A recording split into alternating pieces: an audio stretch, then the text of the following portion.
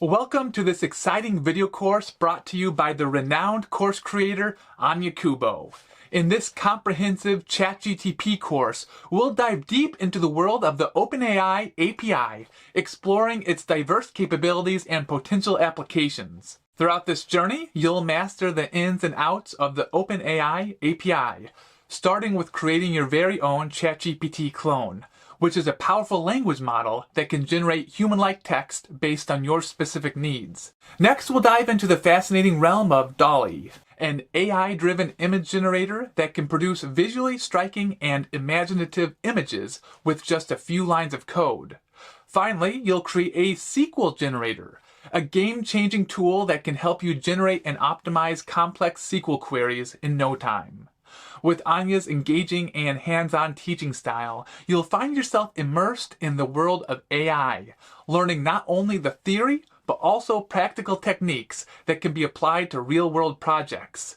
By the end of this course, you'll be equipped with the knowledge and skills to harness the power of the OpenAI API to revolutionize your work and open up a world of creativity and innovation. Welcome to this extensive ChatGPT course. If you're a developer looking to integrate natural language processing into your applications, you've come to the right place. ChatGPT is a powerful language model created by OpenAI, capable of generating human-like text responses to a wide range of prompts. With the API that powers it, you can integrate cutting-edge technology into your applications and unlock a whole new world of possibilities.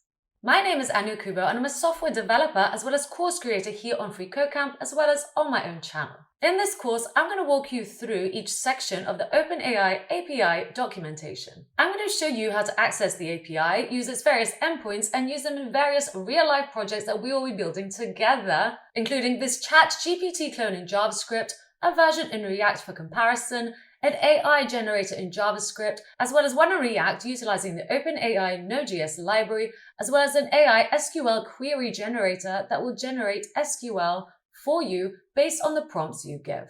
By the end of this course, you'll be able to confidently take the OpenAI API and integrate it into any application that you build to fully utilize its powerful natural language processing capabilities. If you want to skip to a section, then please feel free. We've given timestamps in this course for you to be able to navigate from one to the other. Just be careful as we will be building on knowledge from the previous sections and using it in the sections that follow. Okay, so what are we waiting for? A basic understanding of JavaScript and React is necessary for this course, but if you don't have it, please feel free to follow along anyway and then fill in the gaps later on. Just like most APIs, the OpenAI API uses API keys for authentication. In this section, I'm going to show you how to get your own API key for when it comes to communicating with the API from applications that we will be building. Remember, make sure not to share your API key or publish it somewhere public. This is because if someone takes it, they could potentially use up all your free credits or rack up loads and loads on your credit card if you have a credit card attached to it. This also includes exposing any client-side code. By this, I mean building an app without a backend and deploying it onto the internet. The code in this case will be visible simply by inspecting it like so. Someone will then be able to go and take it from here for their own use. To use this key safely, requests must be routed through your own backend server where your API key can be securely loaded from an environment variable or key management service. Okay, so let's look at how to get your own API key as well as generate new ones if you need. Okay, so let's do it. Let's start off by getting our API keys.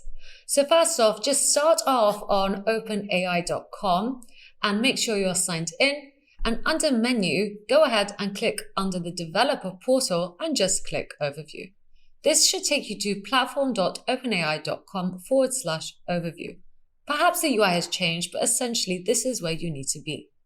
Next, just go ahead and click on your username. As you can see here, my username is Free Code Camp Editorial. I'm just going to go ahead and click on that and view API keys. And there we go. So as you can see here, there is already one secret key. Let's get to creating a new one. So all I'd have to do is click on this gray button right here, and I can choose to name this if I wish. So let's go ahead and name this my demo key and just create a secret key. And there we go. Now don't forget to copy this and save it somewhere safe. Why? I'm just going to go ahead and click done. We cannot view that API key anymore. So if you didn't save it, well, you're going to have to create a new key. So let's go ahead and delete that one because I didn't save it. So let's revoke it. And all you're going to have to do is click on this little button right here and revoke the key. And let's create a new one. So I'm just going to create a new key again. And let's call this my demo key again. And this time let's create the secret key. Copy this, save it somewhere safe, and click done. Now, if you are worried that someone has stolen your API key, or perhaps you might have published it out onto the internet, you can revoke it as we just saw. So you would just click revoke key, and then that API key will not work anymore. Okay, and why do we not want it to work anymore? Because if someone has indeed stolen your API key, they can potentially, if you click under usage right here, use up all your free credits. So as you can see here, here are the free credits that we have used for the month. We don't want someone taking our tokens, right? Or worse, if we have a credit card attached, so under billing, you can attach payment methods, they can also potentially rack up loads and loads on your credit card bills. So keep those API keys safe. The OpenAI API is powered by a diverse set of models with different capabilities and price points. At the time of writing, the newest we can use is GPT-4. It uses a set of models that improve on GPT 3.5 and can understand as well as generate natural language or code. We will be using this model as well as its previous versions the most, as it's the most universal. Others of note are DALL-E, which is an AI system that can create realistic images and art from a description in natural language. We can make requests to create numerous images of a certain size, edit an existing image, or create variations of a user-provided image if we wish. We will be using this in our projects that are coming up soon. There is also Whisper, which is a general-purpose speech recognition model.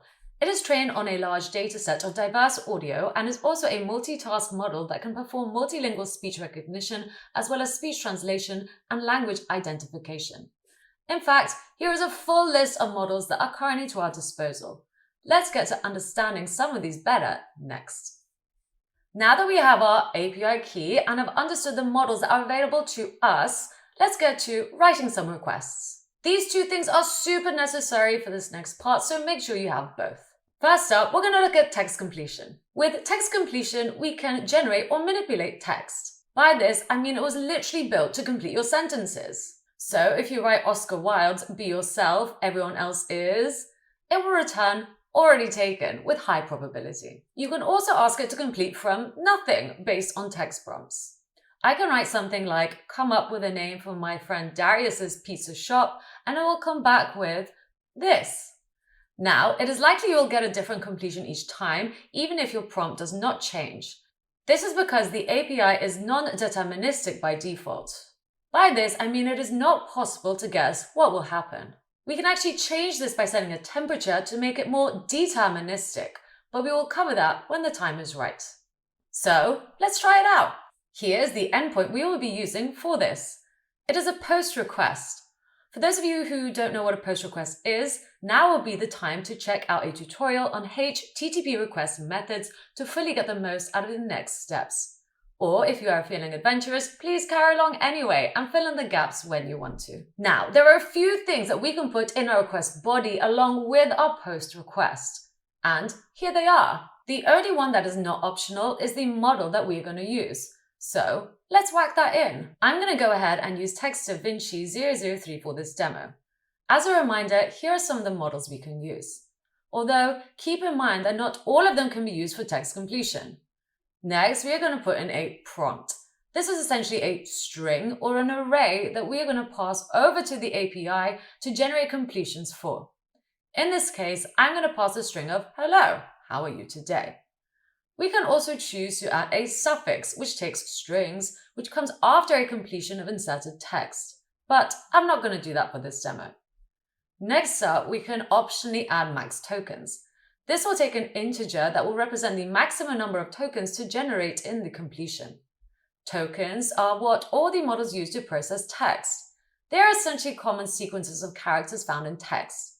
The models understand the statistical relationship between these tokens and excel at producing the next token in a sequence of tokens. I know this is hard to comprehend, so let's look at an example to understand how the API would tokenize a piece of text, as well as see the total count of tokens in that piece of text. So let's go ahead and put in the string of hello, how are you today?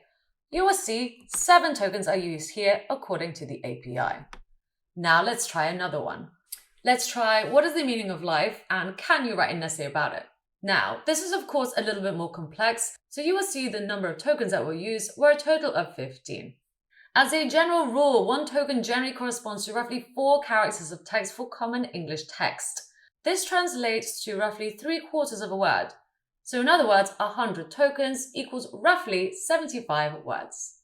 The token count of your prompt plus max tokens cannot exceed the model's context length.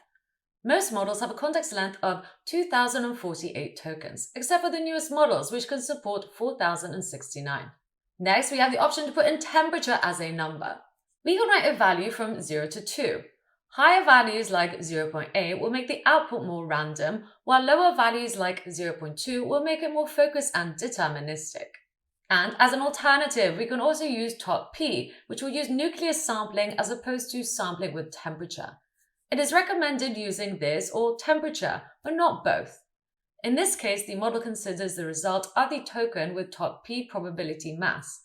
So 0.1 means only the tokens comprising the top 10% probability mass are considered. Next we have N. N allows us to set how many completions to generate for each prompt by passing an integer value. Doing this will understand we take more tokens, so just keep that in mind. We can also pass through user, which will represent our end user to help monitor and detect abuse. So these are the most popular ones used. I'm just going to show you the other ones briefly to show you they exist, but not going into them in any detail. Okay, so all of these, along with ones we just covered, can go into the request body along with our post request, and the only one that is required is the model that we're going to use. Got it? Good. Let's try it out. Okay, so what I've done is just set up a super simple project. I have done this in my code editor. I've just created an index.html file with some boilerplate code. And then I've linked up the app.js file using this script tag. So that's all I've done. Next, I've just created that app.js file. And this is where I am going to write that request. It's going to be a post request to the endpoint that we saw, passing through all the options. So let's do it. I'm going to do it this way first, and then I'm going to show you how to do this with a cal command. So first off, well, let's actually do this all in a function. So I'm going to call this function fetch data, just like so. And this is going to be an async function, as we're going to be using the await keyword in here because we're going to be dealing with the fetch API. So we're going to have to wait for this to get resolved. So we're going to have to await the response of this. Okay. And then we're going to save this to whatever we want. Let's save it to the const response. Now I'm just going to minimize this for us so we can see this a little bit better. Now the URL that we need, well, we can just take this from the documentation. It's going to be this, right? So just make sure yours looks the same and you're not going to chat completions. We're just going to the completions endpoint this time. Next, we're going to pass through our options. So my options, well, we're going to pass through the method. As we know, this is a post method. And now we're going to pass through some headers as well. So the headers that I am going to pass through, well, we're going to have to pass through our API key. And for that, I'm going to use authorization. And now because we are, well, you can put in the string directly in here, but most of you will probably want to save your API key somewhere safe. So I've used backticks so that we can use text essentially or a string and then put in some code. And to put in code, we use this syntax. So you get your $sign and your curly braces, and then we're going to put in our API key here. So this is going to be a const. Let's define it up here, const API key, and just go ahead and paste your API key in here as a string. So that is my one that I will be revoking, and we're ready to carry on. Now let's also define our content type. So content type, And we're going to be working with JSON. So we're going to do application JSON, because we're going to have to pass through a body of stuff. And that stuff is, well, it's the options that we saw. So here's our body. I'm going to wrap it in JSON stringify, just like so, and create an object. My object is going to hold everything we want to pass on to OpenAI, and that is the model. On this occasion, I'm going to use text 𝐎𝐵𝐷𝐷003. When we get to doing the chat completions, we will be using ChatGPT 4 and ChatGPT 3.5. But for this one, we can just go ahead and use text 𝐴𝐵𝐷 because we can't use the others. Now I'm going to use prompt, and let's just go ahead and hard code a prompt. Hello, how are you today? Just like so. And we can also pass through the max tokens if we wish. Okay, I'm going to go ahead and do it as that's what we saw in the example, and I'm going to go with 7. So the only thing that is required are these two, and this one is optional. Just make sure that is max token 7. Okay, so those are all our options. Okay, and now we're going to get the response, and we're going to get its JSON, but this is also an async method, which means we need to wait for that to come back, and let's save it as something. I'm going to save it as data, and now let's just console log the data. Okay, that's all we're going to do. So let's call this function. So we just want this to be called when we open up the web page. So let's go ahead and copy the path, the absolute path to this, paste it in like so. And now I'm just going to inspect this page and look in the console log. And ta-da! That is essentially our data. That's what we're console logging out. And if you look under choices, so these are objects, you use dot notation to get this. You'd go dot choices, and you go into the array, and you can see the text that has come back. It says, I'm doing well. Great. So that is how you would do it in JavaScript. This is what we're going to be doing in one of the projects. We're also going to be doing this in the backend where we store our API keys safely. However, for those of you who don't really want to build a project, you just want like a simple response in a matter of seconds, I'm going to show you how to do this with a cal command next. Okay, so maybe let's just get rid of that and get up my terminal. Okay, so here is our cal command. As you can see, we've got the endpoint right here. Make sure yours looks the same, so it's not going to /chat or anything like that. We've got the content type, we've got the authorization. So let's go ahead and replace that API key right here. So I'm just going to delete all of this, including the $sign, and I'm just going to paste mine in like so. So that's what yours should look like. We've got a model here. We have, say this is a test. Let's go ahead and replace this with hello, how are you? ? And we've got the max tokens there. We also have the temperature. So let's go ahead and run this. I'm just going to hit enter. And there we go. So this is essentially what we saw coming back to us in the browser. We've got I'm doing well. So 2 ways to do this. Please play around with these, have fun. And when you're ready, let's move on. OpenAI models can do pretty much anything from writing original stories to performing complex text analysis. Because they can do so many things, you have to be explicit in telling them what they need to do. Showing and not telling is often the key to writing a good prompt. Here are 3 basic guidelines to creating effective prompts. So first off, we have show and tell. Make it clear what you want either through instructions, examples, or a combination of the two.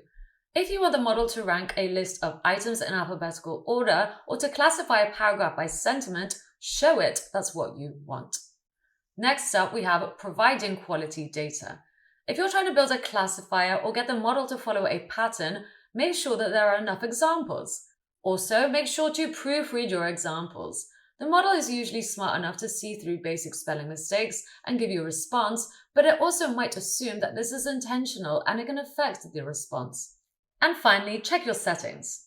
The temperature and top B settings that we covered earlier control how deterministic the model is in generating a response. If you're asking it for a response where there's only one right answer, then you'd want to set these lower. If you're looking for more diverse responses, then you might want to set them higher.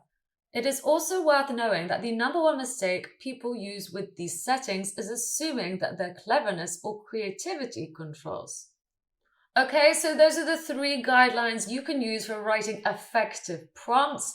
Please have a go at trying them out and seeing if your prompts are actually getting better responses by applying these 3 basic guidelines to them. And once you're ready, let's carry on. Okay, so by now we would have looked at text completions as well as how to write effective prompts. So let's get to the meatier stuff. We're going to look at chat completions next. Chat completions will essentially allow you to have a whole conversation with the OpenAI. We are going to do so by using the GPT 3.5 Turbo model or the GPT-4 model to a different endpoint, or specifically to the OpenAI Chat API. With the OpenAI Chat API, we can do such things as write code, suggest text for an email, create AI chat agents, translate languages, suggest topics for talks, and so much more. We will be using this API for our upcoming projects. This is because it can do pretty much what the text completions can do, but of course take it one step further by initializing a whole conversation and chat. So we're already covering all the bases by using this. And not only that, GPT 3.5 Turbo performs at a similar capacity to 𝐷AVINCI 003 that we use in the text completion part of this course, but at 10% of the price per token, so it makes sense for us to use it really. Luckily for us, a lot of what we learned in the text completion part of this course will be applied here too. So as previously, we will need our API token and the model we want to use. For this, we will be using the following endpoint and making a post request to it. So as you will see, this time it's /chat/completions. Next, we put in our token as well as the model we want to use. So I would put in my token and the model of GPT 3.5 Turbo or GPT-4. These 2 things are required. What is also required in this case is the messages. Messages take an array of objects in a specific chat format to generate chat completions. Here's an example of that array with an object of the specific format in it. It has a role and a space for the prompt content. Outside of these required fields, all the rest of these are optional. I will not go into them again as we already did this in the text completion part of the course. If you would like a refresher on what each of these mean in more detail and how they can be used, please go back to the text completion section not far behind this. Okay, so here we have our request. Let's give it a whirl. Okay, so once again, here is my project. I've just created 2 files, an indexed HTML file like so, with a script tag, and I've linked my app.js file right here, which is going to hold our JavaScript. And our JavaScript is how we are going to essentially make a fetch request, a post request to the OpenAI API. So let's do it. I'm just going to minimize this. And once again, let's write a function. I'm going to call the function fetch data, just like so. And in here, we're going to use the fetch API. And we're going to pass through 2 things. One is going to be the endpoint, and the second is going to be our options that we're going to pass through with that request. So the fetch keyword, well, it is an async method, so we're going to have to use the await keyword, but we can't use await inside a function that is not async, so let's put that in right there. So 2 things we're going to have to put in. We're going to have to put the endpoint, that's right, and the endpoint, as we know, is this right here. And the options that we're going to pass through, well, we're going to pass through the method, and that is a post method.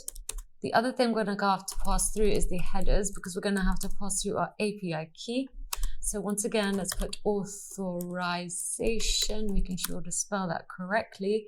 And then I'm going to use backtick once more, so bearer, and then we're going to pass through some code. And that code is just going to be the const of our API key, which I'm just going to define up here because, you know, if you're doing this on the back end, you probably want to keep that API key in a .env file, for example, like we will be doing in the project. Okay, so our API key, once again, I'm just going to paste that in. I'm just going to paste that in as a string for now. So that will now be essentially injected into here. So we've got our API key. Next, we need to define the content type. We're going to be working with JSON. So I'm going to do application JSON, just like so. Next, we're going to have to pass through the body. And the body, well, we're going to pass through an object, but we're going to wrap it in JSON stringify. So JSON stringify like that. So let's get that object and just whack it in like so. So what things do we need to pass through to our API? Well, the first one is the model. Let's go ahead and work with GPT-4 this time. And we're going to pass through the messages. The messages, this is different than the prompt that we saw before. This is going to be an array. And each message is essentially an object. It's going to take a role. The role in this case is going to be the user. It's going to be us. And then the content, which I'm going to just hard code as hello for now. We can pass through as many messages as we want. Remember, this is a chat. So if you want to pass through more messages, you can do just like so. So if I want to say hello, how are you in 2 separate messages, then I can. That is an option. I'll be showing you how to do this in the project part of the section. For now, let's just pass through one message. So once again, that is my one message represented by this object, which has these 2 things in there. Okay. So just so this is more readable, I'm just going to put it like so. And that is all we need to pass through. So those are all our options. So let's wait for this and save it under response and then get the response. So right after this has done its thing. So down here, and then let's get its JSON. Well, this is an async method. So we're going to use the await keyword and await that JSON. Let's save it under data. And now I'm just going to console log that data. So let's call this, right? I'm going to get this and away at the bottom. Let's just call this and let's open this up in our browser. So I'm going to copy the path, copy the absolute path, paste that in, inspect the page, go to the console log, and there's our object. And those are our choices. So we get an array and then we see the messages that come back. This time the role is from the assistant, okay? Because we're the user. And this time the assistant is saying, hello, how can I help you today? Great. So we're already starting a chat. This is wonderful. And once again, for those of you who don't really care about, building out an app, you just want something quick, let's look at the curl command to do so. So here is the curl command. Once again, let's just go ahead and make sure that URL is good, that is correct. And let's replace this API key. So I'm just going to go ahead and delete all of this, including the $. Let's paste in that API key. Let's also replace this. Let's go ahead with GPT-4. And then we can have hello, sure. Let's go ahead and hit enter. And amazing. So here we have the same thing. Here's our content from the assistant. Remember, we're the user. This is the assistant. And it's saying, hello, how can I help you today? Great. Great. So now that we have understood how to use chat completions, I'm going to use this API in our next 2 projects. The first project is going to be more aimed for beginners, where we build out a simple JavaScript project in JavaScript, HTML, and CSS. And we use the fetch API in order to fetch data from this API using the request that we just built. However, as we now know, this will not be secure. This is because this is a front-end project, okay? So if you do choose to build this, make sure to keep your API key safe and don't publish this code anywhere on GitHub or anywhere on the internet. It is for your personal use. Next up, we're going to graduate and build the same project but in React, okay? And this will allow us to build out a backend more easily, which is why I'm choosing the React library to do this. And I'm going to take this project a step further by not only just storing the prompts on the left in the history. If we click on them, it will bring back the whole history of that chat and allow us to add more to it. So as you can see here, I am switching from each one. I can also add more text and switch back and so on. And that will be in there, as well as create a new chat if I wish. Okay. So that's what we're going to be doing. Of course, I could have also built a project that has a JavaScript front end and a Node.js backend, But you can't do everything. So these are the two directions I've chosen to take this project in for the course. Okay, so what are we waiting for? One last thing I'm going to say is that the React project does not use the OpenAI Node.js library, which does exist, because I wanted to take the exact same JavaScript project and recreate it in React. However, we will be looking at the Node.js library later on in this course when we build out an AI image generator.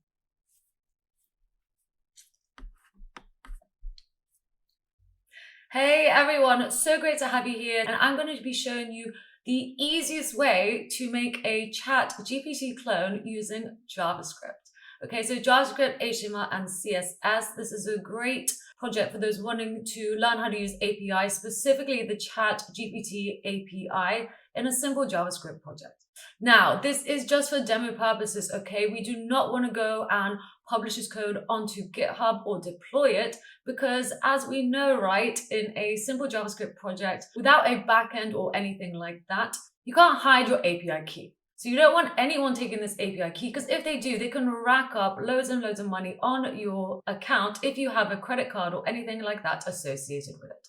So this is just for demo purposes. If you want to know how to build a ChatGPT clone with a backend, then I'm going to be releasing the same video, but building this in React with a Node.js backend. Okay? We can, of course, also have a JavaScript front end and a Node.js backend, but I think the React app will be way more fun to build. So what are we waiting for? By the end, you will have this ChatGPT clone, which we will be able to build using JavaScript, HTML, and CSS. And then we'll be able to ask it questions, as well as have a history of all the things we asked it before. So let's do it. Okay, so first off, we're just going to start a new project. I'm in WebStorm, so I'm simply going to select new project, and I'm going to select an empty project. So it's being saved in my WebStorm projects directory or folder on my computer, and I'm just going to call it JavaScript ChatGPT clone, and I'm going to create. So that's going to spin it up for me. And now I'm just going to add some files. So I'm going to create a new file. It's an HTML file. Let's call it index.html. You don't really need to put that HTML extension in WebStorm, but I'm doing it here for those who are not using WebStorm. And then I have this boilerplate code set up. So if you don't have this boilerplate code set up, please copy it here. And I'm just going to do JavaScript ChatGPT clone, just like that. And of course, we also need to create some more files. So I'm going to create a JavaScript file called app.js, and then also a style sheet. So I'm going to create a new style sheet. Let's call it styles because it holds all our styles.css. So there we go. That is what my project looks like at the moment. I'm just going to make that smaller. So what do we need to put in here? Well, first off, I'm going to create two sections, one for the sidebar and one for the main bit. This is actually not going to take much CSS and HTML at all. So I'm just going to create a section. There's my one section. I'm going to give it the class name of sidebar.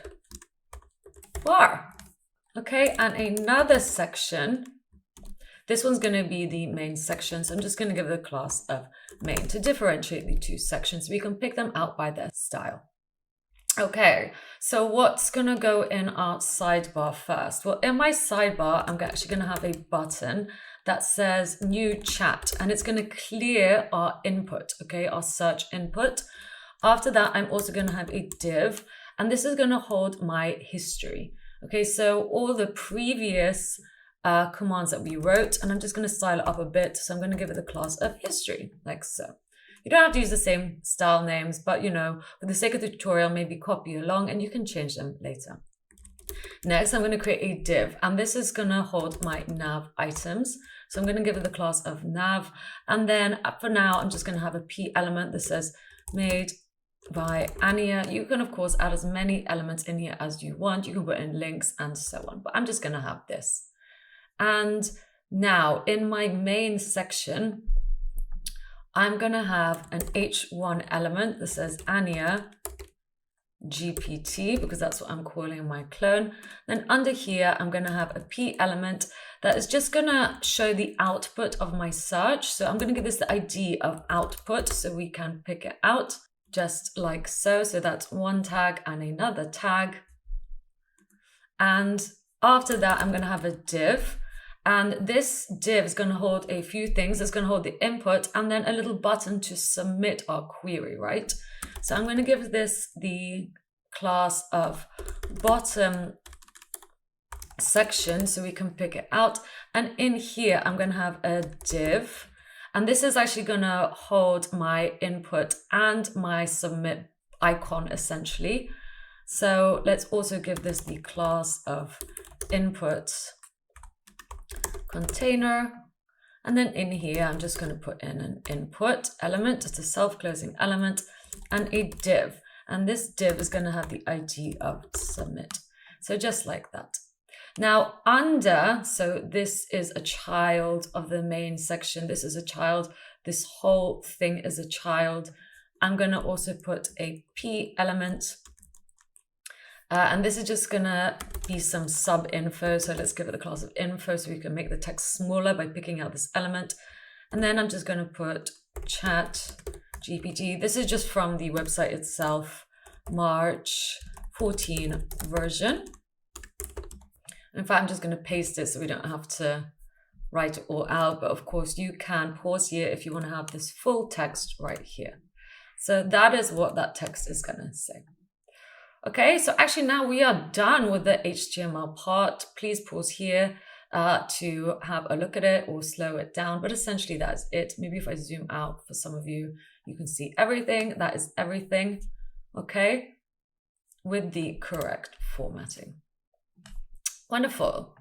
So at the moment, if we open this up in WebStorm, I can just click here and that will bring everything up. And if I inspect the page, you will see that section that we made. So there's our section, there's the other section with all the stuff inside of it. Okay, so now let's get to styling up. The first thing I'm going to do is make sure the sidebar's on the left and the main section is on the right. And for that, we need to link up our style sheet. And I'm going to link up the JavaScript file while we're at it. For those of you who aren't using WebStorm, you can view this by getting the index.html page, copying the path, copying the absolute path, and just pasting in here like so. It's the same thing. Great. So let's carry on. So let's link up our style sheet first. I'm just going to go link and I'm going to use rel. I'm just going to minimize this style sheet just like so, and then href, and I'm going to link this to the style CSS file, which is in the same place as this file. So we don't need to go into any folders or anything like that. We just get the file name. And like I said, let's also do the script tag at the bottom to link up our JavaScript. So make sure it's at the end. So after all these other elements have been read, then we want to read this script. And there we go. So great. Let's get up our style sheet. So first off, I'm going to get the whole body, so the thing that everything is in. And I'm just going to get rid of the default styling by adding margin and padding 0, just like so. Next, I'm also going to give it a background color. Now, this background color I actually picked out from the website itself. So there we go. That is it. That's our background color. And now, so at the moment, it will look like this, but these two are still kind of on top of each other. I'm also going to change the font in the whole project.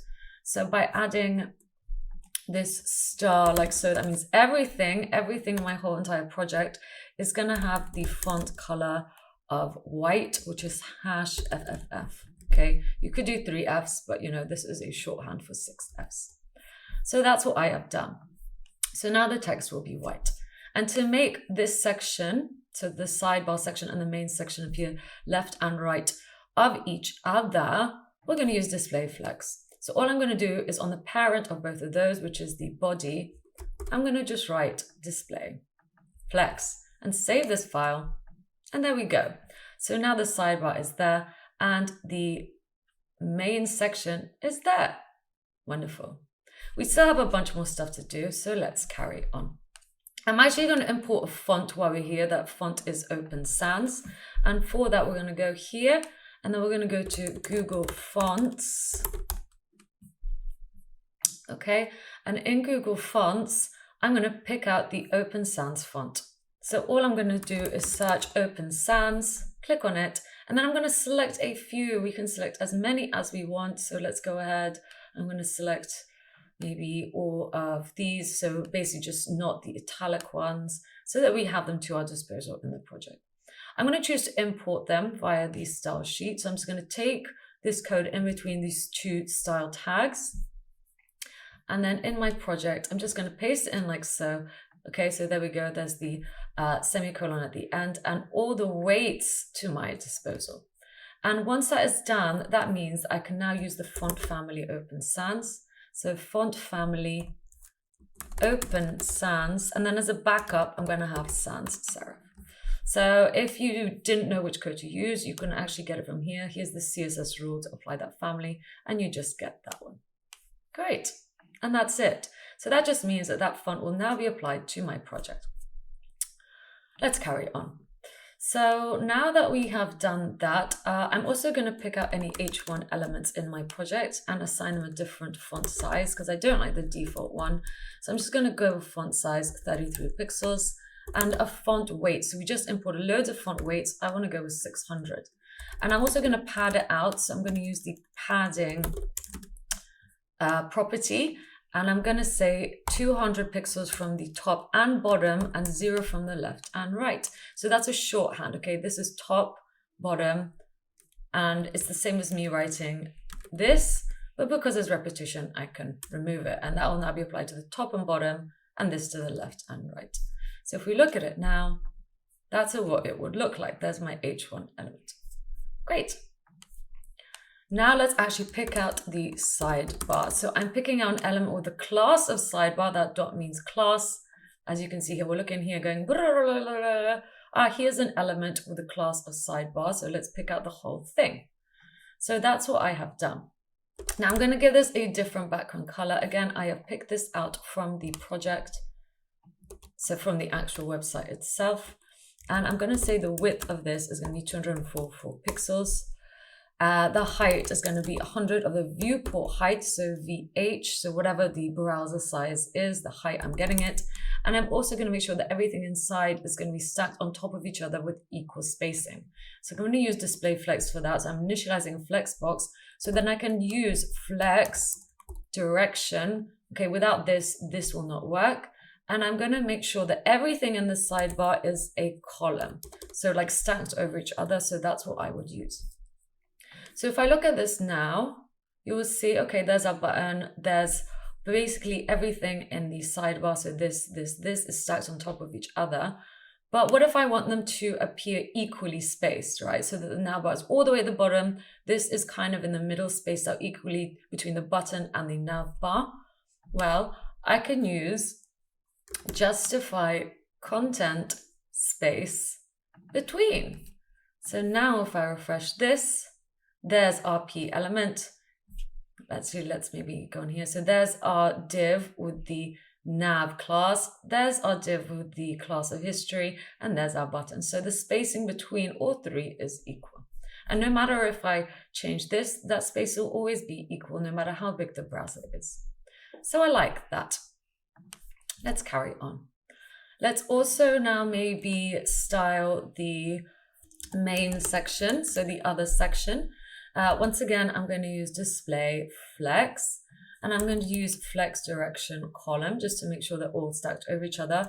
But this time I want to align items to the center. So I'm actually aligning them from left to right because we've changed axis of display flex. If none of this makes sense, please do check out my full stack developer course where I go into this in a lot more detail, as flexbox can be quite confusing. So that just means I've centered everything from right to left by using align item center. And we're doing it from this axis as we've swapped the axis by actually making them a column. So whatever direction we're going in, if it's a column, align items will be on the opposite axis. Great. So this is looking good so far. Let's carry on. I'm also going to use text align center to make sure that the text is in the center, which it is, but now the bottom part is as well, because at the moment it's being aligned to the left. And once again, I'm going to use justify content space between, just to make sure that they are also spread out equally no matter how I make the browser, that will always be at the bottom and this will be pushed to the top. So I'm spacing everything out equally on this axis. Great. So I'm happy with that.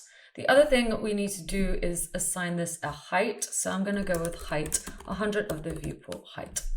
So now that text will always be stuck to the bottom because we're taking the browser height into consideration. Next, let's style up this text so it's a bit smaller and more transparent. So we gave this the class of info. So let's pick out this whole element, the whole P element by the class name. So I'm just going to grab the class name of info and I'm going to make the color of this a transparent. So I'm going to use RGBA. I'm going to go with white. And then I'm going to put 0.5 opacity. So to make it consistent, you might want to consider changing these to be RGB2, just so that we don't have hex colors and RGB colors in the same project. So I might leave that as something I will do at the end. Next, I'm just going to also change the font size to be 11 pixels because I want it to be a bit smaller. And I'm also going to pad it out. I'm going to give it 10 pixels padding all around. So now my text will look like that. That is much more like the website. Wonderful. Let's carry on. I think next let's also maybe style. What should we style next? I think let's style the input itself. So this thing right here. So I'm just going to grab the input element. I'm going to get rid of its default border. So I'm going to go with border none. And let's go with background color. Again, I think let's just use this color, so like a transparent white. I'm going to make sure that the width is 100% of the parent container. The font size is going to be 20 pixels. Let's pad it out. I'm going to pad out 12 pixels from the top and bottom and 15 pixels from the left and right, and just round off the edges slightly. So I'm going to do border radius 5 pixels. And now I'm going to do border radius 5 pixels just to round off the edges. Oops, don't forget to have that syntax right there. Okay, and finally, I'm just going to add a box shadow because who doesn't love a box shadow? And this time the color I'm going to go with is RGB black. So that's black, but I want to make it transparent. So I'm going to go 0.05 and add a here to give it opacity. I'm going to go 0 pixels x-axis, 54 pixels y-axis, 55 pixels blur. We don't need pixels here if it's 0, so we're just going to get rid of that. And we're going to overlay it with another color. So actually, I'm just going to maybe copy this, as we're going to have the same color. However, this time I'm going to go minus 12 pixels here, and then 30 pixels blur. And then again, the same thing. So I'm going to paste again, and this time I have 0, 4, 6. So I'm just overlaying different box shadows to get a desired effect that I want. And 0, 12, 13. And maybe let's have one more. So 0.09 this time, and this time minus 3 pixels, y-axis 5 pixels blur. So that is my whole box shadow, and the effect will be this. And if I type in here, that will happen. We can get rid of this blue line. In fact, I'm going to do that because I really don't like it. So I'm going to say that when the input is focused, we're going to do outline none. So now if we look in here, I have gotten rid of that. So much better. Great. Now this input is stretched out 100% of its parent, which is the input container. However, the input container, I also want to be stretched out. I want to make it bigger. So let's grab the input container, so the element by the class name input container, and I'm also going to make that 100% width of its parent. I'm also actually going to assign a max width, so it's going to try be 100%, but then it's going to stop at 650 pixels. Okay, great. This also means that the parent of the input container needs to have some sort of width assigned to it. In fact, we can go and actually give main a width. So let's go make sure that the main element is 100%. And now the child of main is bottom section. So if this is 100%, next I'm going to get the bottom section.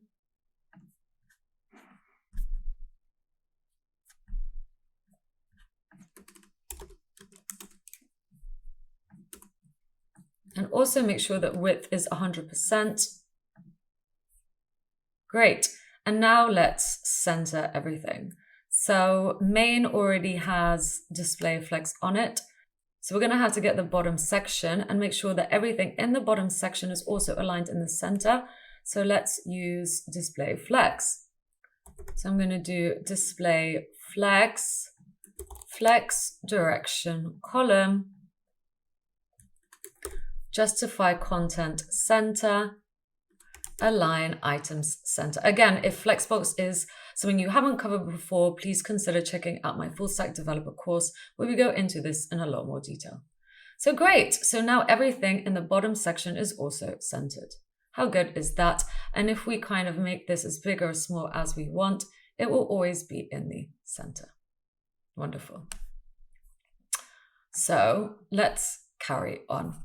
Just a few more styling things to do before we can continue. So next, I'm just going to style up the input container and submit button.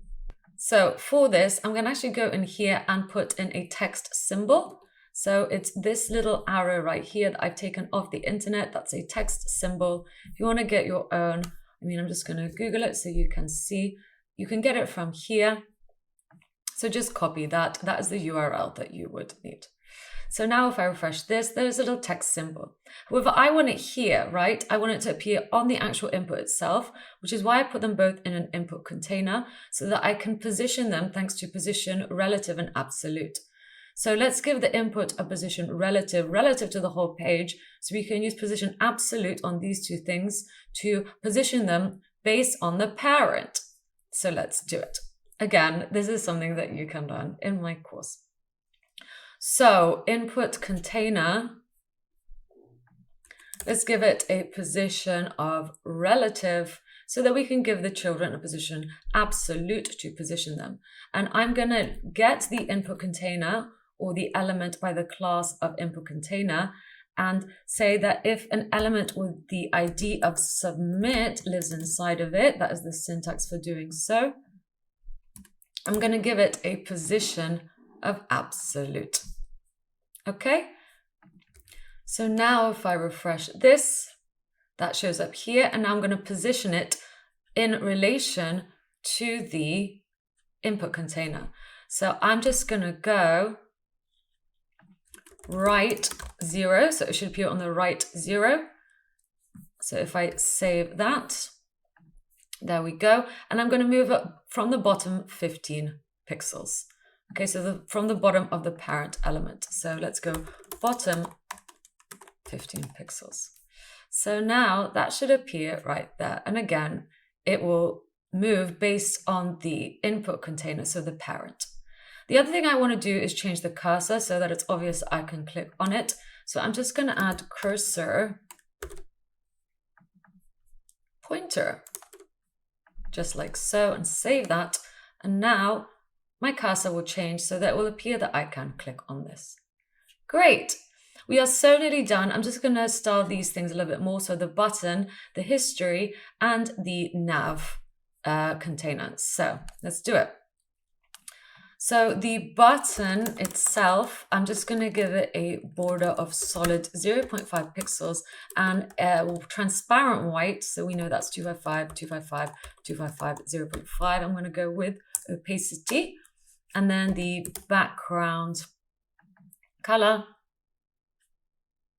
let's go with transparent, border radius 5 pixels, padding 10 pixels, and margin 10 pixels to space it out from everything else. So with that styling, this is what my button will now look like. That is much more like the actual website. And the nav, well, I just want a line above it really and to space it out a bit. So I'm going to get the element that has a class name of nav. We could have maybe used the nav element, but that is up to you. Okay, maybe let's just switch it out. Semantically, that would probably make more sense. So if we go ahead and get rid of this whole class, and just use a nav element instead. That is also an option.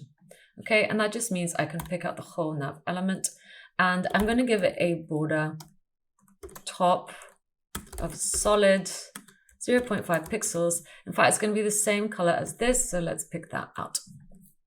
Oops, just make sure that says 0.5. So now that will look like this. I've just added a line, and I'm just going to space it out. So once again, let's just add the same padding and margin that we did for the button. And finally, let's grab the element that has the class name of history. Also give it the same padding and margin.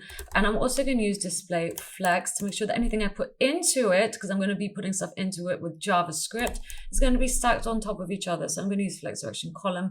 And I'm also going to make sure that it takes up 100% of the height that it can. Great. Next, I know that I'm going to be putting P elements into this history. So we're going to be using JavaScript to essentially put elements in here. We're going to be injecting elements with JavaScript, and those are going to be P elements. So I'm going to say that any P element that I put that lives inside an element with the class of history, so that is the syntax for doing so, I'm just going to make sure that you can point on it. So I'm going to put cursor pointer. And there we go. So our CSS is now done. Now time for the part that I'm sure you've all been waiting for, and that's using the ChatGPT API. So let's do it. So I'm just going to head over to openai.com. Of course, you have to sign up. This will be a free service, I believe, up to a certain amount.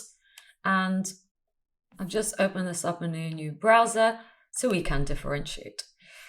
So here is the URL that you need to be in. As you can see, I am logged in. It's platform.openai.com docs introduction. And if you go to API reference, all you're going to need to do is get your Open API key. So under authentication, if you actually visit your API keys here, you can create a new key. So this is one I made before. Let's go ahead and create a new one. So this is the thing that you need to keep safe, okay? Because if you attach a credit card to this, someone will be able to take it and rack up loads of money on your credit card. Or even if you don't, maybe someone will use it and then you won't be able to use any free generations anymore. So keep this safe. And of course, we are putting in this in our project, but please don't upload this onto GitHub or share it with anyone. This is just for demo purposes. If you want to learn how to actually deploy this app and keep your API keys safe, then we'll do that in the next video where I show you how to make the same thing, but in React by building out a Node.js backend. Okay, again, as I said, you can build out a front end in JavaScript and use a Node.js backend too. So both options are viable. Okay, so let's carry on. So once we have that API key, well, we're actually going to go back to API references and we're going to look at completions. So click on completions because this is the URL that we're going to have to post to. So that's what we're going to do along with passing along our Open API key, thanks to an authorization header, and then as well as the text or the prompt that we want to pass on to the OpenAI API. So let's do it. I'm going to show you how. So in your app.js file, I'm going to save this as API key. I will be disabling this, so don't try to use it because it won't work. I'm just showing you this for now. I'm just going to put in this text just so it's super obvious to everyone not to deploy it or upload it onto GitHub. Next, I'm going to write a function. This is going to be an async function. Okay, so you can write it like this if you want. Or you can use const. It's totally up to you. You can make it a function declaration or just a functional expression. That choice is yours. And I'm going to use getMessage. I'm going to call it getMessage because that's essentially what we are doing. And I'm going to use try and catch to try, do something and catch any errors. So this is the syntax for this. If you haven't seen it before, this is how we can make calls. Now, I'm going to hook this up to the submit button. So if we click on this div with the ID of submit, I essentially want to make that call. So let's pick it out. So all I'm going to do is go const submit button. So we're saving it as submit button so we can use it in our JavaScript file. I'm going to look in my document, look in my whole document for an element. So I'm going to use query selector. I'm going to look for something by the ID of submit. So that's what this will do. It will look at my whole document and look for an element that has the ID of submit. So we can use it in our JavaScript file. So I'm going to get that submit button. I'm going to add an event listener and say that if I click on it, then I'm going to call the function, the async function, get message. Okay, so that's what that will do. So for now, if I just console log clicked, and then let's go back to this and click on this little thing and check our console. It says clicked. If I click it again, 2, 3, 4, you'll see how many times we are clicking it. So that's all I have done so far. Now let's get to actually passing stuff on to the API. So what I'm going to do is, well, we're going to use the fetch keyword, right? So I'm going to use await fetch. It's an async method, which is why this is an async function. And we're going to await for its response. So we're going to await it. And the await and async keywords live together. If I use await, that means that that function needs to be an async function. So again, check out my course if this doesn't make any sense. Now I'm going to fetch, well, this is what I want to fetch. I want to make a post request to this URL.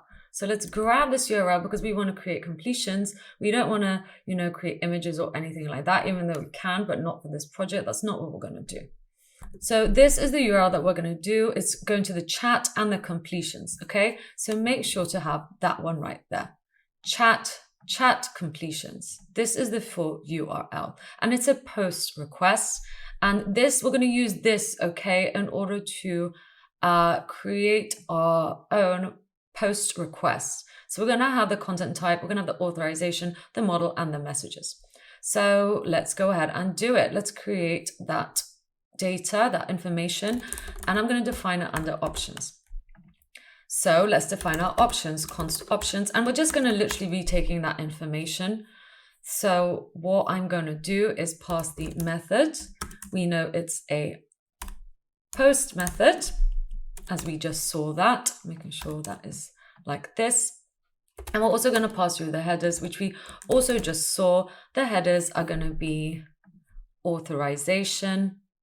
So let's grab that, put it in here.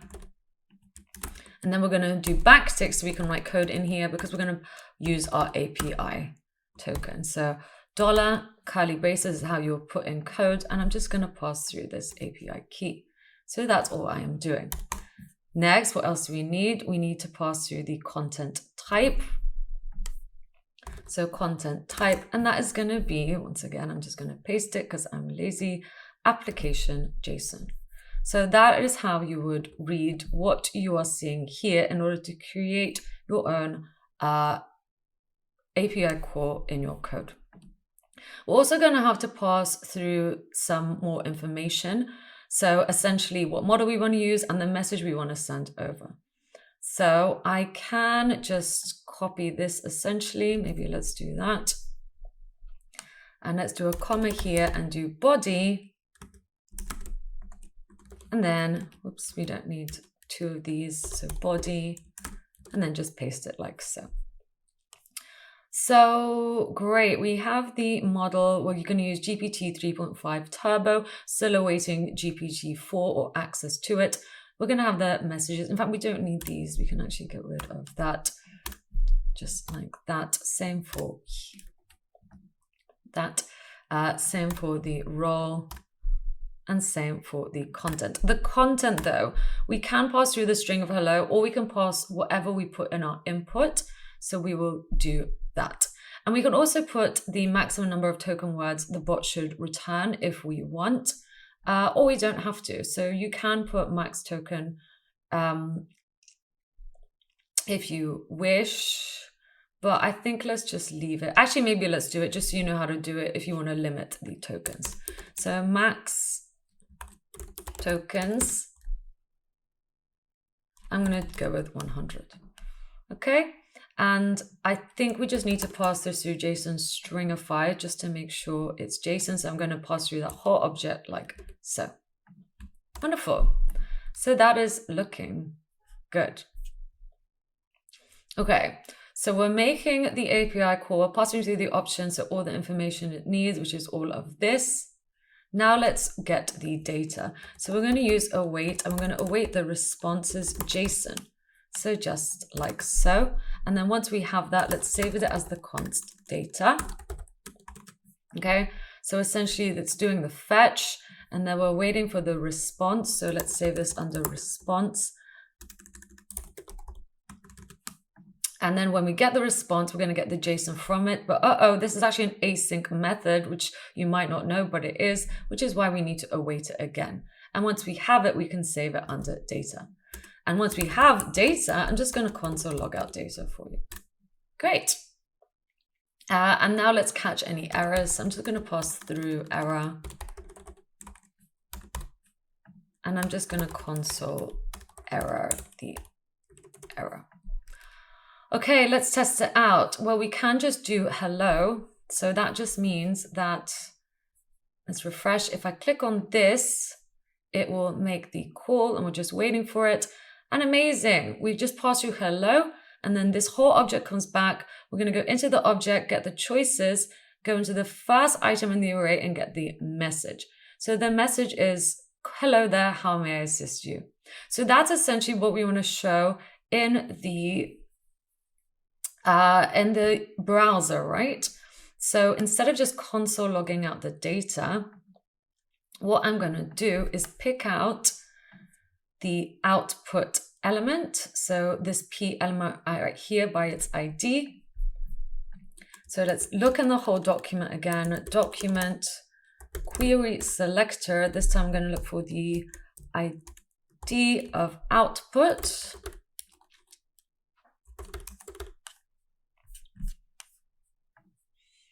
Let's save it as output element.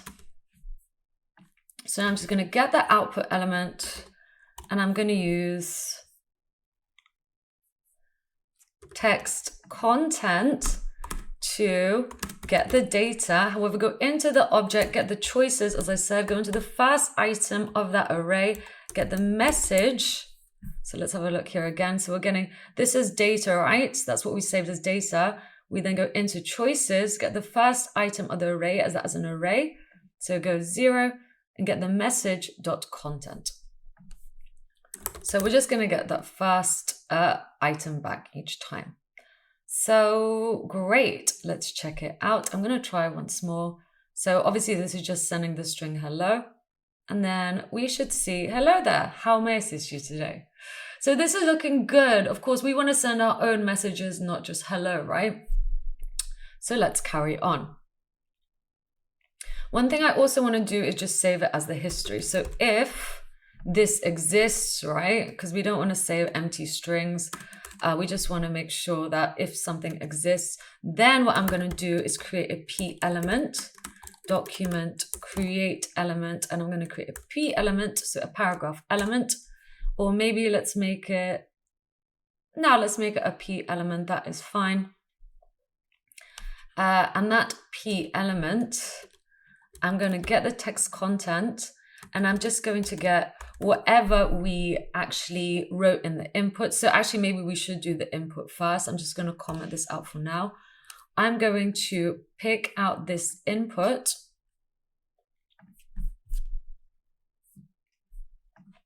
So document query selector input. We only have one, so it's fine for me just to pick out the whole input. And let's save it as input element. And instead of passing through hello, I'm going to get the input element value. So whatever value that input has will be passed through. And also, I also want to pass it through to history. So if a message comes back to us and it's successful, I want to get the input element's value and just essentially add that text to the P element we just created. However, at the moment, this P element is just floating around. We can't see it. I need to append it to the history element. So let's pick out the element by the class of history. Document query selector class of history. So dot is class, and let's say this as history element. And now I'm going to get the history element, and I'm going to use a method called append to put in that p element. So once again, if text comes back to us from the API, then we create a p element, we add some text to it, which is essentially whatever we put in the input, and then we get it and we put it into the history element. So that's all I have done for now. So if we have a look at this, let's put in something. What can I ask it? What day is it? Question mark. And send this. We wait. Okay. Oh, it does not have, I would have thought it would have told me what day it is, but it has not. And we get that in the history. Okay, so if we look in here, the div with the class of history, which before had nothing in it, now has a p element with the text that we wrote in here, right? So that is pretty cool. And if we, of course, add more, that will be appended to that as well. So this is all looking wonderful so far. We have done a lot. However, we have a few more things to do. If I will click on this, I want to bring back the prompt. And if I click on here, I want to clear this input. So let's do that next. Let's pick out the button. So document query selector button. There's only one, so this should be fine. What should we call this? I think we should just call it button element, as there is only one in this project. So I'm going to grab the button element. Let's just do so down here. And I'm going to add event listener. And if I click on it, I want to clear the input. So let's write a function called clear input. Let's do so maybe up here. Function clear input. And I'm just going to grab the input element, get its value, and just override it with an empty string. So that should now work. One last thing I'm going to do is also add an event listener. So if we click on anything in here, it essentially gets that text and puts it back in here. So let's do it. I think as soon as we create the p element, right, and we put in the text, I'm also gonna add an event listener to it that says if we click on it, all I want to do, I'm going to make this a callback so that we can essentially pass stuff through into a function that I'm going to call change input. So into here, let's actually maybe just pass through the p elements text content, as that's what we're going to want to change it to. And let's define our function. So let's define it up here, function change input, and then we're going to pass through a value. That value is essentially what we want to change the input to. And what I'm going to do is use document query selector to look for the element of input again. So whatever the freshest value of it is. So if I'm just going to save it as input element for now and get that input element value and just assign it the value. So there we go. I think we have done it. I think we built our own ChatGPT clone. Let's give it a go. So let's ask it something else. How are you today? Send and wait for that to come back.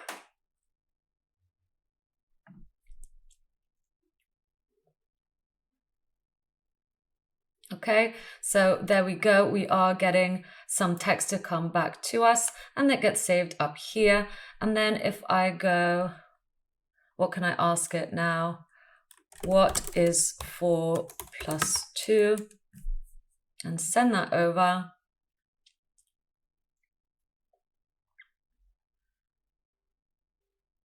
The answer is 6. And then if I click on here, that will get back the same question, so I don't have to type it out again. As you will see, that's updating. And if I click on here, that will or should clear the input. Why is that not working? Let's inspect here. Let's have a look in here. We misspelled value. While we are here, I'm just going to change the opacity of the input to be much more like the actual thing. And I should also check that the input value exists. And if the input value exists and the message that comes back exists, then I only wanted to put it in the chat history. So there we go. Let's try that again. Let's refresh. What is 6 plus 2? And that should give me the response. How old are you? Question mark. And that should ask it the question. And then I can bring back the previous input as well as clear this so we can start again.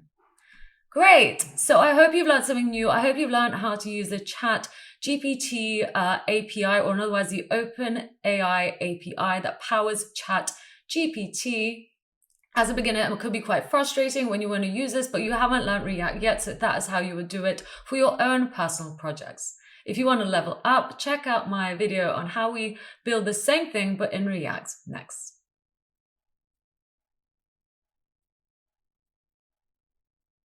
Hey everyone, and welcome to this video in which we're going to learn how to use the OpenAI API, or in other words, the thing that powers ChatGPT, to build our own ChatGPT clone.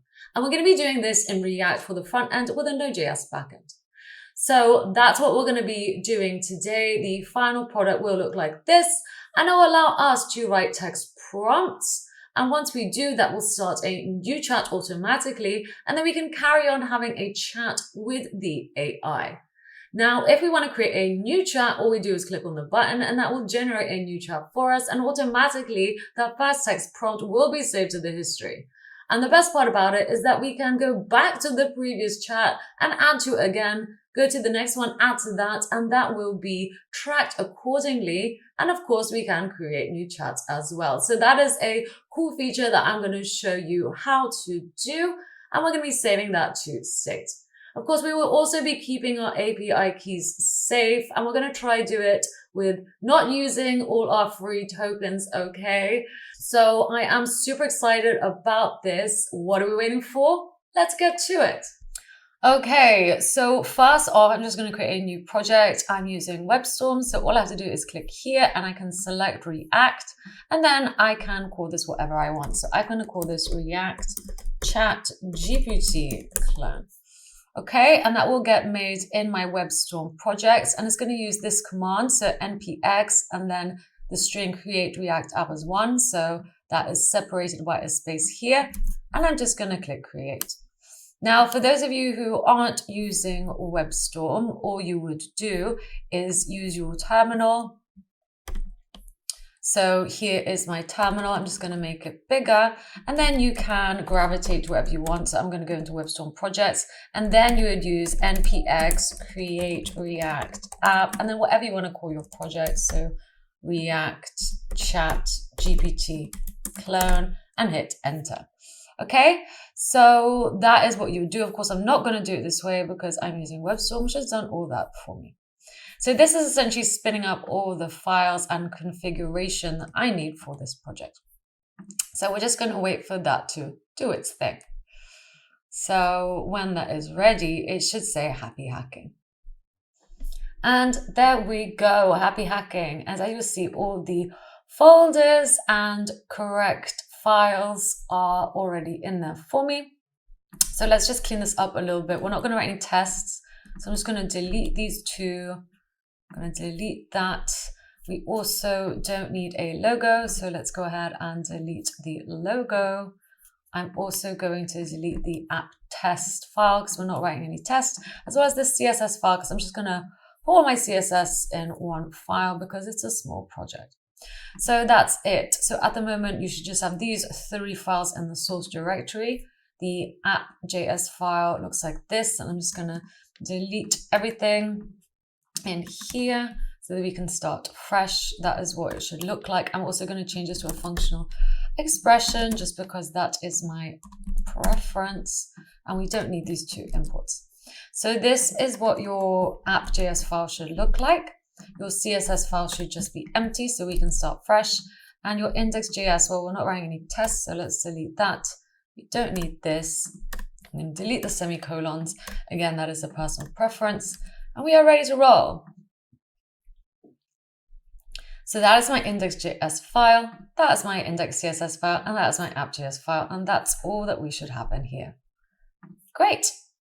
So again, like I said, this is a really small project, so we're actually not going to have any components or anything like that because this is about learning how to use the OpenAI API.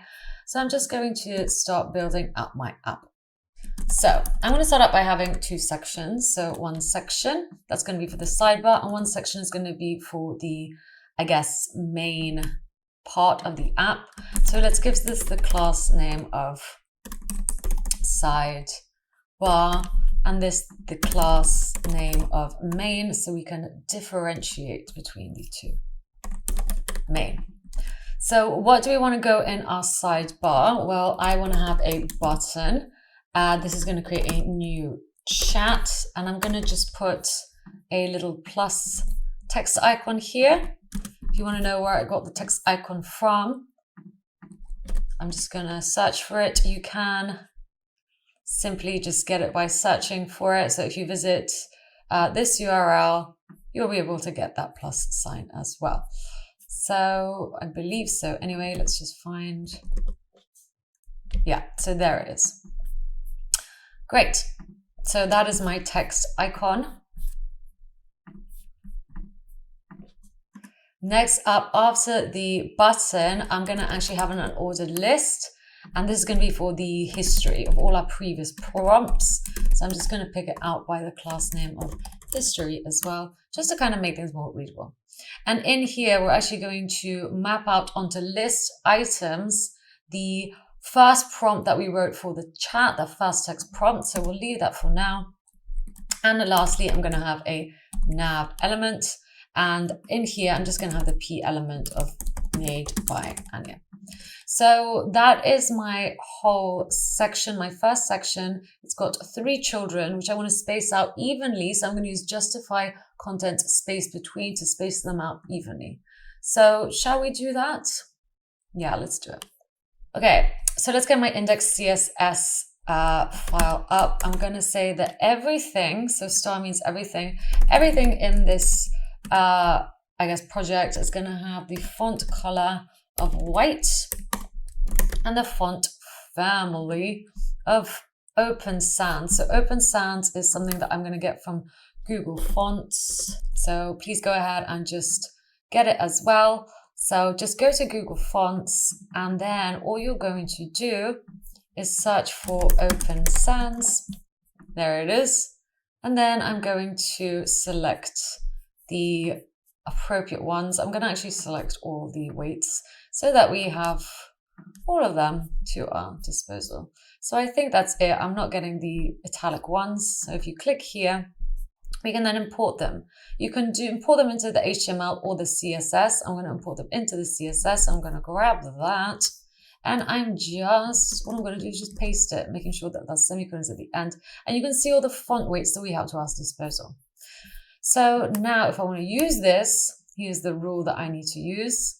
We can have anything as a backup, but I'm happy having sans serif as a backup as they have kind of given us. So there we go. So yeah, everything in here is going to have essentially white text that is Open Sans, and if Open Sans doesn't work, it will revert to sans serif as the backup. Next, I'm going to grab the whole body, and I'm just going to get rid of any default margin and padding. So margin and padding, I'm just going to set as 0 to get rid of any weird, funky white borders that we may have. And now, let's make this bigger. I'm going to grab, so the wrapping element, so the element with the class name of app.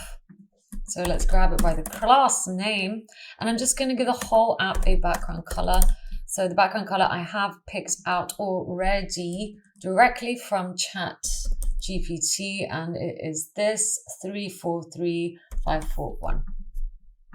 Okay, and I'm just going to make sure that the sidebar, so let's style the sidebar, but also main, let's give them both some styling first. So the sidebar, I want the background color of this to be darker. Again, I have picked this out as 202.123. And I'm actually going to make sure that the height is 100 of the viewport height, but the width is only 244 pixels and it's going to be stuck at 244 pixels. Okay, and while we're here, I'm also just going to make sure, well, let's just leave it at that for now. And the main, I'm also going to give it a height of 100 of the viewport height, but width, I'm just going to say 100%. So it's going to try take up 100%, but obviously we've got the sidebar there. At the moment though, let's go ahead and start this project. So in WebStorm, I can just hit here and it will run the command npm start. So essentially look in here and run this command. But if you are not using WebStorm, I'm just going to show you how to do it. You would find the project first, so WebStorm projects, and this is, what do we call this? React ChatGPT clone. You would do npm run start and hit enter. Okay, because you're literally just doing npm run and whatever we've called this, and we call this start so that it runs this. So let's go ahead and do that on WebStorm. So I'm just going to click here and then it should start up right up. Boom. So great. This is looking very cool. I'm just going to inspect it for now. So I want essentially this to be, you know, just spaced out evenly, right? I want it to appear, this to be at the bottom, and then history, which at the moment doesn't have much styling, to be in the middle, and the new chat button to be at the top. I can use so with display flex. So let's minimize this. I'm going to minimize that too. And on the sidebar, I'm going to initialize Flexbox. So that is initialized so I can use it. And we now want everything to be stacked on top of each other, because if I save this, it will, you know, stack next to each other. We don't want that. We want it to be over each other. So flex direction column. And now I'm going to do justify content space between. So now they are spaced out. And if I kind of move this, they'll always be at the bottom. The space between all the three children should be equal. So in here, the three children, there's one child, there's the second child, and the third child have equal spacing between them. Let's carry on. Maybe let's just make this a little bit smaller. Okay, maybe let's style the button and the nav first before moving on. Let's just complete the sidebar. So there is my sidebar. I'm also going to grab the button and just give it a border solid 0.5 pixels and then make it kind of, well, I'm going to do white, but then I'm going to make it 0.5 opacity. So A is for opacity. Make sure to spell button correctly. We shouldn't really use RGB and hex, so we can swap that out at the end. And then let's also give it a background color of transparent. So we've given it a border, we've given it a background color. Let's round off the edges. Border radius. And let's go with 5 pixels. And then padding, 10 pixels, margin, 10 pixels. Okay, so that's what I have done. So now it looks like that. Very much like the real thing. Now let's do the nav bar. So let's go back here and let's grab the nav element. And all I'm going to do is give it a border at the top. So I'm going to do border again, but this time just border top. And literally just copy this line really. Okay, but that's going to apply it just at the top. And let's also give it the same padding. So let's just copy this just to keep it consistent. Okay, so now it looks like this. Wonderful. This is looking great. Now, if I was to start adding elements into here, so into the history, so say we have a list item, doesn't really matter what we do from now. It's going to look like this. I don't really want the dots here, so I'm going to show you how to get rid of that, as well as give some padding to the whole unordered list. So let's grab the unordered list first. Okay, I'm just going to grab it by the element because we don't really have any other unordered lists in here, right? I mean, you could grab it by the history. I gave it a class name to make it more readable, so maybe let's just do that. So dot history. Dot is for class name, as hopefully you know. And let's apply the same padding and margin for consistency. I'm also just going to maybe make sure that it spaces out 100%. And now every list item that lives inside the element with the class of history, I'm just going to use list style type none. Okay, and that will remove that dot. Okay, now I'm also going to pad it out. However, I just want to pad it out 15 pixels from the top and bottom and 0 from the left and right. So that is a shorthand for doing that. That would apply to the top and bottom, and this to the left and right. And I'm also wanting to give it a cursor of pointer because I'm going to want to be able to click on these, right? So I want it to be very obvious that we can click on them by changing the pointer like so. Right? Done. So we're now done with the sidebar. Maybe let's get rid of, well, let's keep that for now. Okay, so let's move on to the main section now. Let's do it. Now, my main section, well, I'm just going to give this the h1 element of 𝐎𝐵𝑔𝐵𝑇, like so.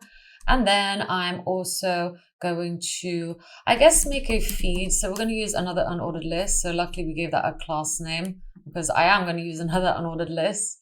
So let's give this the class name of feed because it's going to be for our feed. And we're going to also map out onto here some list items, which is essentially going to be each chat. Do we want to do this now? Maybe let's leave that for now. So we're going to map onto, of course, list items, but we'll leave that. Let's then make a div. And let's give this the class name of bottom section. And it's going to basically hold everything that needs to go in the bottom section. And what goes in the bottom section? Well, we're going to have an input, but I'm going to wrap it in an input container. So I'm going to make a div with a class name of input container so that we can essentially position a little icon on top of the input. So let's put in our input. There we go. And then I'm also going to add a div and give this the ID of submit. Okay.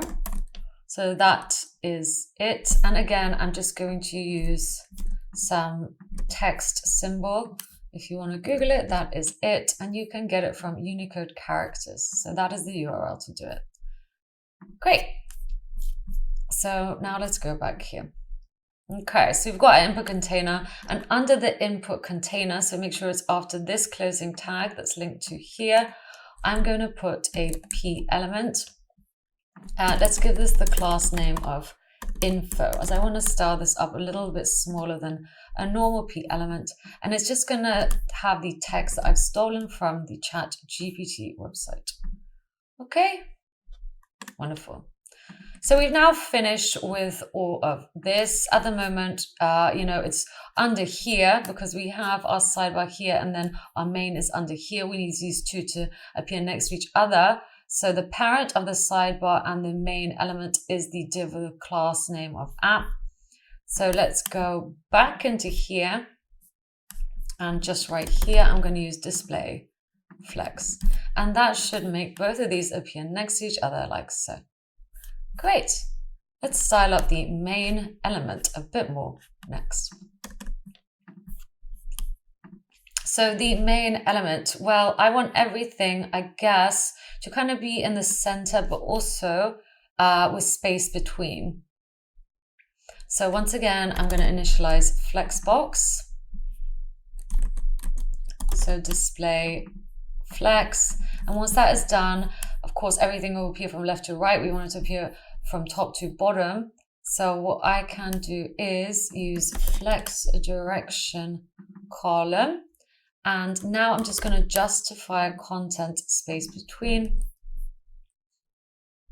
Okay, so it looks like that. And now let's center the text as well as everything else actually. So we're going to use align item center, which again is part of flexbox. So you can't use align items center, and you can't use this. In fact, you can't use any of these three without initializing flexbox. So just keep that in mind. And now let's also center the text. So once again, I'm going to do text align this time center. And I believe that's all we need to do. So that is what it looks like. Next, I am just going to make this smaller and more transparent. So the p element with the class name of info. So all I'm going to do is grab the class name of info And the color of this text is, well, it's not going to be white. Let's override that. So I'm going to do RGBA 255, 255, 255, 0.5 opacity is what I'm going to give it. Next, I'm just going to set the font size 11 pixels and pad it out just a little bit though by 10 pixels. So at the moment, it will look like this, okay? Just much more, I guess, realistic. Let's tackle the input next. So the input, well, of course, the input and the icon are children of the input container, and we want to do some positioning, which is why we're going to use position relative on this, and then position this based on the parent by giving it position absolute, and then some values for top and left, I believe. Let's have a look. Okay, so let's grab the input container, actually the other side. So top right or bottom right, top or bottom, it's up to us. So let's, yes, grab the input container. And like I said, we need to give it a position of relative to everything else. So essentially not much will change for that, but we need to do it in order to position the child. And one other thing that the input container lives in is the bottom section, which we're going to have to assign a width to. So the bottom section, let's just say we want this to have a width of 100%, just like so. Oops, there we go. I'm also going to use display flex on it and make sure that everything's stacked on top of each other. So I'm going to use flex direction column. And then let's also center everything. So justify content center and align items center. So everything's going to be centered from top to bottom and then left and right. So that should be good. So yes, it is. And now so here is I'm just going to show you exactly how big that bottom section is. It stretches. And then if we go into the bottom section, I need the input container to stretch too. So the input container,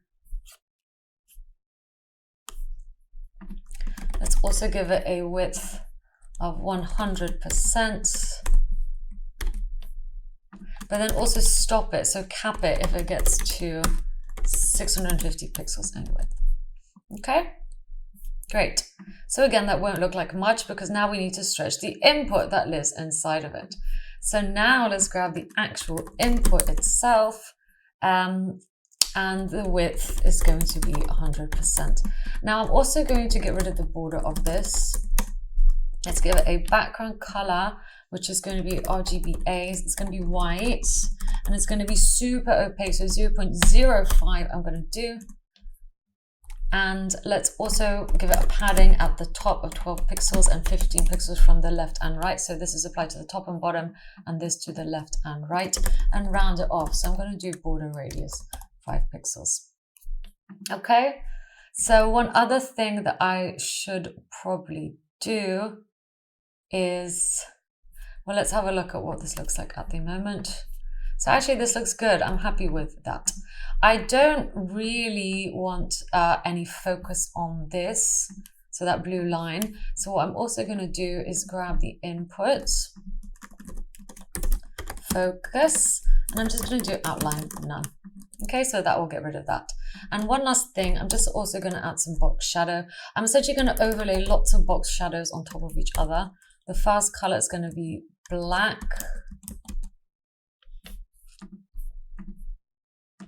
with 0.05 opacity, 0x axis, 54 pixels, y axis, 55 pixels blur, and then overlay it with another one. So in fact, I'm just going to copy this because I think we're going to keep the color the same, but just change the X and Y and blurs. So we'll make this -12 and change this to 30. Do it again.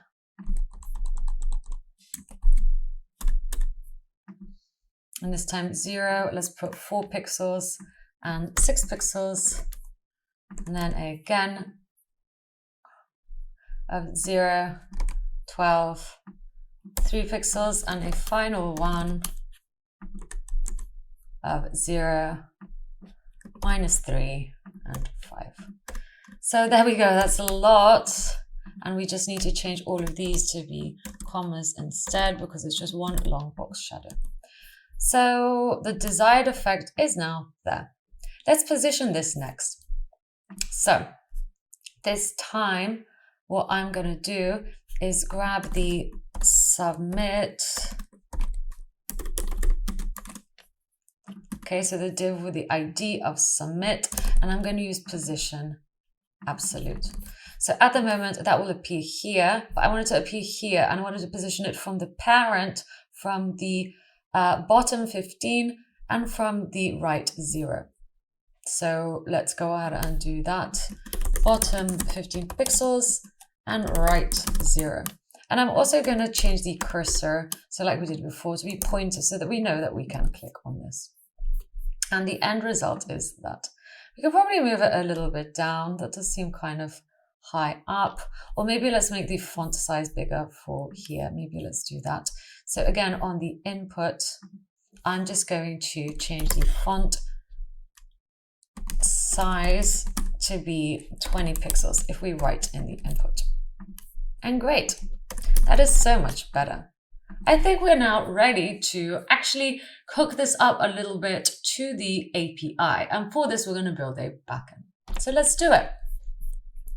So back in here, what I'm going to do is on the same level as the package JSON, I'm just going to create a new file. So let's go ahead and add a new file. I'm going to call it index, or let's call it server.js. You can call it whatever you want, really. So that is now our server. So that's our backend. Okay, and we're going to have to install a few things. So let's go ahead and do that first. So I'm going to install a package called CORS Express Nodemon, and I think that's it. If you want a bit more information as to what these are, please do check out my full stack developer course where I go into this in a bunch more detail. Okay, or you can do your own research, just research those packages. Otherwise, let's carry on. So you will see those packages have been installed here along with their version. So if something isn't working, make sure to revert back to these versions and install that version. Okay, if you are watching this in the future. So now that we've done that, let's write a script to start our backend. I'm going to call it start, but this time I'm going to write backend, and let's differentiate it by writing front end for this one. Front end. Maybe let's make that bigger so you can read it. And to start this, well, we're literally going to use the package that we just installed to listen out for constant changes on my backend. So I'm going to do Nodemon, and then we're going to listen out for changes on server.js. Great. So now let's start our front end again. So I'm just going to stop it from running here and do npm run start front end and hit enter. Okay, so that will just rerun that, and I'm going to create another tab so I can run my backend. So keep both of those running. npm run start backend and hit enter. So now our backend is running. So let's actually define a port for it to run on first. So I'm going to minimize that. So we're done with the package JSON. Let's get up our server.js file. So we're going to run our backend on port 8000, and let's also just go ahead and require those packages that we literally just installed. So we're going to use Express. We're also going to use CORS, so require CORS to get rid of any CORS messages that we might come across. And now let's initialize it. So I'm going to essentially get Express. We've got the package, we've saved it to Express. I'm going to release everything by doing that and save it under app so we can use it in this project. So now I know I'm going to be working with JSON. So I'm just going to use app express JSON. That will allow us to work with JSON when we start sending stuff from the front end to the back end with our post requests. And I'm also going to do app use CORS because I know that I'm going to run into some CORS error messages. So that is the setup. Now I'm going to do app listen to listen out essentially on port. So let's actually just write a message. Your server is running on port, and then whatever the port is. So port 8000, our const is 8000 that we're using here. Okay, we actually need to make this a callback function, pass through the port as the first parameter and this as the second parameter, and then console log this out. So console log this whole thing. Great. So now if we look in here, it says your server is running on port 8000. And if I make any changes, so if I just do console log hi, that will rerun. Okay. And same if I visit localhost 8000 here.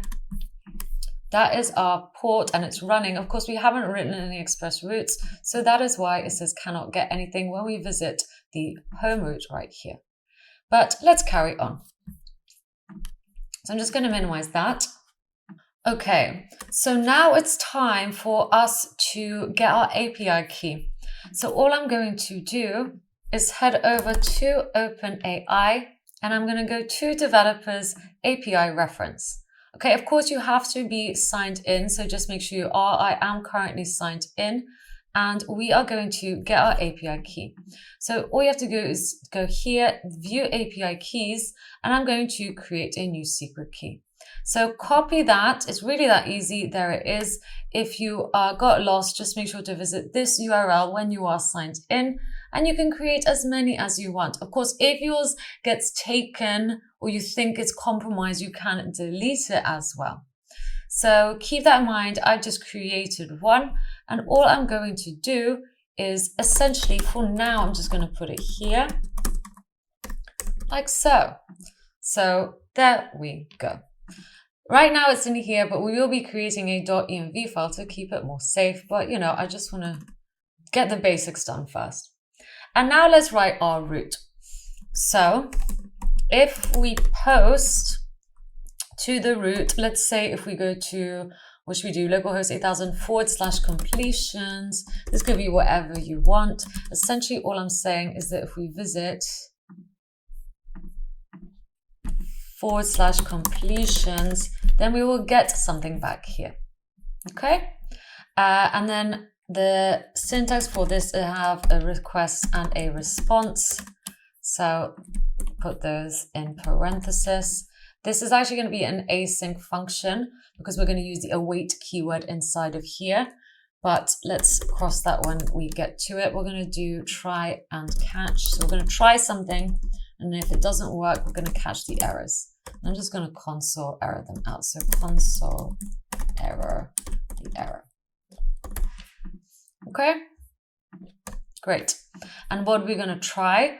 Well, we're going to use the fetch keyword. Make sure you are on the latest version of Node in order to be able to use the fetch API keyword on the backend. So just keep that in mind as well. So all I'm going to do is use the fetch keyword, and we're going to fetch to the completions API.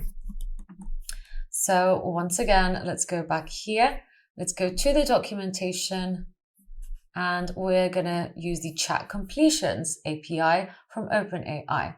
So the model we're going to use is, I don't have access to GPT-4 yet, so I'm going to use GPT 3.5 Turbo. So let's go here, and if we go into chat, create chat completion, not completion, okay, chat completions, this is the URL that we're going to need, okay? So I'm just going to make that smaller. Here we go. It's a post request to this URL. So I'm just going to grab that and paste it in like so. Next, we're going to have to pass through some options, like what kind of request is going to be, so what method, some headers with our API key, as well as actually what model we want to use and the message we want to send over. So I'm going to define that here, const options. It's going to be a whole object. And like I said, it's going to take a method. There's going to be a post method, as we discussed. And next, we're going to pass through some headers. So the headers that it's going to take, well, we need to pass through some authorization. So make sure to spell this like so, authorization. And the authorization is just going to be, well, a string with our const. So that's why I put backtick so we can use that code in here. we have to put bearer and then that, and then we're just going to put some curly braces so that we can pass through the API key. So that's how you would put in variables. You'd use the $ and the curly braces. Okay, next we're also going to have to pass through the content type. So content type, and then we're going to put application JSON, as we're going to be working with JSON. And now we can define the request body. So we're going to have to pass this through JSON stringify, okay? And it's going to be an object that we're going to send through, and we're going to JSONify it thanks to JSON stringify. The model we're going to be working with, as I said, I don't have access to ChatGPT-4, but if you do, please go ahead and use that because the results will be better. I'm going to use this model right here. And the messages we're going to pass through are going to be, so the role is going to be user, and then content. Well, the content for now, let's just put how are you? Okay, and we'll replace that. We're just going to check this works. And I don't want to go over 20 tokens. I'm going to limit my tokens. So I can do max tokens 100. Okay, that will just mean basically every string text prompt is tokenized. If you want to check how many tokens your string is going to use, you can check it before using this on the OpenAI documentation. But I think just, you know, put a max in here just so you don't go over and use up all your free credits and whatever. So there we go. One thing that I will say is that we can't pass over JSON from the front end to the back end unless you have this, right? So if you're having any issues when it comes to that, make sure you have this. That's very important. Okay, great. So those are all my options that we're going to pass through with this URL. Like I said, this fetch API is an async method, which is why we're going to have to await it. So we're literally going to await for something to come back, and we're going to save it under response. And because we're using the await keyword in here, this whole function needs to be an async function. Again, check out my full stack developer course if you want to learn more about this in more detail. So now once we get the response, we're going to wait for it, and then if we get it back, I'm going to get its JSON. But JSON is another async method, so we're going to have to await this too. We're going to await it, and once we get it back, we're going to save it as data. Great. And let's just send this over to localhost 8004/completions by passing it through res send. So now let's check it out. So first off, after you've done this, let's hook this up to the front end. And I'm going to do so with an on click. So on here, if we click this div, I want something to happen. And I just want to get message. Okay, that's all I'm going to do. In fact, maybe let's do messages as it could be plural. And let's define it up here. So right under here, we're going to define get messages. So const get messages. It's going to be an async function because we're going to use the fetch keyword in here too. And once again, we're going to use try and catch. So try, and we're going to catch any errors. And what are we going to do this time? Well, first off, we're just going to console error any errors. And in here, once again, we're going to use the fetch keyword, so await fetch. We're going to pass in the URL. This time, though, we're going to get it from our backend. So right here, that's what we're going to get it from. So paste that in like so.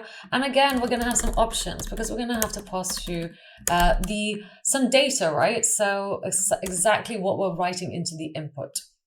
So let's define our options again. Again, the method is going to be a post method. The body this time is, I'm just going to actually pass through a message, and it's going to have a value. But at the moment, well, yeah, we can pass it through. Let's just put hello, how are you? So we're hard coding it, and we're going to have to wrap this through JSON stringify again. So JSON stringify, and then we're going to get that whole object and pass it through. Okay, great. And I'm just going to add headers as we are working with JSON. So I'm going to put content type application JSON. Okay, wonderful. So once again, we're going to wait for the response. And once we get the response, we're going to get its JSON and let's save it as data, just like so. And then for now, I'm just going to console log the data. So let's test it out. So at the moment, we're just hard coding hello you that will be passed on to the server, but we're not doing much with it because we're just going to send how are you from here anyway. So let's just try this out. So here, if I click on here, I don't need to put anything in. We're just going to wait. The promise is pending. Why is that?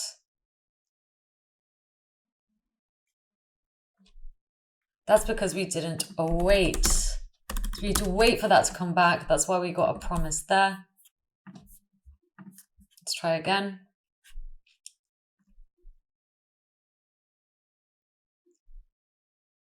And great.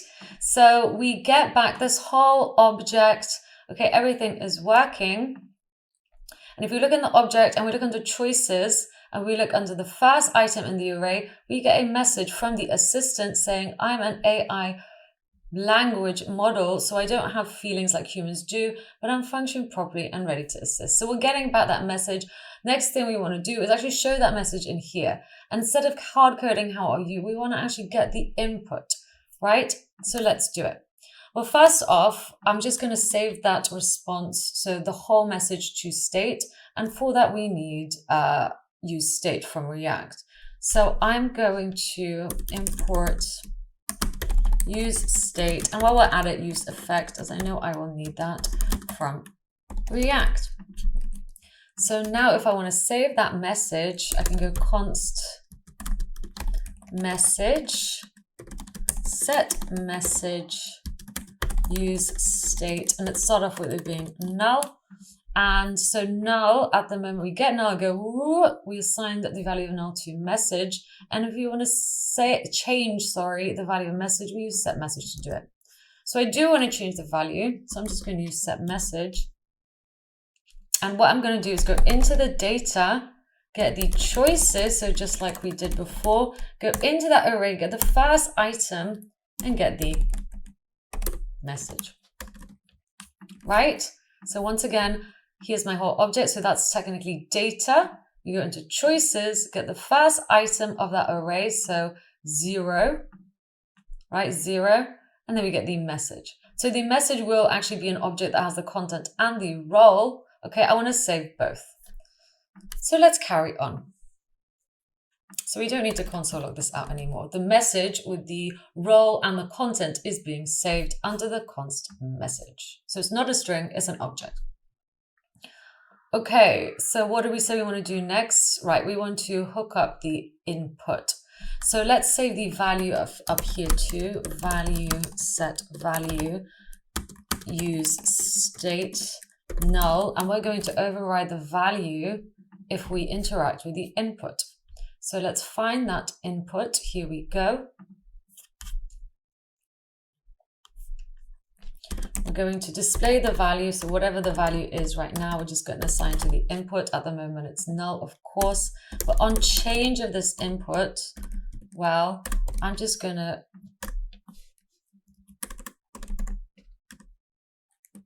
pass through the event.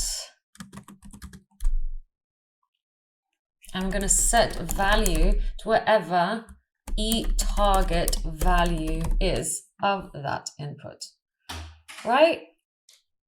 So now up here, if I console log value, just anywhere, just above the return, and I type something, let's check it up our console log.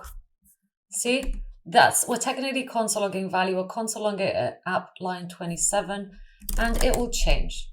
So that is how we are changing the value constant.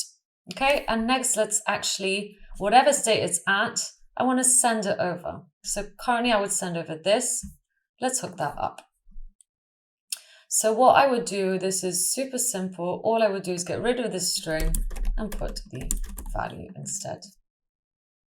Okay, And now to pass it to our backend, well, we're passing it through with the body. We need this to be here in order for this to work. So don't forget that. And that just means that instead of having this here, I can get the request body message and pass that through like so. And that will now be sent over to OpenAI. Okay? So again, if this doesn't make sense, check out my full stack developer course. I don't want to keep banging on about it, but you know, there's a lot of stuff we're doing here that for a beginner will be way too much. So do check it out. So now the one last thing I'm going to do, well, I'm just going to console log the message that we get back. So that's saved under message and try it out. So let's do what is 2 plus 2. Send that. And great, we get 4. And it's from the assistant, from the AI assistant. So let's now use this in order to create a chat response, okay, as a list item. So let's do it. So let's go back in here. And what I'm going to do is actually save all the previous chats and use set previous chats in order to change that. And I'm going to start off with this being an empty array this time. Okay, so that's what I'm going to do. And I'm going to actually get this whole message. So whatever's coming back here right now, it comes back with the role and content. And I'm also just going to assign a title so that I can essentially say that, okay, this chat has this title. I'm going to lump it together. However, this chat is a new chat. I'm going to give it a new title. And it's just going to be the first prompt that we give our chat. So let's do it. Let's do this maybe in a use effect.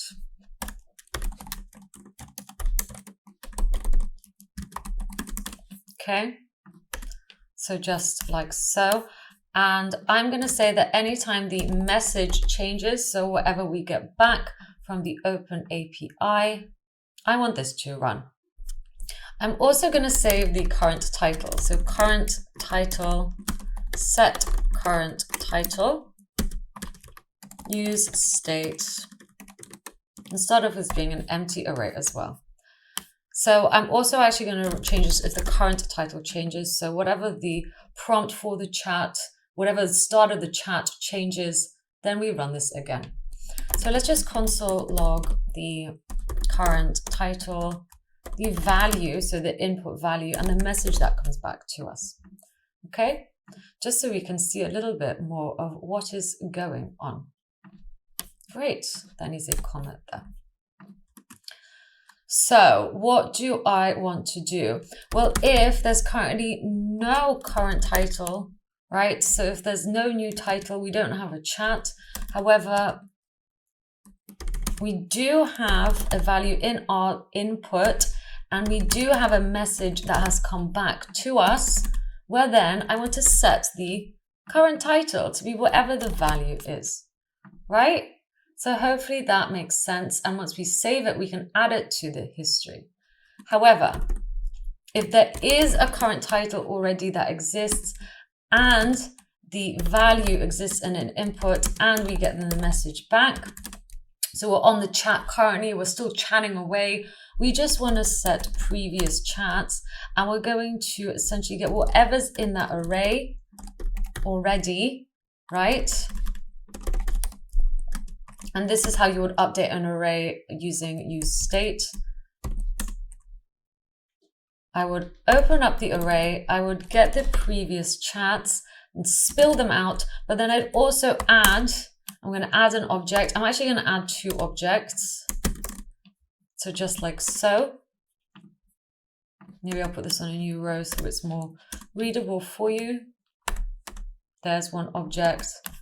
And here is another object. It's going to have the title. And the title is going to be the current title. So whatever the first prompt was, the role is going to be the user.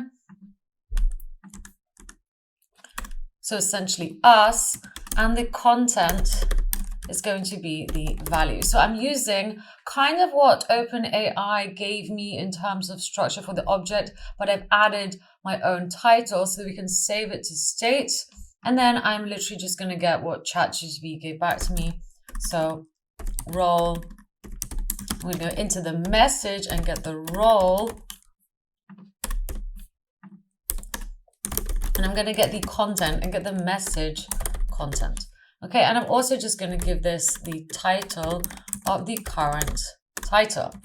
So let's just talk this through. So every time we are saving previous chat, so a new chat, I'm saving whatever we ask the AI, and we're assigning the role as us, the user.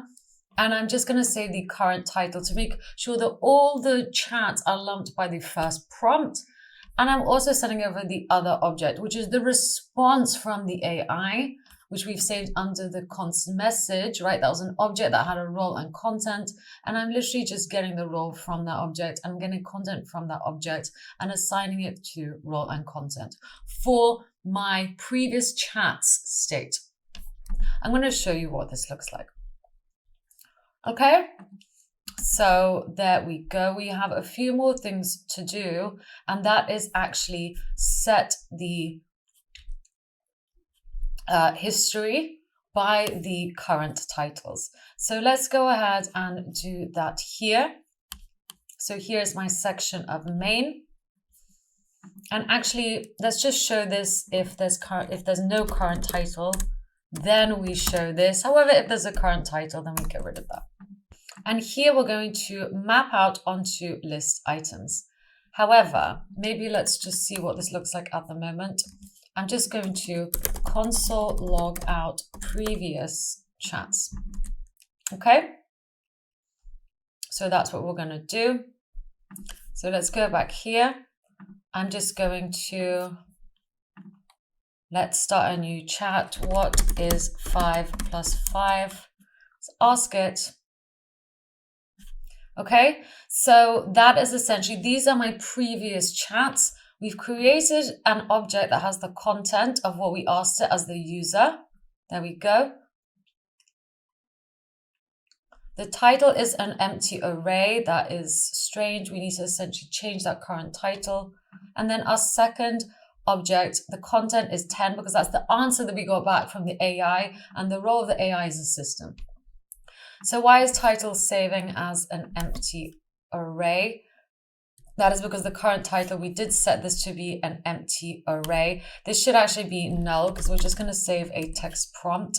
And where do we set the current title? Well, essentially this should have done it for me because we're listening out for if current title changes. And if there is no current title, which technically there is not, okay, because before it was an array that didn't run. Let's try that again. So what is 5 plus 5? Let's click on that. Okay, and great. Now our title gets populated with the prompt itself, and both of them have that prompt, right? And now because current title exists, we will miss this because current title does exist, and we'll just keep adding to the chat, right? So let's ask another question. Are you sure?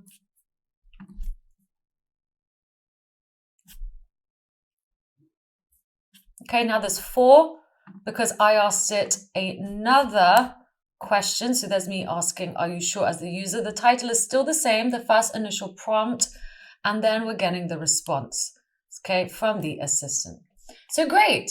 So this is good. However, what if I want to change it? I want a new chat. So if I click here, I essentially want to clear this title. So let's do it. So I'm going to make a handle click function that I'm going to attach, or maybe let's call it something else. So on the button on click, I'm going to create new chat. So let's define it. So up here, const create new chat. I'm going to set message. I'm just going to clear everything. Set message. So whatever the message is from the AI, I'm going to set that to null. I'm going to set the value of the input to an empty string, so we're clearing that. And I'm going to set the current title to be null too. So I'm essentially completely clearing it so we can start fresh. Okay, so shall we have a go at this? Let's try it out.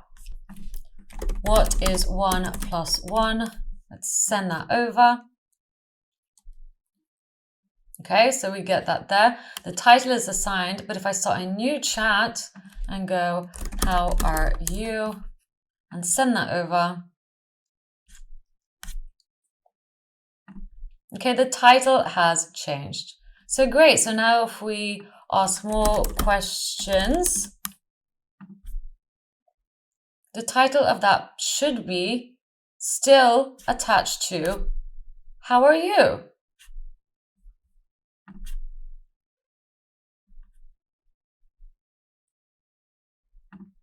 And it is.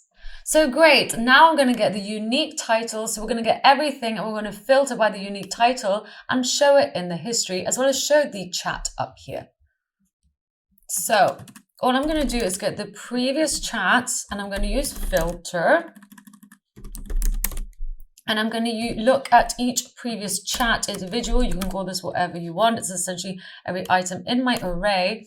And I'm going to literally just look at the previous chat object's title. And if it equals the current title that we are currently on, well, then we know that we're on the current chat. So let's save these filtered items as current chat objects. So any object that has the title that is the same will be lumped into current chats. And this just means that I can then get current chats with the feed, okay, and map out each, let's call it maybe a chat message. We're going to have to use an index as we are mapping. So let's put that index here, like so. And then I'm just going to map onto a list item. We, of course, need to give it a key. So I'm just going to use the index for that, for this demo. And then I'm just going to essentially, I'm trying to spell key correctly, and put that there. Put in two things into my list item element. I'm going to put in two p tags. This one's going to show you who sent the message. So role, either it's the user or the AI assistant. And here I'm just going to show the content of that message. I'm going to go chat message. Great. And let's just give this the class name of role. So it's really obvious. Okay. And we can pick it out later. So this is looking good to me. Let's just check that that current chat exists first before mapping anything onto here.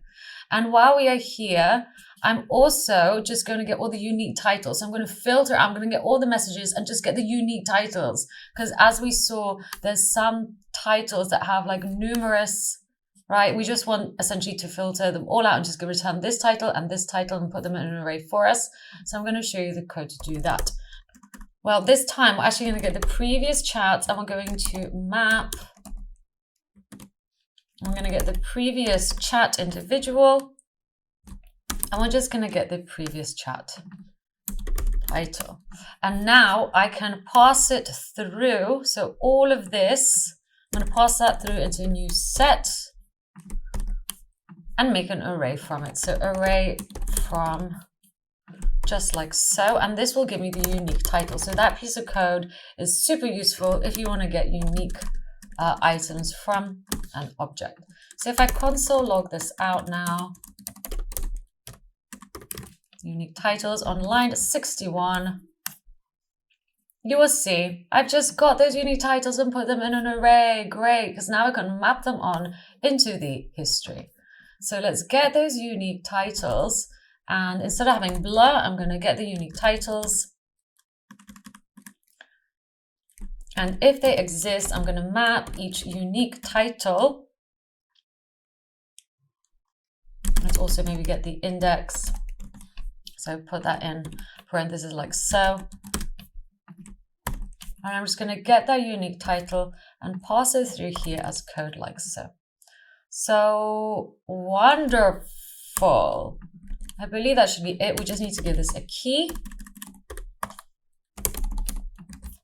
And it should now look like this. So it doesn't look great at the moment. We still need to style stuff up.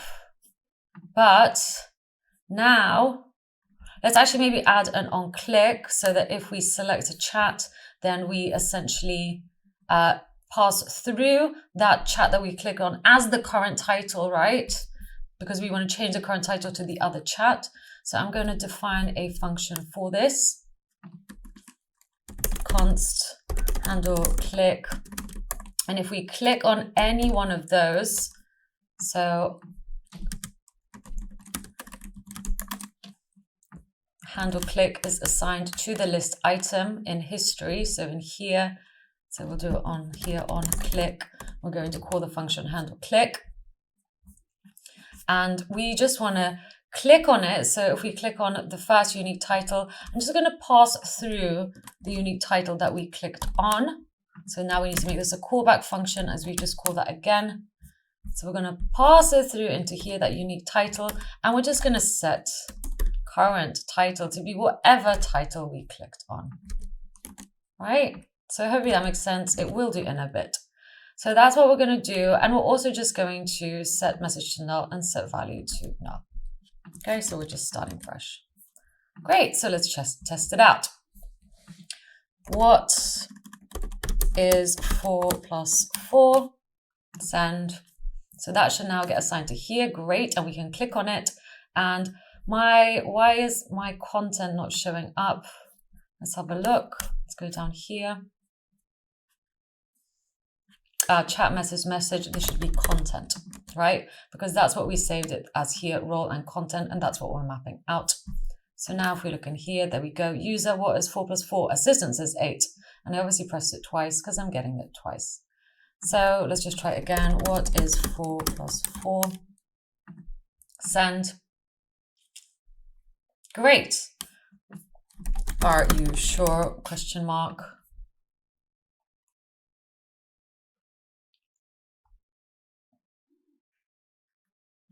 Okay, and that's my assistant's answer.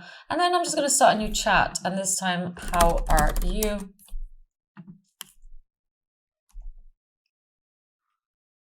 Okay, so that's my question and that's the assistant's answer. But if I want to swap back and carry on this conversation, you are great, then I can. And it will be assigned to here. It does not get added to here. So great, this is looking so good. And if I clear it, we just get 𝐎𝐵𝑔𝐵T. This is wonderful. A few more styling things that just style up these messages next. So all I'm going to do is style up essentially this list item here. So let's do it. So down here, I'm going to first style up the feed. I'm just going to give it a scroll. So I'm going to go over full scroll so we can scroll through the messages if we get loads. I'm going to make sure that the width is 100%. And I'm also going to just give it a padding of 0. So it's really squashed up to the edges. Next, any list item that lives inside my feed. So just like that. I'm going to use display flex. So I'm initializing flexbox so they appear next to each other rather than stacked. And the background color, I'm just going to go with 444654. The width, I want it to be 100%. And I'm going to give it some padding of 20 pixels. And I'm going to space out each list item top and bottom by 20 pixels and 0 from the left and right. Okay, so at the moment it looks like this. This is looking good. Let's just align the text a little bit better. So again, I'm just going to say that any P element that lives inside of my feed is going to have the color of RGBA, so a bit more transparent. I'm going to go with white, 0.8 opacity. I'm going to get the font size of 14 pixels, and I'm going to text align left. And if that P element also happens to have the class of role, I'm just going to assign it a min width of 100 pixels. So There we go. This is looking so good right now. You can, of course, add images in here instead of just use an assistant like the actual app does. But I think this is looking fantastic. There are a few things you can do to clear this up. For example, I do use RGB and hex colors in here. So please go ahead and change that. But overall, now you know how to use the OpenAI API and you know how to make this cool ChatGPT clone that has a history that you can kind of move back and forth to and add to the history and create new chats with as well. Finally, we're just going to hide this. So I'm just going to stop this from running and import a package called .env. So just like that. And we're just going to create a new file. So new file on the same level as the server.js. So env. Just like that. And we're going to define our API key. So instead of having it here, I'm just going to take it. You don't have to put it as a string that is implied. Just paste it in. And now that means that I can just use process env API key. And of course, we need to require that package. So require .env config and just start this up again. Okay, so just do it that. That should now be picked up from this .env file. Okay, so that you don't upload this .env file onto GitHub. Great. So great. I hope you have had fun. Please take this to the next level. Add new features. It's yours. Okay, so we have learned a lot, but I'm really excited about showing you this section because in this section, we're going to use OpenAI's DALL-E model to generate images for us based on text prompts, as well as create variations of images if we choose to upload an image, and so much more. So with this image API, we can create images from scratch based on some text we provide, as mentioned. We can also create edits of an existing image based on some text we provide.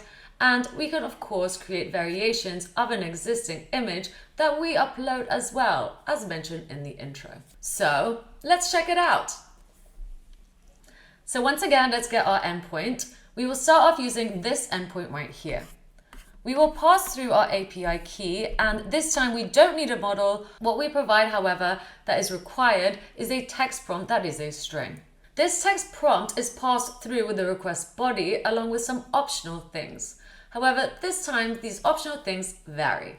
So we can pass through n, and this will represent the number of images to generate, and this takes an integer, and we can do anything from 1 to 10. So we can essentially get 10 images back if we want.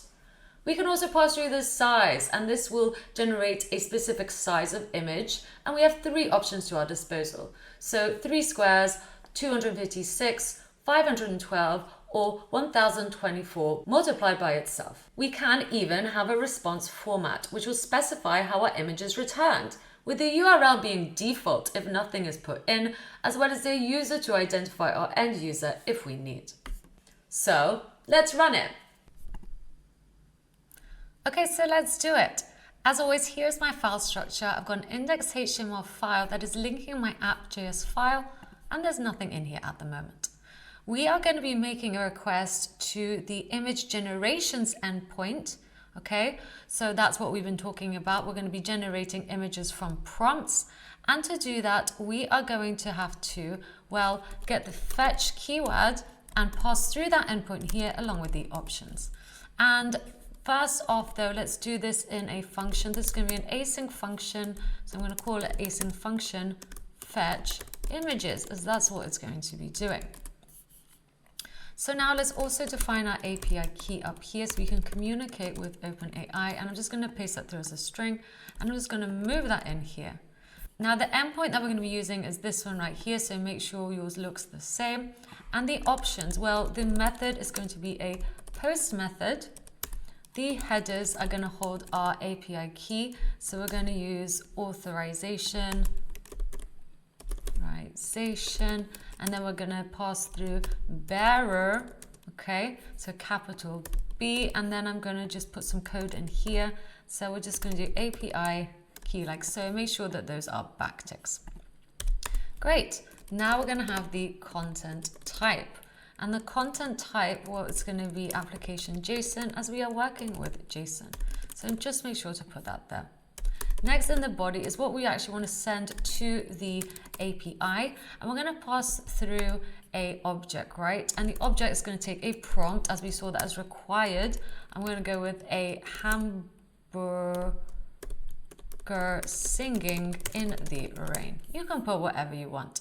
We do have to wrap this in JSON stringify, so let's just put the whole object in here. Okay, so make sure you're grabbing the whole object and just pasting it in like so. So the prompt is required. We can also specify how many we want. I'm going to say I want 2 images, and the size. This is going to be from the sizes that we saw. So there's a few options, right? As we saw from the previous slide, 1024 by 1024 was one of them. Great. So now let's await this. Let's save this response, just like so. And now I'm going to get the response and get it JSON. And once we get that, we're going to wait for that to come back to us, and we're going to get the data.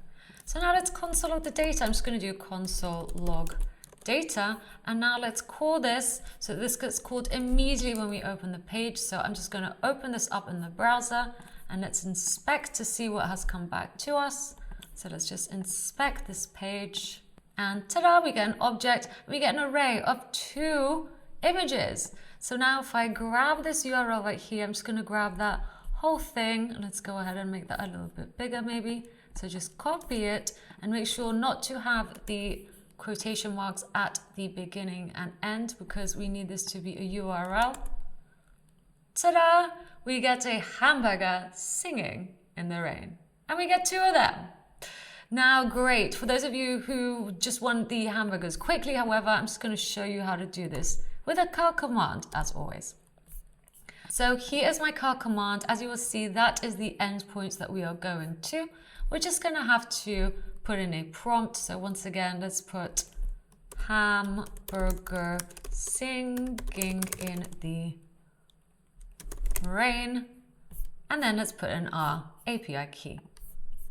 So once again, just as always, just make sure to get rid of that, including the $, and just hit enter and wait for that 1 image to come back. We pass through 1n right here and the size of the image here too. So we should get back 1 image of a hamburger singing in the rain.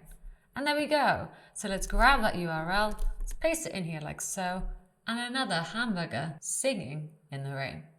Wonderful. Let's move on.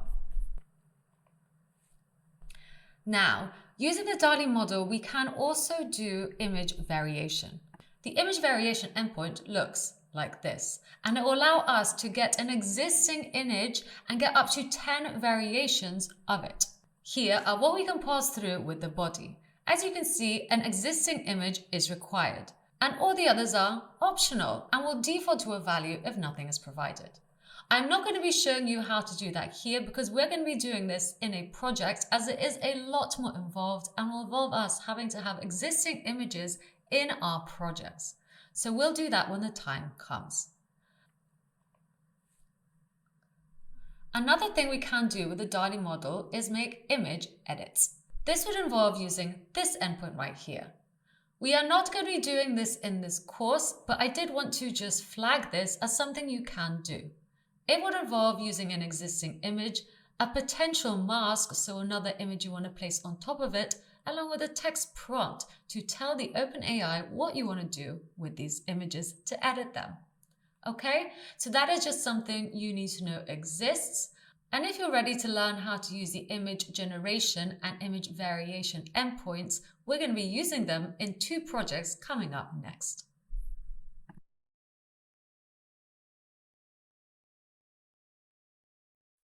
Hey everyone, and welcome to this video in which I'm going to show you how to use the DALL-E model from the OpenAI API. So essentially what we're going to be doing is building an image generator, kind of like DALL-E, that's going to take a text prompt and then it's going to generate 4 images for us based on that text prompt. So super basic, super simple. We're going to be building this in JavaScript, HTML, and CSS. So essentially this is a beginner video for those wanting to learn how to build their own things using the OpenAI API that powers tools such as DALL-E.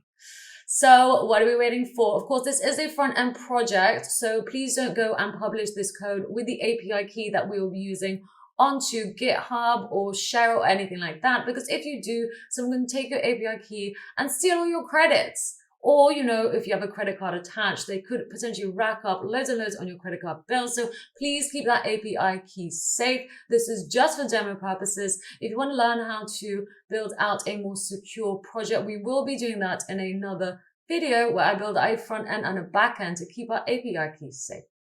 So let's do it. Please do have the fundamentals of JavaScript down, but if you don't, please do carry along anyway and just fill in your gaps of knowledge later on after you finish this video. Okay, so let's do it. We're going to build this cool AI generator in JavaScript, HTML, and CSS. So this is what it's going to look like, and then we can write a prompt and generate 4 images from it. And it's going to have this cool background too, so I'm going to show you how to do that as well. So first off, let's just start a new project. I'm using WebStorm, so I'm simply going to click here and let's call this JavaScript AI Image Generator, just like so, and create. So that has created a directory for me in a directory called the WebStorm projects. And now I could just create a new file. I'm going to call it index.html. And then I'm just going to create another file, an app.js file. And now I'm just going to create a final file. It's going to be styles CSS, just like so. So there we go. There's our 3 files all in the same folder. And now let's link them up. So here's some boilerplate code for you. I'm just going to go ahead and call this AI Image Generator, just like so. Okay. And now in the body, well, that's where all my code is going to go, but I'm also going to link up the app.js file thanks to a script tag that's going to be at the bottom. So after all our other elements get read, then we go to the script tag, and I'm just going to link up the app.js file that's going to read our JavaScript. So the script is going to read our JavaScript from this file. Next, let's also link up the style sheet. So I'm going to use the link tag for this. It's a self-closing tag. We'll do rel style sheet, and as the href, we're also going to put the path to our styles CSS file, which is just that, as we don't need to go any folders or anything like that. It's in the same location as this index.html file. So great, that is looking good. Now the background, I'm just going to show people how to do this, as a lot of people are probably curious. I'm just going to go to app.𝐻𝐵.app.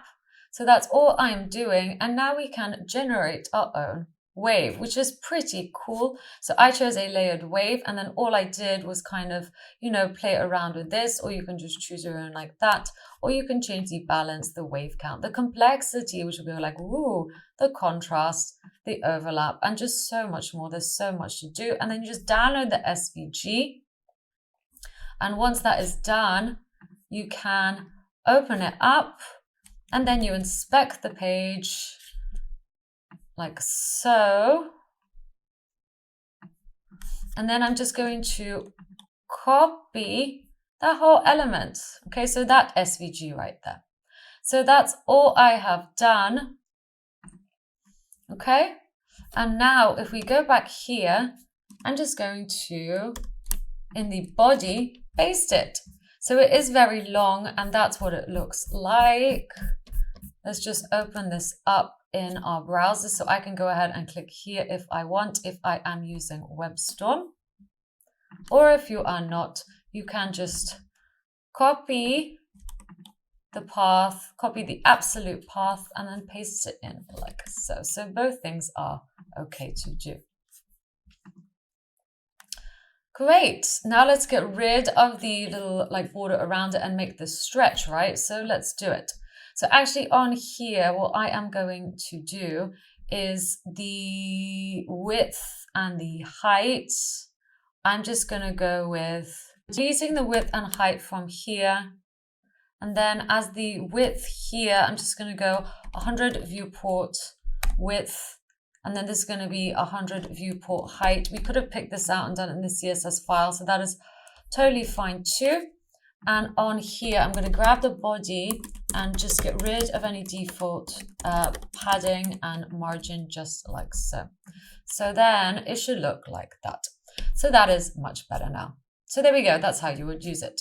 So that is how I like it at the moment. I'm actually just going to take the one I previously generated because I think I prefer it. But that is how you will get your one. Once you're happy with it, once you've played around with it. I didn't play around with this one that much, and I just thought the other one looked cooler. So I'm just going to replace mine with the previous one that I made. Okay? And great. Like I said, it's super long. So yeah, I mean, not much difference, but I just think like that looks better. Okay. And now as the background, I'm just going to make it the same color as this last color right here. So let's find out what that is. In fact, I'm just going to inspect this. So the color for this is that. And now I'm just going to assign that to the body as well, just so that in case, you know, someone kind of zooms out like I did, then it just looks much better. I prefer that a lot more. Okay, let's carry on. So what is the next thing that we're going to do? Well, we're going to add some elements in here. So I'm just going to make sure I format that correctly. I'm going to next add a header. And that header, well, I'm just going to put the H1 element of 𝐎𝐵𝐷𝐼 AI Image Generator. Of course, you can replace this with whatever title you would like.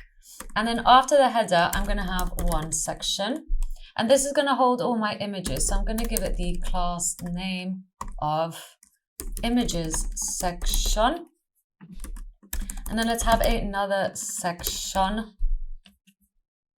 This one's going to have the class of input container, just like so. And I'm actually going to put in the input here, okay? And then a div, and I'm going to overlap this div later on, which is why I put them both in an input container. And let's give this div the ID of submit icon, just like so. And I'm just going to put some text symbol in here. If you would like to use it, you can get it at this URL. It's just this little arrow that looks like this, so you can get it from here if you would wish. Okay, so at the moment our input and our title are showing up here. That's because we need to position some stuff and use display flex to center everything in here in a much nicer way. So let's do it. So we are done with this for now. We are not going to put in any images because we're going to use JavaScript in order to do that for us. So let's carry on. Now we are going to essentially on the body, well, I just want to make sure that everything is stacked on top of each other. So I'm going to initialize flexbox so that I can use flex direction column. Okay, without this, I won't be able to use this. Next, I'm just going to set the width and the height of the browser. So view width is going to be 100% of the viewport width, and the height is going to be 100% of the viewport height. Okay, and that means I can now use justify content center and align items center. Okay, to center everything to the very center of my browser. Again, I need to assign a width and a height in order for these to work properly. So now everything should be in the center, just like so. Okay, and we want to disclude the SVG from this. So I'm just going to grab the SVG and I'm going to essentially just give it a position absolute top 0, left 0. Okay, and I'm just going to make sure that it's always behind everything. So I just give it a Zendinex -1 or -10 to be sure. Why not? Okay, great. So now that is in the center. Amazing. The other thing I want to do is just maybe in the header this time, I just want to make sure that all font in the header is going to be white. So let's go with color.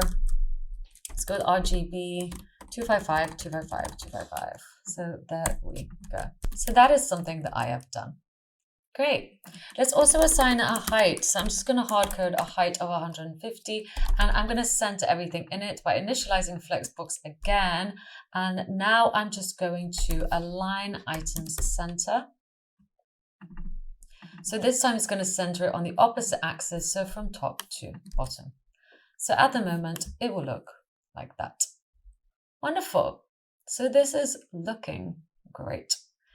Now, what other things that I want to do? Well, I'd quite like to space out all the child elements of the body, so excluding the SVG, that would be the header and the two sections. And I would like them to, the spacing to be even between them. So I'm going to use justify content space between. So on the body, I'm going to change this to be space between. So they are spaced out like so. Wonderful. This is looking great. The other thing I'm going to do is just change the font family on the whole body itself. And let's go with Trebuchet MS. And as a backup, I'm going to have sans serif. So just one backup. So that will just change the text to be a little bit more like this. Next, let's style up. So the images container, maybe let's leave that for now. Let's do the input container next. Okay, so let's do it. In fact, I think the input container, let's wrap it in another wrapper. So in fact, let's make a section, and I'm going to give this the class of bottom section, just so that we can center this whole input container inside of it. So maybe let's change this to be a div instead. Okay, so there we go. So now if we look in here, the three child elements are the header, the section, and this section as well. So let's pick out the bottom section. Of course, we are discounting the SVG as we've positioned that separately to the rest. So here, I'm just going to minimize that. I'm just going to grab the element with the class name of bottom section. And I'm just going to make sure that the width of it is 100% of the parent element.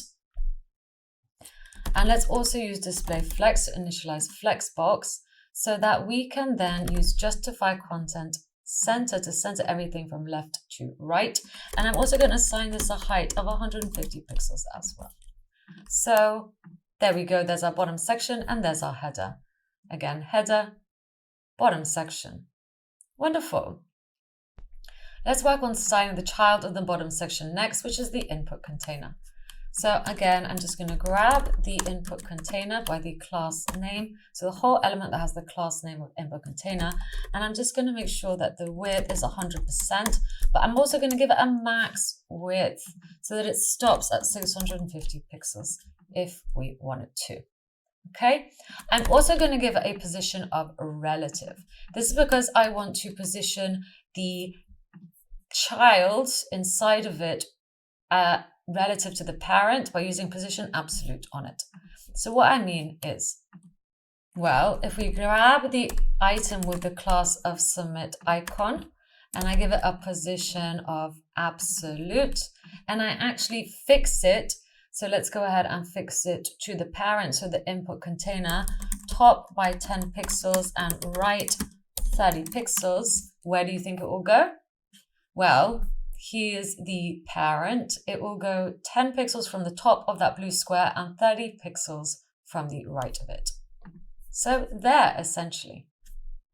Okay, great. Now let's also style the input itself. So let's grab the input and I'm also going to give it a width of 100%. So just like so. Maybe let's change this to be a bit smaller, so 600 pixels. I'm also going to give this a border of none as I don't want a border. I'm going to make sure that the font size in here is 20 pixels, so quite large maybe, or larger. Let's pad it out by 10 pixels. I'm also going to add a border radius to smooth off the edges, and that's going to be of 5 pixels, and I'm going to add some box shadow because why not? I'm going to go with RGB. Let's go with this kind of dark color, so 38, 57, 77. 0 on the x-axis, 20 pixels on the y-axis, 30 pixels blur, and minus 10 pixels spread. Okay, and at the moment it will look like this. However, I want it to be on the inside rather than it spilling over the parent. So for example, I'm just going to show you, there's our bottom section, right? The input container, which holds the input, they're spilling over the bottom section. So I'm going to use box sizing border box to stop that from happening. Okay, so now it is in the parent and looks like this. So much better. Let's also make sure that the header's width is also 100% so that it takes up the whole space. And now we can also center that title. So let's do justify content center. Okay, and wonderful. So this is looking great. Let's get to hooking this up with JavaScript next. So let's do it. So all I'm going to do is in here, I'm going to show you how to get your API key. So we're going to need to go to OpenAI. So just make sure to go to OpenAI and click on API reference. I've already got it up here. And now under here, I'm just going to view my API keys. Now I can create a new key, sure. So all I'm going to do is create a new key like this, and that will get created for me. Okay, great. And you're just going to copy it and keep it safe. Okay, you don't want anyone stealing this because they could use up all your free credits or rack up money on your credit card if you have a credit card attached to this. And you can, of course, delete them if you think yours is compromised or you just don't want them anymore. So make sure to do that. I'm just going to save it here. So const API key, like so. Make sure it's a string.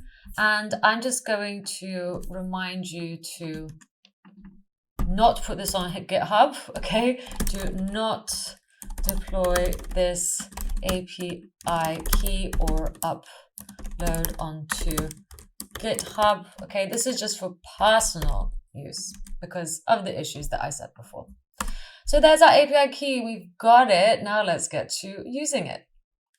So what I'm going to do is, well, first off, I want to essentially get an image if I write something in the input and click on this button, right? So let's pick out this button by the ID because we're going to attach an event listener to it. So I'm going to use document query selector. I'm going to look for anything with the ID of submit icon, just like so. And let's save it as submit icon so that we can work with it in our JavaScript. Now, so I'm going to get that and I'm going to use add event listener. So listen out for clicks. And if we click on it, I want to get images. Okay, so now let's define the function get images. So const get images, I'm just using a function expression. You can write function if you want. And what we're going to do is try something and catch the errors if it doesn't work. Error. And we'll just console erroring the error. So that's all I'm going to do. So if we click on that submit icon, so if we click on it, that's the event, we're going to call this function. At the moment, it's not doing much because, you know, we need to write this code. So what we're going to do is make a request. Okay, we're going to make a request to the DALL-E model, and that is to API references. And then we're going to find images. Okay, so this is what we need. It's a post request to this URL. So let's grab this URL. And now I'm going to use the fetch API keyword to fetch from this URL. I'm going to have to pass through some options in which we define the method, which is going to be post as we just saw. So const options method is going to be a post method. And next, we're going to also have to pass through some headers, right? Because we're going to have to pass through that API key. And we're going to do so. So we're going to write authorization, make sure to spell that correctly, authorization.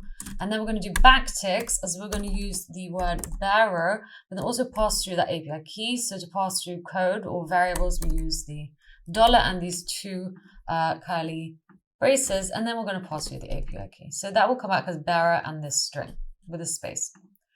Next, we're also going to have to define the content type because we're working with JSON. So content type, and then we're going to do application JSON. Okay, so that's what we have done, and then we're going to have the body. So the body, well, I'm just going to pass through an object, and it's going to have a few things. It's going to have the prompt itself, so the string that we want to send to the AI, so like generate a cat or something. So we're going to put that here. Next, we're going to have n, which is going to be the number of images we want. I'm going to put 4, and then we're going to have the size. And the size of this is going to be, well, there's 3 we can choose from. If you look here, here are the options. Only the prompt is required, right? So the make us a cat. These are optional, but I divide n as 4 because I want 4 images. And the size we can choose from these 3. I'm just going to choose the biggest. You can have all these others, but you know, as a default, we are going to be returned the URL to the image, and I don't really care about the user being shown for that. So great. So let's put in this size, as that is the options we need. And I'm going to have to wrap this through JSON stringify. Okay, so there's a method called JSON stringify, and then we're going to pass through this whole object through it so that it kind of JSONifies this for us. So there we go. Now the prompt, of course I can write some text, but that's not very fun. I want to get the value from this input, right? So let's go ahead and do that. There's only one input, so I'm just going to pick it out by the element itself. Document query selector, and I'm going to look for an input. Okay, and let's save this as input element, just like so. So now I can grab that input element, and whenever we click on it, let's hope there's something there, right? Because input element, and we're going to get its value. Okay, so when we click on the little arrow, we hopefully have something in the input element. Otherwise, you know, you're just sending an empty string. And then we're also sending through the amount of images you want and the size of those images. So great. So those are the options. So we're passing through the URL and the options as a second parameter. Fetch is an async function, so we need to use the await keyword for this. We need to await for it to come back. And as we're using the await keyword in here, this also needs to be an async function. So if you want to know more information on that, I do have some async await tutorials on my channel. So once that comes back, we're going to save this, whatever comes back to us, under the const response. Okay, so we're getting the response, and once we get that response, we're going to get the JSON from it. But this is also an async method. We're going to have to await it. So we're going to await that JSON and save the return under data. And for now, let's just console log data. So there we go. Let's check it out. So all I'm going to do is back on here. Let's go pictures of blue cats in the rain, and click. Let's get up our console log as well. Okay, so that is done, and we get 4 URLs. This is great. And if I get one of these URLs and put them in here, we get a picture of a blue cat in the rain. It's so sad. Wonderful. So this works. I'm also going to just add a cursor to this. So on the actual submit icon, I'm going to add a cursor pointer, just so it's obvious that we can click on it. So that should show up. Wonderful. So now let's get to using these URLs and mapping them onto images here. So let's do it.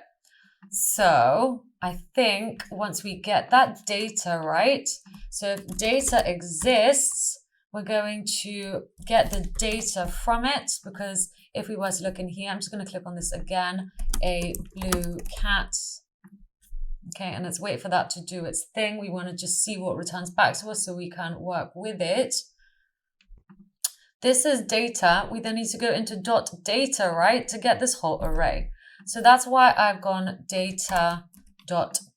If data exists, we're going to go into data and get that whole array. And for each item in that array, What should we call each item? We can call it whatever we want. I'm going to call it an image object, as that's essentially kind of what it is, right? It's a object that holds just the URL. So for each of those, I'm going to actually create an element. So I'm going to use document create element, and I'm going to create a div. That's right, that's what I've done. And let's say this is image container, because each of my images I'm going to put in a container so that we can kind of crop it out if it's too big.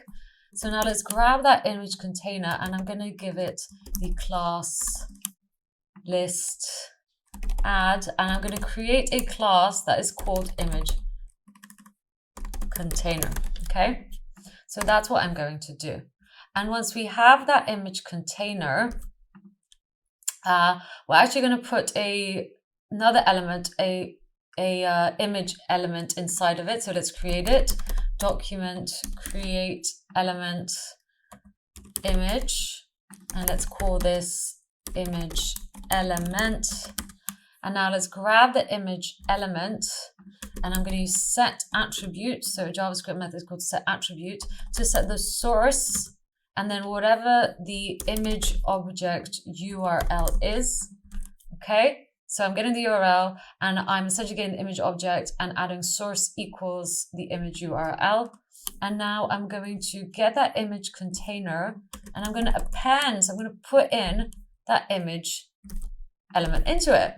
Okay, and once that is done, I'm actually just going to pick out the whole image section by its class name. So let's do that. I'm going to do so up here. Const image section equals document query selector, and I'm going to look for something with the class of image section. So then I'm going to grab that image section, and I'm going to append that image container I just stuck the image into. Okay, so let's have a look at what this looks like before continuing, right? So maybe let's get rid of this console log now. Go in here, and a orange hot dog. Let's wait for that to do its thing. And great. So obviously we haven't styled it at all, but I'm just going to show you what happened. So this images section, which at the beginning had nothing in it, now has 4 elements inside of it.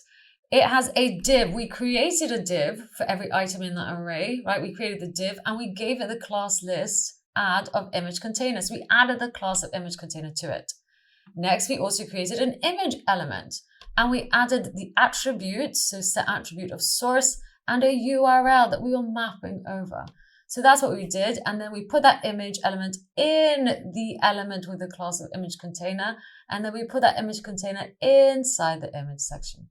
So we did all that with JavaScript, which is pretty cool. So now we have our 4 images, and let's just style this up. So what I'm going to do is perhaps let's grab the images section. So let's go ahead and grab that. And I'm just going to say that the width of this whole section is going to be 100%, but also I'm going to set a max width, and it's going to be 600 pixels. So just like our input. And now I'm going to use display flex to initialize flexbox, and I want everything to wrap over each other. So I'm going to use flex wrap in order for it to do that. And then I'm just going to space out everything evenly with space between, and also just pad this out by 10 pixels. Okay, great.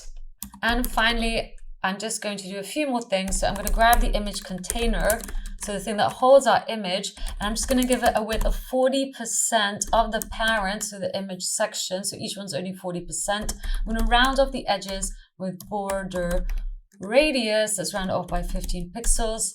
Let's hide any overflow. So if it's a square, the image is a square that lives inside of it. I want to hide off those edges. And let's just give it a box shadow. I'm going to go with RGB 385777 as the color, and then 0 x-axis 20 pixels, y-axis 30 pixels blur, and minus 10 pixels spread. And finally, I'm going to say that any image lives inside of the image container, and let's just give it a width of 100%. Okay, great. Maybe let's change this to be 48%. I think 40 is maybe too small. and let's test it out. And just make sure that you are using the same quote marks everywhere, just before sharing this with anyone. Before you don't need them here, so let's get rid of those. So we can do that. Just cleaning this up a little bit, and this should be small. So let's just change that also. And then just make sure that if you are using hex and RGB, just try to make sure that it's the same approach you use each time. So great. That is looking so much better. I'm just going to change these out too, just to make everything a bit more consistent, rather than just me speed coding this through for you. Okay, and wonderful. And let's test it out. What should we do? Let's do a rainbow ice cream. And wonderful. So I hope you've had fun building this image generator. Of course, this is just for demo purposes. We are going to be building the same thing, but with added functionality. So we're going to be building a DALL-E clone that will do this, but also allow us to upload existing images for variation in React with a Node.js backend, as well as using the OpenAI Node.js library next.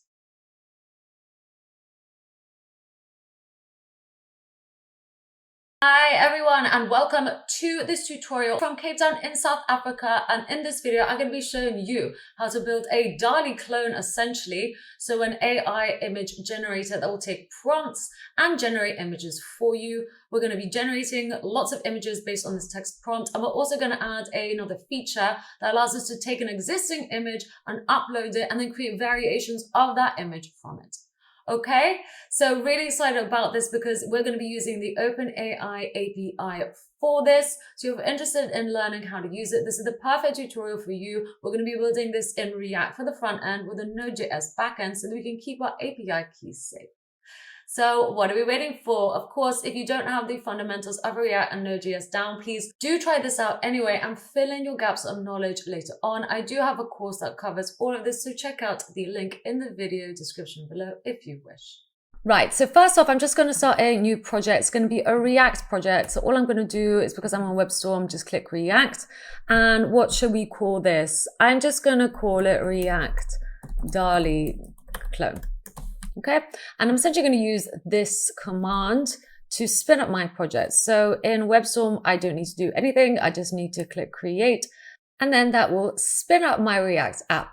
Now, if you're not using WebStorm, just go ahead. I'm just going to make this bigger and go to the directory of your choice. So for me, it's going to be WebStorm projects, and then do npx space. So it's two commands, create React app, so just like we saw, and then whatever you want to call your project. So you can do React DALL-E clone or whatever you want, and hit enter, and that will do exactly the same as what is happening here. Okay, and then you'd have to go into that project, so cd into this project and open it up. So that is just for those who are not using WebStorm. Okay, but I am, so I'm just going to continue and wait for all my files and configuration to populate in this directory for me so that I can spin up a React project.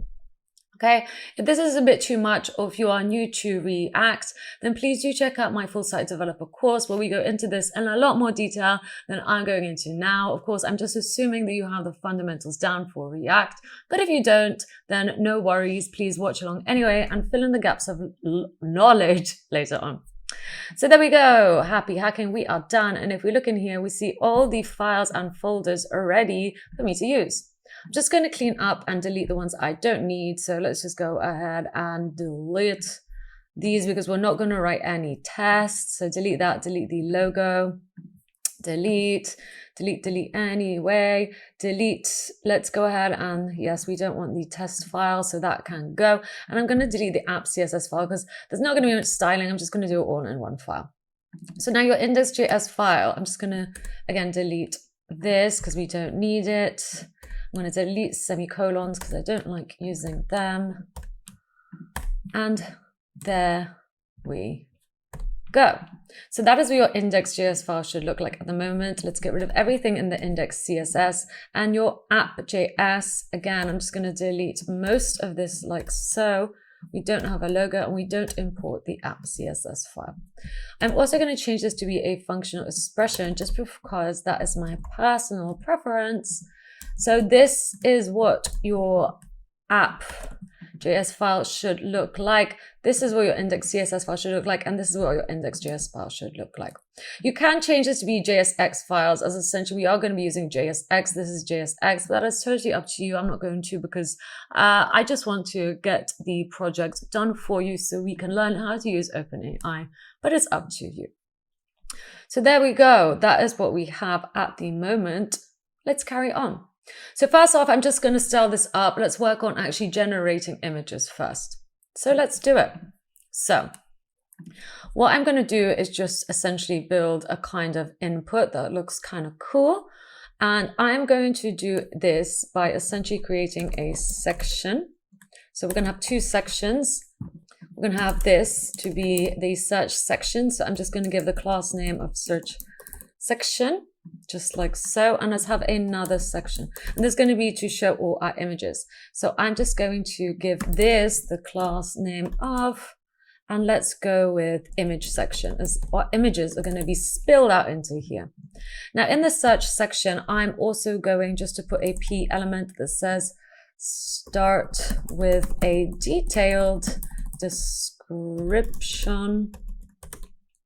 And then I'm going to open up a span element that says surprise as well, if we want to be surprised with a prompt instead. So there we go. Or maybe let's just have surprise me. Okay, so that's what that is going to say. Let's also just pick this out. So I'm going to give this the class name of surprise, so we can pick it out, so we can style it surprise. I'm just going to put this on a new line for you like so. And also we're going to have an on click on here, but let's maybe leave that, or perhaps let's do it. Why not? Let's have some options to be surprised with. So I'm going to write surprise options just like so and make an array. And then in the surprise options, let's have a few commands that we can pass through. So I'm just going to have 3 strings in this array.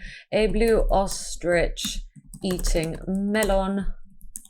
Let's have a Matisse style shark on the telephone. I'm intrigued to see what that's going to look like. A pineapple sunbathing. I'm looking at the sun now, so I'm going to go with sunbathing on an island because I'm in Cape Town at the moment and I've got the most amazing view of the sea. So I guess that's where that has come from. Ostrich. Hopefully I haven't made any spelling mistakes. So we now have some surprise options. And what I want to do is on click of this, I want to essentially bring back one of these so we can populate it. But let's leave that for now. I just want to carry on building this out a little bit more first. So there we have our P element, that whole thing right here. It's going over 3 lines. And after our P element, I'm actually going to create a div. And it's going to hold our input as well as the button to generate new ones. So I'm going to give this the class name of input container, just like so. And in my input container, I'm going to have an input, which is going to take up the majority of the input container. But on the right of it, I'm also going to have a button that's going to say generate. And it's going to generate whatever images we want based on the prompts we give. So those are my 2 things that I'm going to put in here. Maybe let's also have a placeholder for this. So just so we know what kind, like some inspiration, I guess, for the prompt. Let's have an impressionist oil painting of a sunflower in a purple vase, ... Again, I'm just going to put this on a new line because I want you to be able to read everything. So that is one thing that we're going to have on the input. And the button, again, there's going to be an on click on here. But other than that, I think we are now done we just need to style this up a little bit. So let's go ahead and first pick out the app. First off as well, I'm going to also just grab the whole body. So the whole body of the app that we are building. Let's make it a bit bigger. And I just want to get rid of any default margin and padding. So I'm just going to go with margin 0, padding 0. That's actually very large. We don't need it that big. I'm also just going to make sure the whole body takes 100% of the viewport width and 100 of the viewport height. And then let's also give it a background color.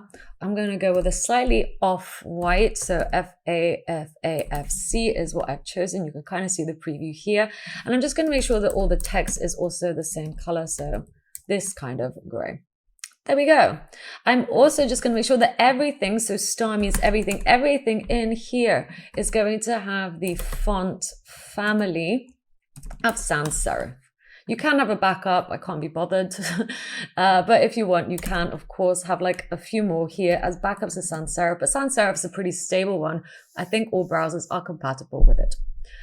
So great, so that is my body. One other thing that I'm going to do is actually say, so at the moment, let's start this up. I could just go ahead and click here and that will run the command npm run start for me.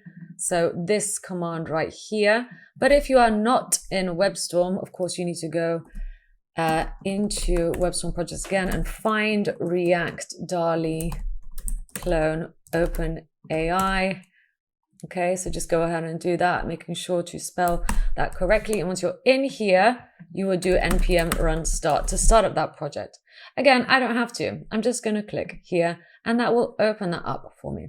So there we go. It's opening up on localhost 3000. And there we go. That is what it looks like. I'm going to inspect the page so we can view the console and see what's up. So this is what it looks like at the moment. Our elements are here. And if you move this down, you will see in the body, okay, we have the root and the app is injected into there. And then we've got the search section and the image section, which doesn't have anything in it at the moment. But let's start these up a little bit more. So I'm just going to minimize that and keep that running. And now let's get the search section, just like so. Just going to minimize that. And the search section, I'm going to make sure that the width is 100%. And then I'm going to center everything in there. So I'm going to initialize Flexbox. And now I'm going to do flex direction to make sure that everything stacks on top of each other. So like a column. And I'm going to center everything using justify content center.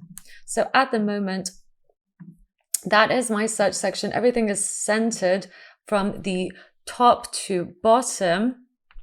And now what I'm also going to do is get the parent, so the app, and make sure that these two are kind of not going all the way to the sides. I actually want the app to be only 90 of the viewport width. So let's grab the app itself. So the element with the class of app, and I'm going to assign the width of 90 viewport width to it.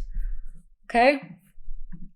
And now just center it in the body. So let's grab the body again and use display flex, justify content, center. So now that should be centered. So great. That is what it looks like at the moment. Let's get to styling the span with the class of surprise me next. So once again, I'm just going to find the element with the class of surprise, because that was the class we applied to that. And I'm just going to make sure that the background color is a color that I have picked out previously.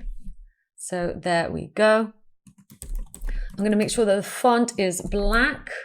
I'm also just going to round it off so it looks more like a pill by giving it 5 pixels border radius. So border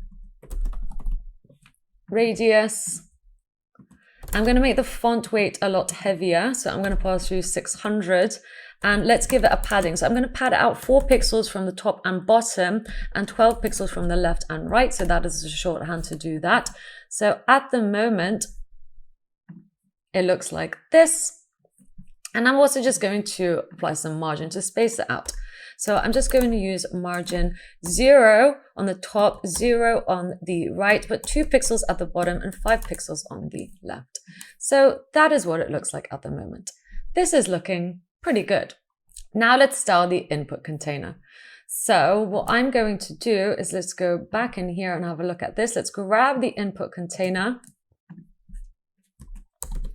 So there we go, the element with the class name of input container. And I'm going to say that I want the width of it to be 100% of the parent that it's in. So the search container. Let's use display flex to initialize flexbox. And that just means that anything in the input container, so the input itself and the button will be next to each other. And now I just want to round it off. So give the whole thing a border radius of 6 pixels. However, it does have an input inside and a button inside. If those two elements go over the outline of the input container, I want anything that goes over to be hidden. So I'm going to do overflow hidden. So that just means that, as you will see here, the little corners have been cut off because they go outside the input container itself. So here's my input container. And as you will see, that has been cut off. Now let's style the input and the generate button next. So let's do it.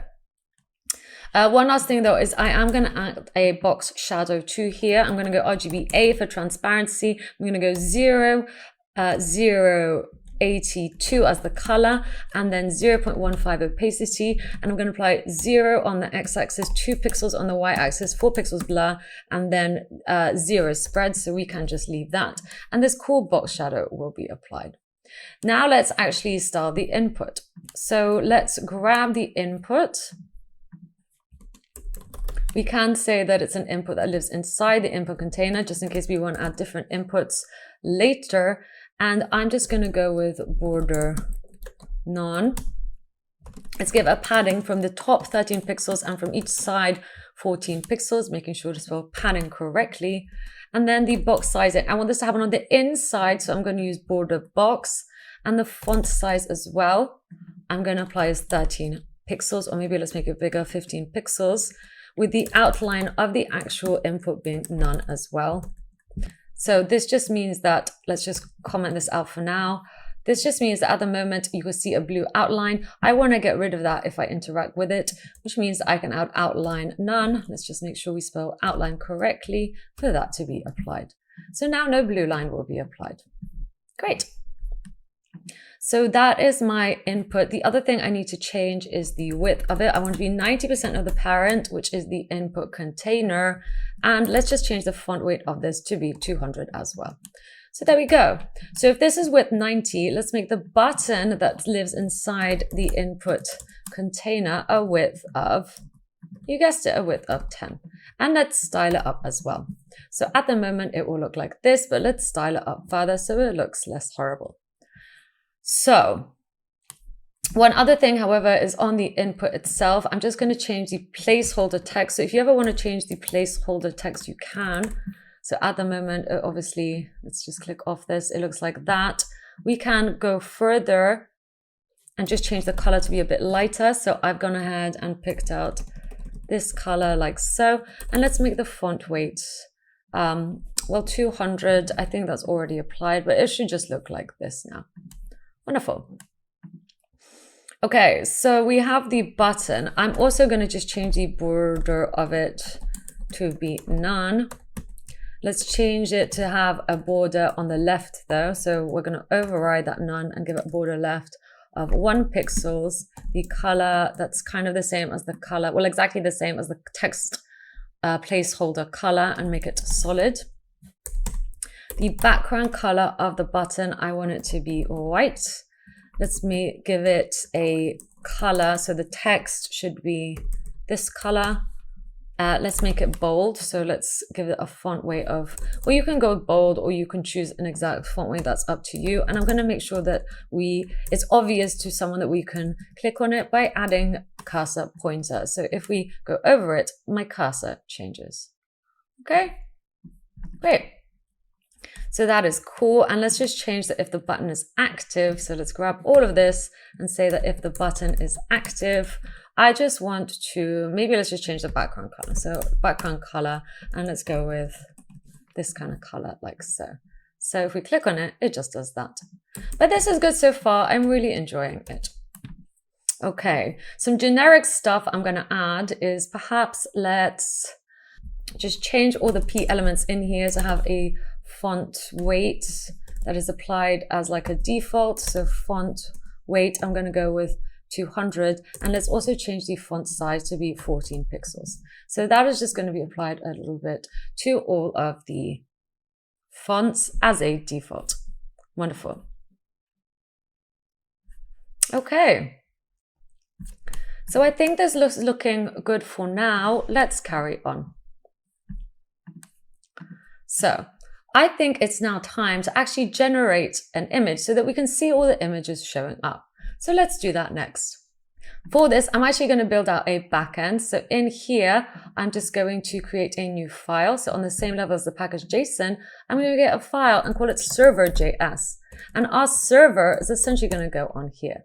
So there we go. That is our file. There is where it lives. Just make sure that it's not in the source directory. It's outside. Great. So let's minimize that. Now, what's going to go in my server.js file? Well, let's set it up. We're going to have to define a port. So I'm going to go with port 8000. We're then going to have to require some packages. So const express equals, and then I'm going to get the package express. So I'm going to do require express, as well as a bunch of other packages. So maybe now is a good time to actually install those packages. So if you get up your terminal, making sure that you're in the correct project, just do npm I, and we're going to install the package express. We're also going to install cause. So express is going to help us with routing. Cause is going to help us with error messages that we get from cause. We're going to use the .env file. So we need the .env package for this in order to hide our secret variables so we don't upload them onto GitHub or anything like that. And we're of course going to use the OpenAI package that will help us communicate with OpenAI better, as well as a package called fs and 𝐿ter, which will help us deal with actually storing images into our project. But we'll come onto that later. For those of you who need more of an explainer into these packages and what we're doing here, please do check out my course, where again, I go into this in a lot more detail. There's just not enough time for now. And it really is the kind of fundamentals of working with Express and Node.js. So I'm going to hit enter for that to do its thing. And essentially, you should see those dependencies or those packages show up here along with the version we are using. So if your version is different for any reason, please go ahead and change that. And make sure that they're the same if you're watching this in the future as this video, because something might not work. And then just rerun it. So reinstall them again if you've already changed the package. So if I change the package here to 3, save that file and run npm, that is the version that will get installed. But of course, we don't want that. We want the latest versions. So great. We have now installed those packages. Now I'm going to write a script in order to start our backend. So here is our front end, but I'm going to change it to be start front end. So I'm just going to make that a bit bigger for you. We're also going to have to install one more package, which is 𝐿DAEMON, which is going to listen out to constant changes on our backend. So please go ahead and install that package, which means we can now use it to start our backend and listen out to constant changes. So now I'm just going to do start backend. And I'm going to do 𝐿DAEMON, and 𝐿DAEMON listen out for constant changes. And then I'm going to say on which file. I'm going to say on the server.js file. So server.js. So that's what that piece of code is done. And there's the 𝐿DAEMON package. So save that file.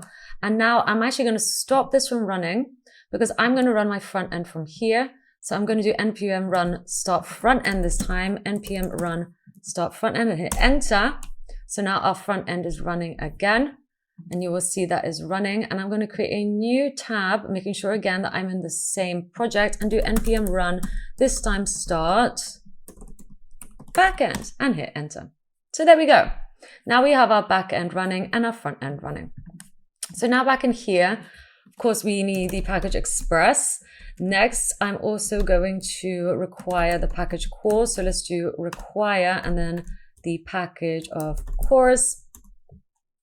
And now I'm going to get express because essentially I've got the package and I've saved it under this const. And now I need to release all of that wonderfulness. So whoop, that's me releasing it. And now I need to store all that wonderfulness under something else. So I've gone with app, which means we can now use all of Express's wonderfulness by using app. And now app will have lots of cool methods and properties attached to it. One of them being app use, which will allow us to grab the cores package and once again release all of its wonderfulness so we can use it in this project. Okay, So hopefully I've explained that well. The other thing we need to do is actually use app use, and we're going to get express and release JSON. So use the method of JSON on it. So we can actually work with JSON where we're sending JSON from the front end of our project to the back end of our project. If you don't have this, you won't be able to send stuff from the front end to the back end, specifically JSON. So great. The other thing we need to do is require the package .env, and this will allow us to essentially create .env files to store our variables secretly, and we're going to have to do that because we're going to store our OpenAI API key. Cool. So I think that should be it for now. We do have a few more to use, but I think let's cross that path when it gets to it. So now I can, of course, use app, and it will come with a cool method called listen, which will allow us to listen out to a port. So that is one thing we're going to have to pass through. And the second thing is a callback, and we're just going to console log your server is running on port and then the port number. Okay, so let's check it out. So now if I look at my terminal, that shows up. And if I make any changes here, it will rerun it. So I just save the project again, and it's rerun it. So that's what 𝐎𝐵𝐷𝐼𝐻 does. 𝐎𝐵𝐷𝐼𝐻 essentially listens out for constant changes on our backend. Cool.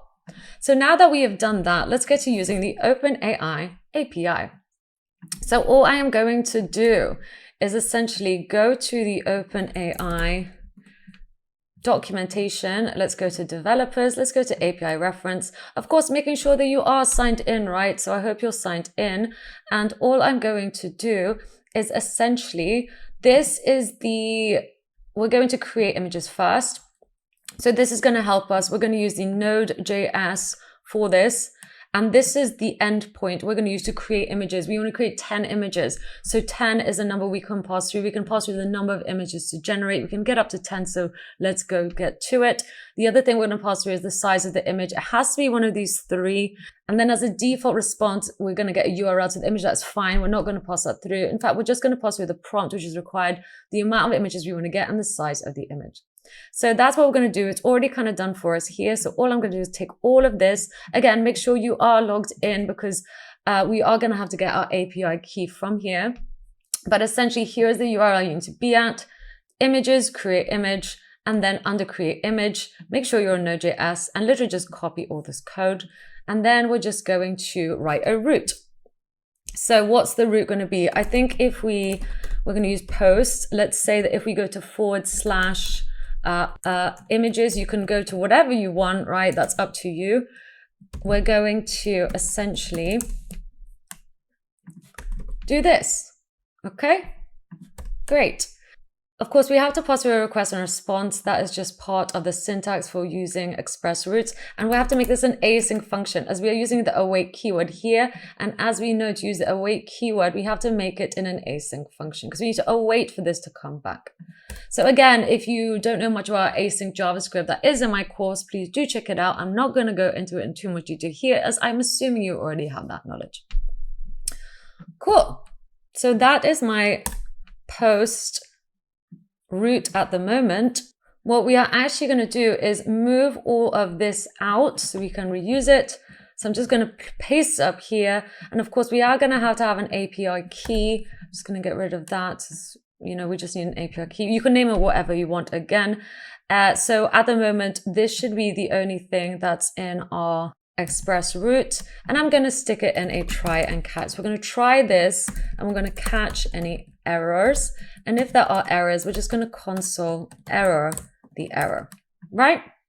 So that is looking good. Of course, we don't really want this. We want to send this from the front end, but we will do that when it comes to the right time.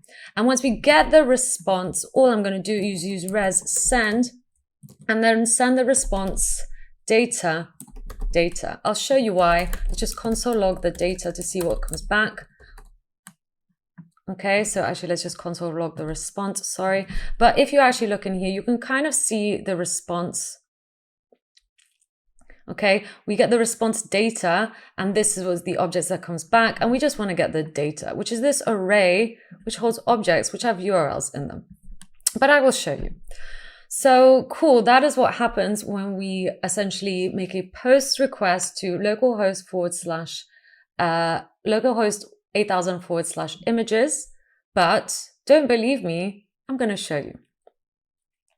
So let's do it. On the front end, what I'm going to do is actually add an on click to here. So on click, what do I want to happen? Well, on click, I'm just going to get the images, right? So let's define get images. I'm going to do so up here. So const get images is what I am going to call this function. And once again, I'm going to use try and catch. I'm going to catch any errors, and we're just going to console error the errors that come back. And then in here, I'm going to, again, use await, because the fetch API essentially is an async function. So we need to await for whatever comes back to us. And we're going to save the response. So we're going to save the response, and we're using the await keyword here, which means this needs to be an async function, as await cannot live in a function that is not async. And like I said, we're going to go to HTTP localhost, as we defined 8000 / images. So that is the route that we made. We could have called it whatever. If you change it here, then of course you need to change it here too. And then we're just going to pass through some options. So let's define those options. Const options, just like so. And we're going to pass through the method. It's a post method, right? Because it's a post method here. We're going to send some JSON, which we're going to replace here. So that is why it's a post request. And along with the method, I'm just going to pass through the body. It's going to be an object, okay? That's going to send a message, which is essentially going to be the value of our input, right? So at the moment, I'm just going to go with blah.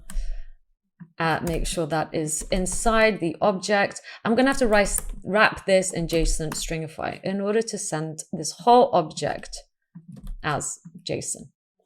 Okay, great. And outside of this, we also need to pass through some headers just to tell this that we are working with JSON. So I'm going to do content type and then application JSON. So just like so. Cool. And once we get that response, I'm just going to get its JSON. But this is also an async method, so we have to await it. And we have to await the response. Let's say this as maybe data. And there we go. And I'm just going to console log the data. So that's a lot. Let's see if it works. Of course, we aren't passing anything through. We're not even passing blur to the backend. Well, technically we are, but that's not what we're sending to the API. 𝐎𝐫𝐢𝐠𝐢𝐳 is what we're sending to the API. So let's do it. Let's try this out. I'm just going to go back to my project. Let's get up our console log. And then let's also not forget to get our API key.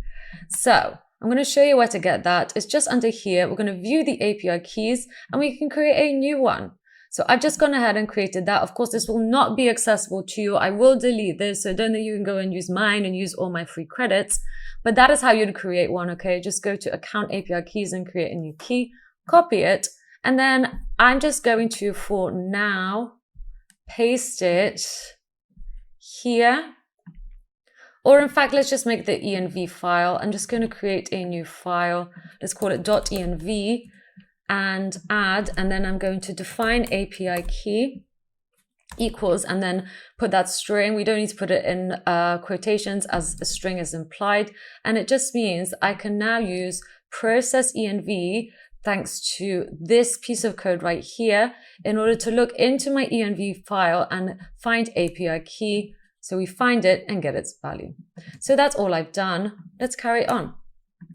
So yes, now if I go ahead and click generate, we should be able to communicate with our API. And we're just going to pass through a 𝐎𝐫𝐢𝐠𝐢𝐳, and then we should get back 2 images for us.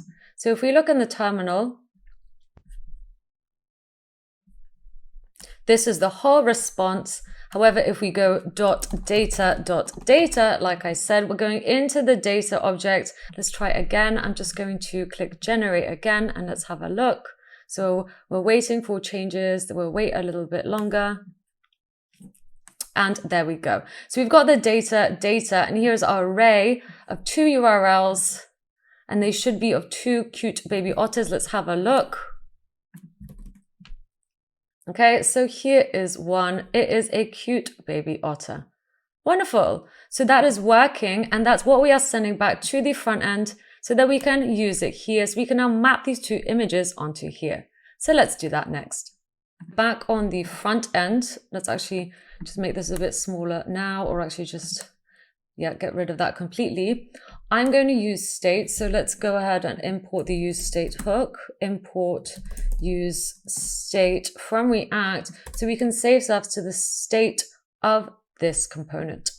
So I'm going to do const, let's maybe save the, what should we call this? I guess images, right? That's what they are. Images, set images, use state, and let's start off with null. And now once we get back that data, so the response is data, which is what we're console logging out here. So it's an array of 2 objects. I'm going to use set images to just set that data, right? So now we're going to have images, and we can now get the images to show up. So all I'm going to do is in the image section, let's open this up.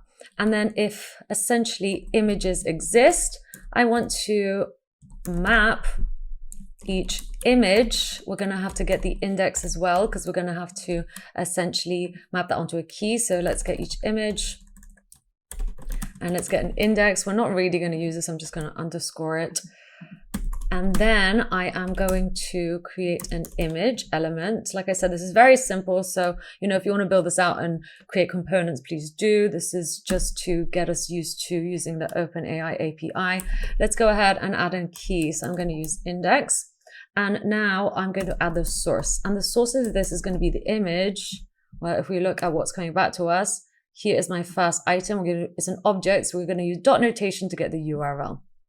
So I'm going to do dot URL, and as some alternative text, I'm just going to do generated image of, and then I guess whatever my prompt was, right? So actually what we can do is just put in the value. So the value is going to be my prompt, which of course we haven't written yet, but I think that's kind of a cool way to do it, right? Because we need this for the visually impaired.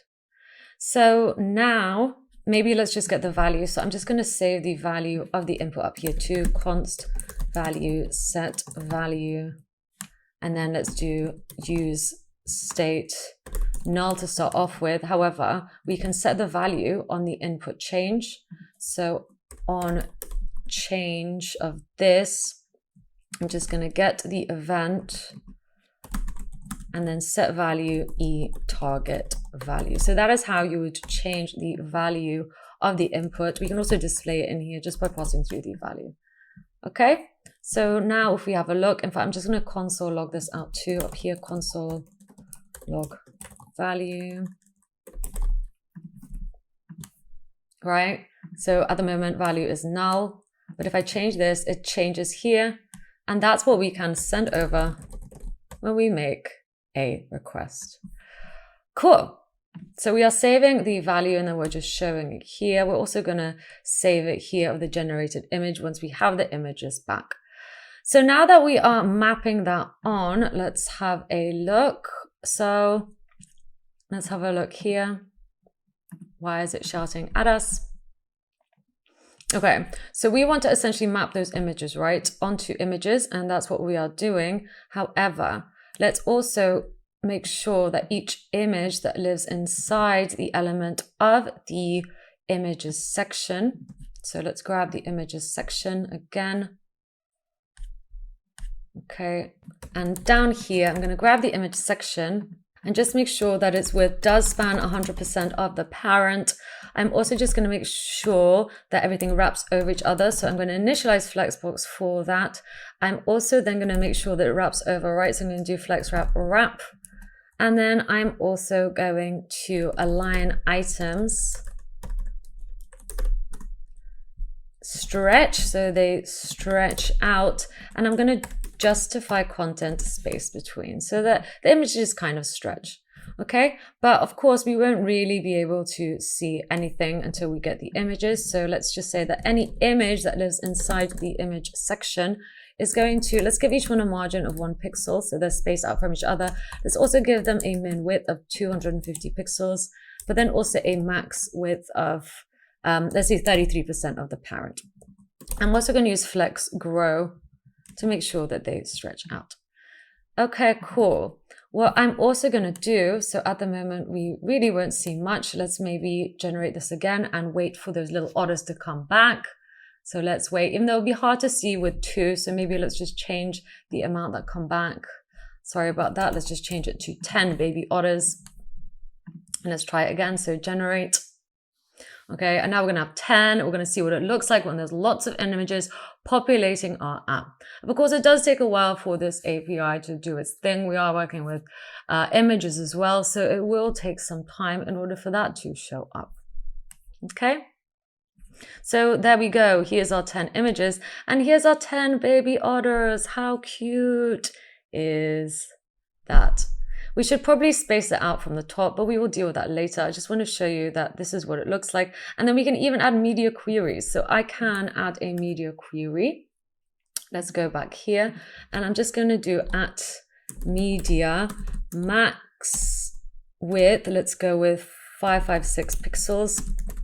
And then I'm just going to say that any image that lives inside the image section is actually just going to have a max width of 100%. So it's going to essentially take up the whole space if I get to a certain point. Cool, right? Okay. What else do I want to do? Maybe let's also get the search section. So search section and assign it a height, I don't know, 300 pixels, whatever you think will look nice. So I think that looks okay. We can make it smaller. Like, honestly, this is just styling that you can get way too wrapped up in when we just want to learn how to use the OpenAI. But, you know, I think that looks better. So now let's actually get to passing the value through so we don't just get otters. I'm going to show you how to do that next. So let's go back to the app. We are setting the value here, right? So now all I'm going to do is get that value and replace it with blur. So there we go, making sure that is code. And that now that means that's going to be passed over with our option. So that on the server, that gets sent over. And it's part of the body, right? So if we look at here, it's going to be part of the request body message. And this is an object, so we use dot notation. So I can just go with using request body message to get whatever that value is. So this right here. Make sure to wrap it in JSON stringify and make sure that is here in order for that to work. But essentially now let's check this out. So let's go back here. What should we do this time? I'm just going to refresh this for now. Let's go with, or let's do surprise me, right? Let's hook up the surprise me. So let's go back here and on click of the surprise me. So on click, I'm going to write a function called surprise me and let's define it. So let's grab this const surprise me equals, and then all I'm going to do is essentially set the value. So set value to be, well, I'm going to get the surprise me options, or let's maybe, yeah, let's get the const random value from the array. I'm going to get the surprise options and I'm going to pass through into them to get back a random number from 0 to 2, as that is index 0, 1, and 2. And to do that, I'm going to essentially use math random and call it, but multiply it by the surprise options length. Okay, and then round that number down, because that will give, this gives me back a random number from 0 to just under 1. And if I multiply by the length, it would be from 0 to just under 3. But of course, 3 doesn't exist. We want to round it down to 2. So that's why I pass it through math. Sure. Okay, so that is how you would get a random value. And we just pass it through into set value. So now if I click on here, how cool is that? Let's go with a Matisse style shark on a telephone and generate. and wait for that to do its thing. And we get our 10 sharks. This is cool. And here they are. Here are 10 randomly generated sharks. I love them. They're pretty awesome. Of course, it will take a while for the images to download, but I mean, this is like super arty and I'm really into it. Of course, we can write our own thing. So we can do a cool ice cream and generate. You will see how that value is updating every time we type it, but that value will only be sent once we hit generate as well. So that is something that you should know. Okay, and then that's replacing the images here of cool ice creams. Okay, of course, we have to wait a little bit for that to completely be replaced. One thing we can do is when we click the surprise me, we actually set the images to be null first, as well as I think when we get the images again, let's just reset that. And actually also, let's say that if value equals null, right? So if we just click it, but there's no value, then we're going to set an error message. And that error message is going to say error must have a search term, right? Okay, and then we're going to return out of this because we don't want to do anything else. So let's set error messages, const error set error use state. We're going to have a null to start.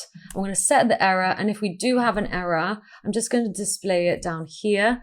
I'm actually just going to maybe display it, I think, let's go with just outside of the input container down here. I'm just going to show the error if one exists. So maybe let's wrap it if error exists, then we show the p element with the error. So no p element exists unless there's an error present. Okay, so now let's check it out. A cool hat and generate and wait for that to do its thing. And we get some cool hats. And if we click surprise me, it'll clear those images so that we can start fresh and we can generate our surprise me prompt. Okay, and again, same if we want to remove this, it's some more cool hats and generate. It will clear those images so we can start fresh. So that is a much better approach. Right, so generate 10 images. They look pretty cool. I think now I'm really excited to show you this next part as this took me a while to figure out. So I'm excited to share my result with you. And it's all about generating variations of an image that already exists. So this was interesting because we're going to have to figure out how to upload existing images onto here, not just write prompts, and use the images, create image variation endpoint for this part. So let's do it. So first off, I'm just going to go ahead and add an input that will allow us to do this. So I'm going to show you how I would personally solve this part. So this is the input. We don't want to do it in the input container. Let's perhaps do it outside of the input container. So what I'm going to do is actually create a p element outside of the input container. So just make sure that is finished here. And here, what I'm going to do, maybe let's just format this a little bit better while we are at it. Okay, so there we go. I'm going to use a p element and I'm just going to write or let's actually also give this the class name so we can pick it out. I'm going to give the class name of extra info. So just like that, we're going to have or, and then I'm going to actually create a span. But this span, so maybe let's put this on a new line. This span is going to hold a bunch of stuff. It's going to hold a label, okay? And the label is going to say upload an image. Okay, it's all part of one sentence. So that's going to say upload an image, and this label is for. So let's use HTML4. This is for something with the ID of files. So it's going to be an input, okay, with the ID of files. So that's how you would link them up. So that if we click on the label, it will affect this input. I'm going to show you what I mean. And here, this is going to have files, but it's also going to have an accept, and it's going to accept all types of image. So I'm just going to go with image like this.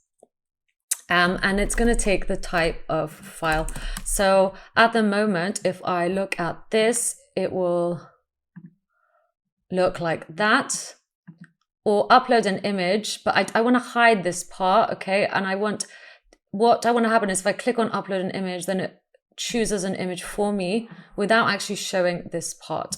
So let's add hidden to this to hide that. Okay. So or upload an image, and then I'm just going to put some more text, and that is going to say to edit. Okay, so there we go.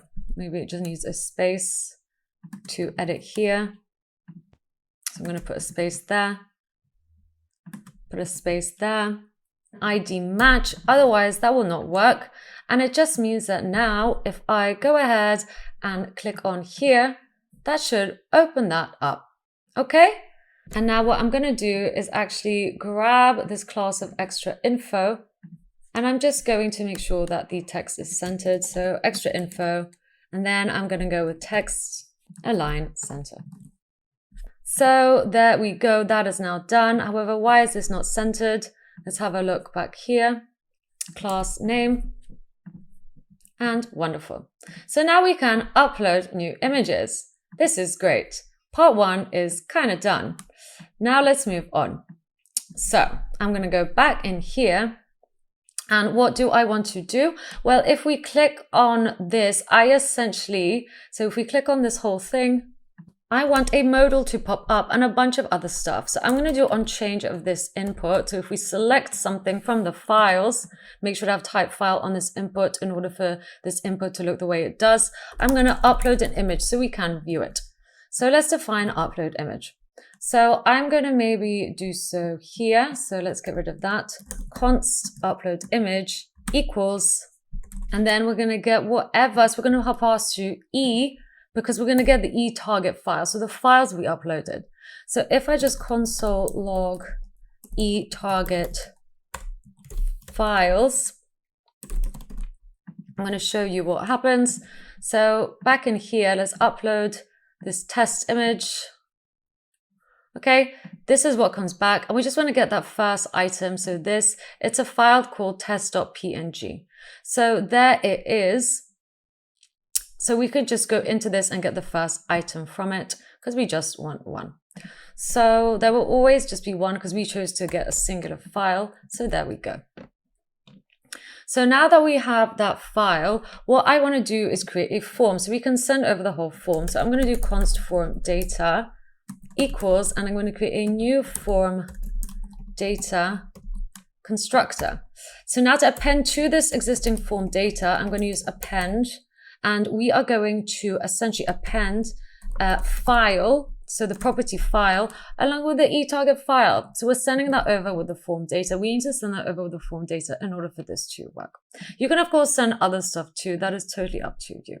Then what I'm going to do is set the selected image. So set selected image, and I'm just going to pass through this so we know what the selected image is. And of course, we need to save that to state. So let's do const selected image, set selected image, and then we're going to use state null because it's going to be nothing at first.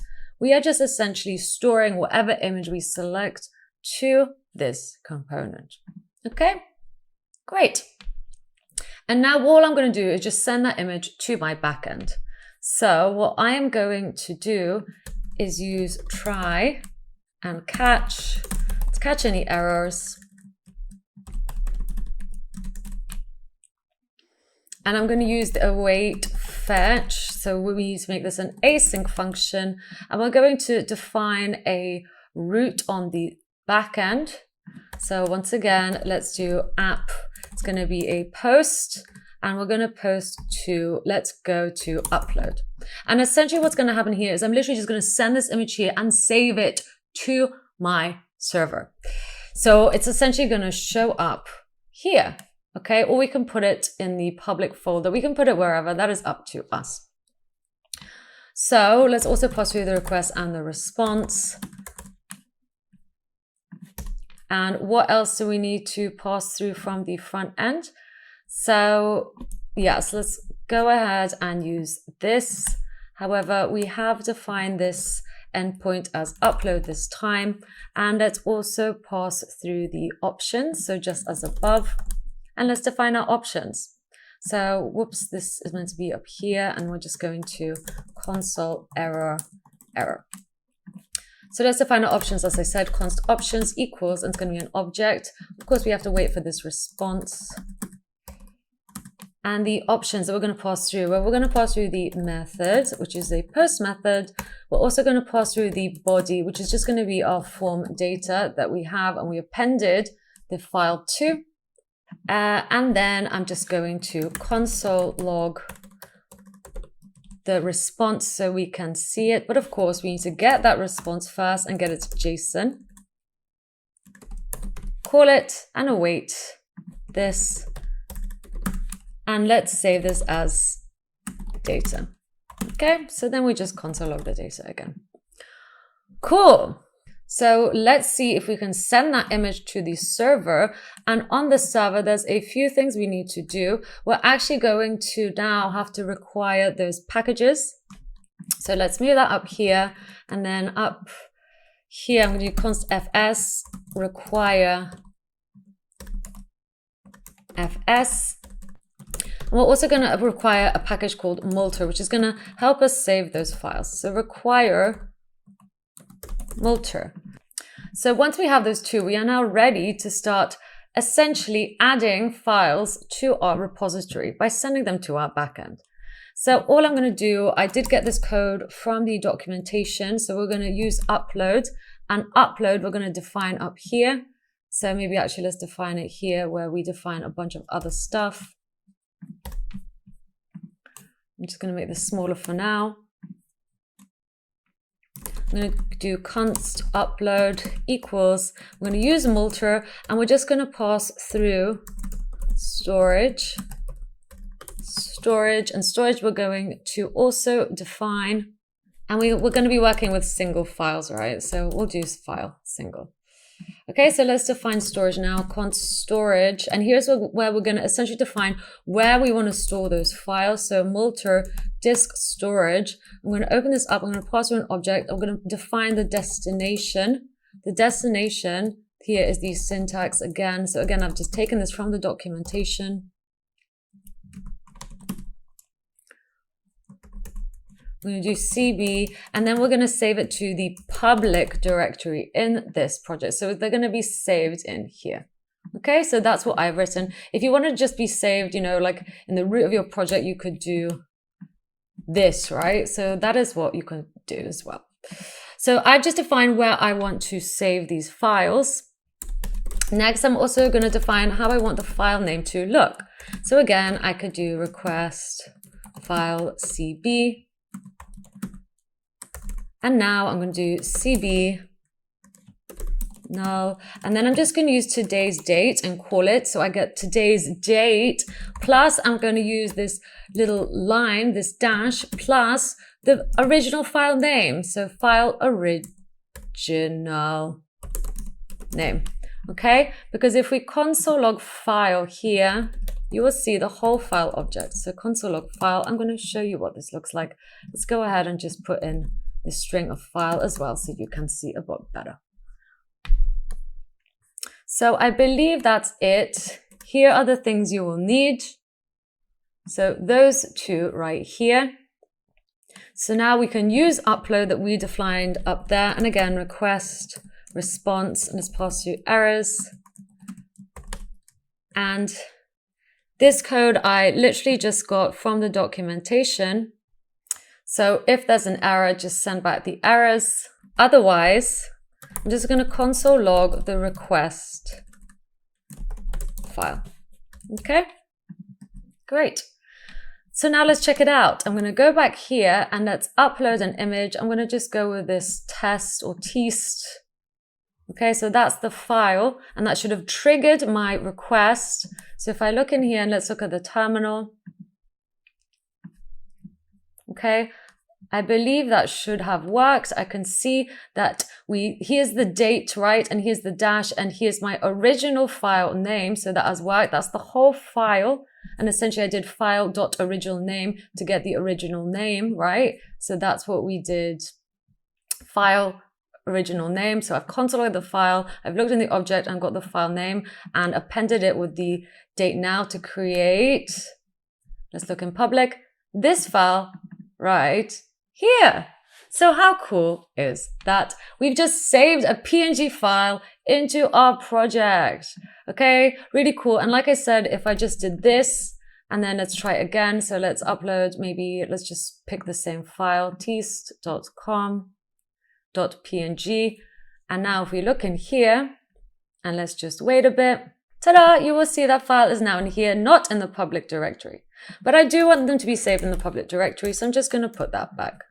So I'm just going to delete these for now so we can carry on. But essentially, we are saving files into our project. How cool is that? Wonderful.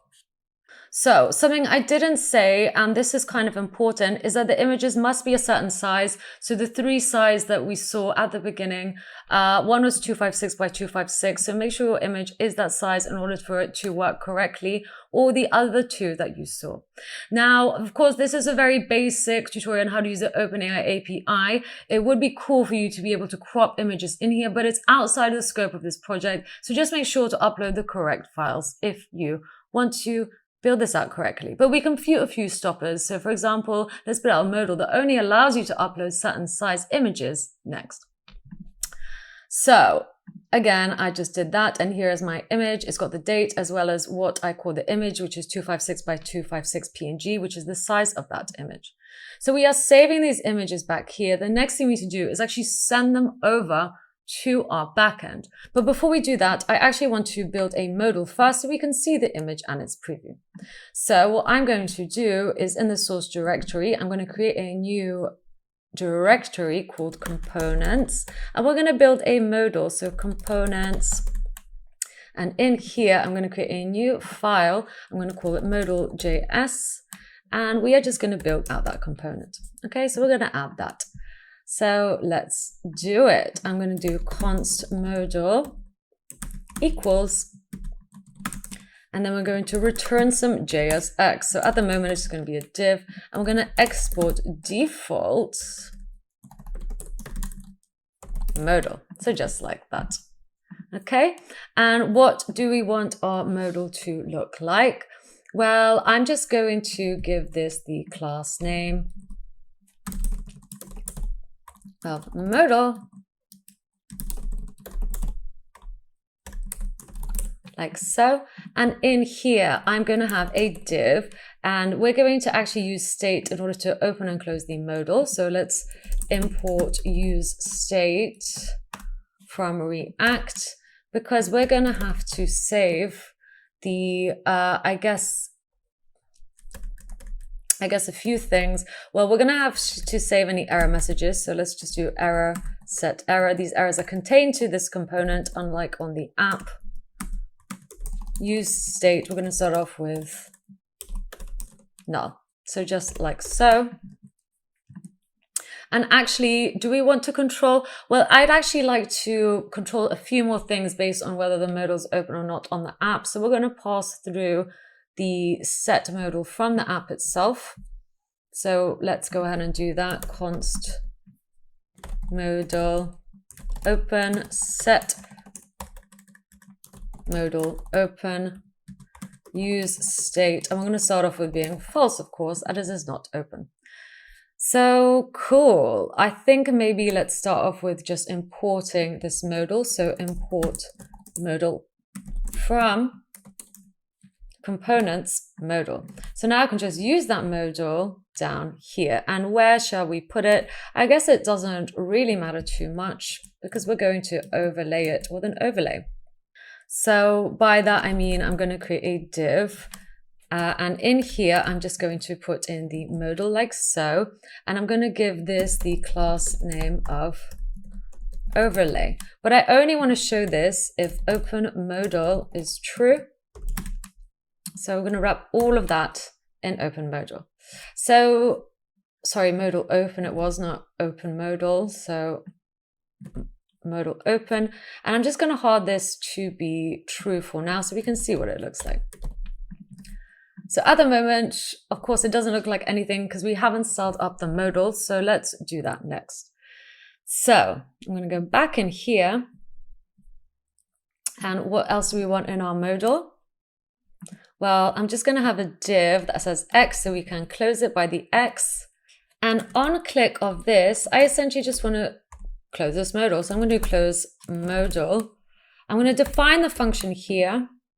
So let's do const close modal equals. I want a few things to happen though. And what I want to happen is I want to use set modal to be false. So set modal open, sorry, to be false, right? Which means we need to pass that through. So let's go back here. I'm going to use set modal open. I'm going to pass it through into the modal so we can use it, which means we need to destructure that prop here, destructure it so we can use it there.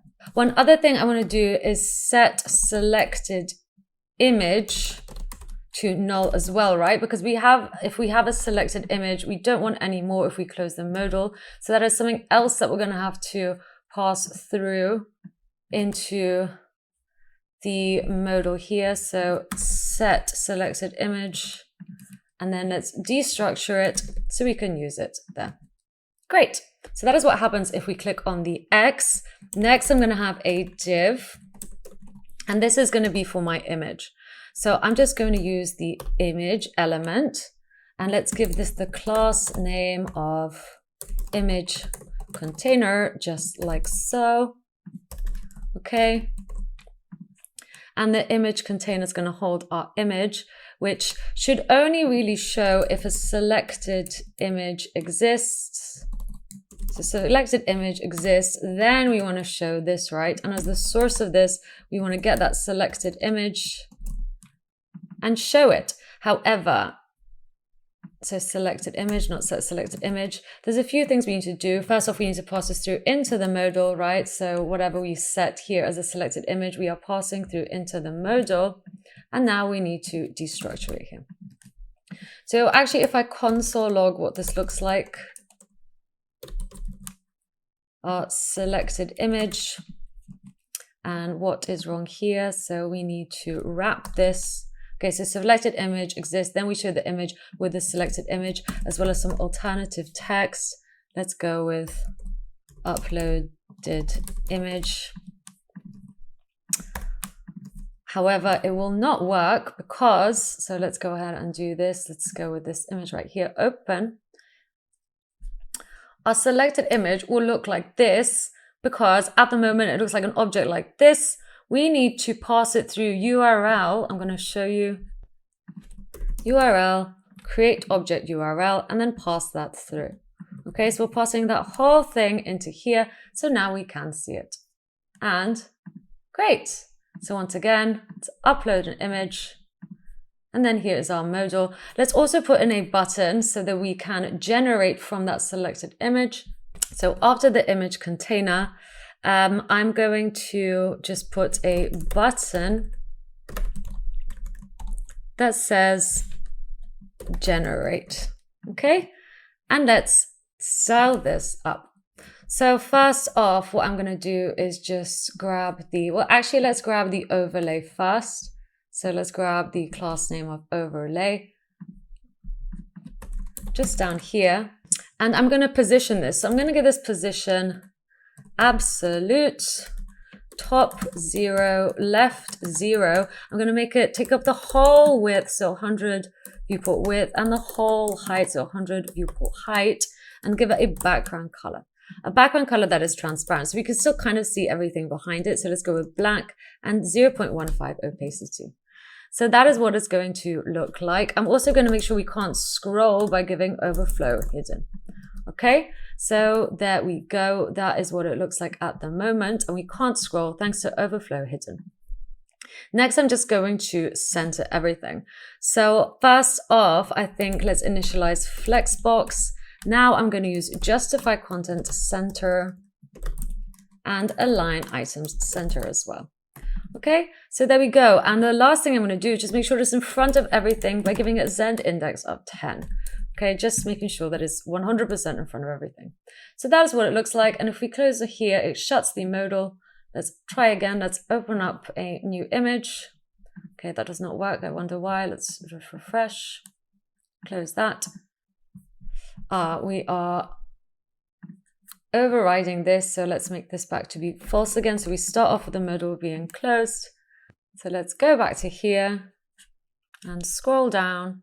As soon as we save that form data, we're also going to set modal open to be true. Okay, great. So let's try it again. Upload. Amazing.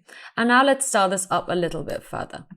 So all I'm going to do is now back on the index CSS after the overlay, I'm going to get the element with the class of modal. I'm going to position it relative. I'm also going to make sure that the Z index is the highest. So let's just go with 100 to be safe. Let's make the background color white. And now I'm going to give a padding of 10 pixels, a border radius to round it off of 10 pixels. Let's go with display flex, and I'm going to go with flex direction column to make sure that everything's stacked over each other. So at the moment it should like this. And now let's style the button too. So let's grab the button that lives inside the modal, and I'm just going to make sure that the width is 100%. The padding is 20 pixels and border is going to be none. And now if we actually make it active, so if we click on it, I'm just going to change the background color. So let's go background color and then FAFC. So that is much more, I think, what it should look like. I'm happier with that. Cool. I'm just going to change the X text icon. So choose one of these instead, just to make it look that little bit cooler. So let's go with maybe this one instead. And on the modal, I'm just going to replace that like so. Okay, so that is better. Okay, so let's try it again. Great.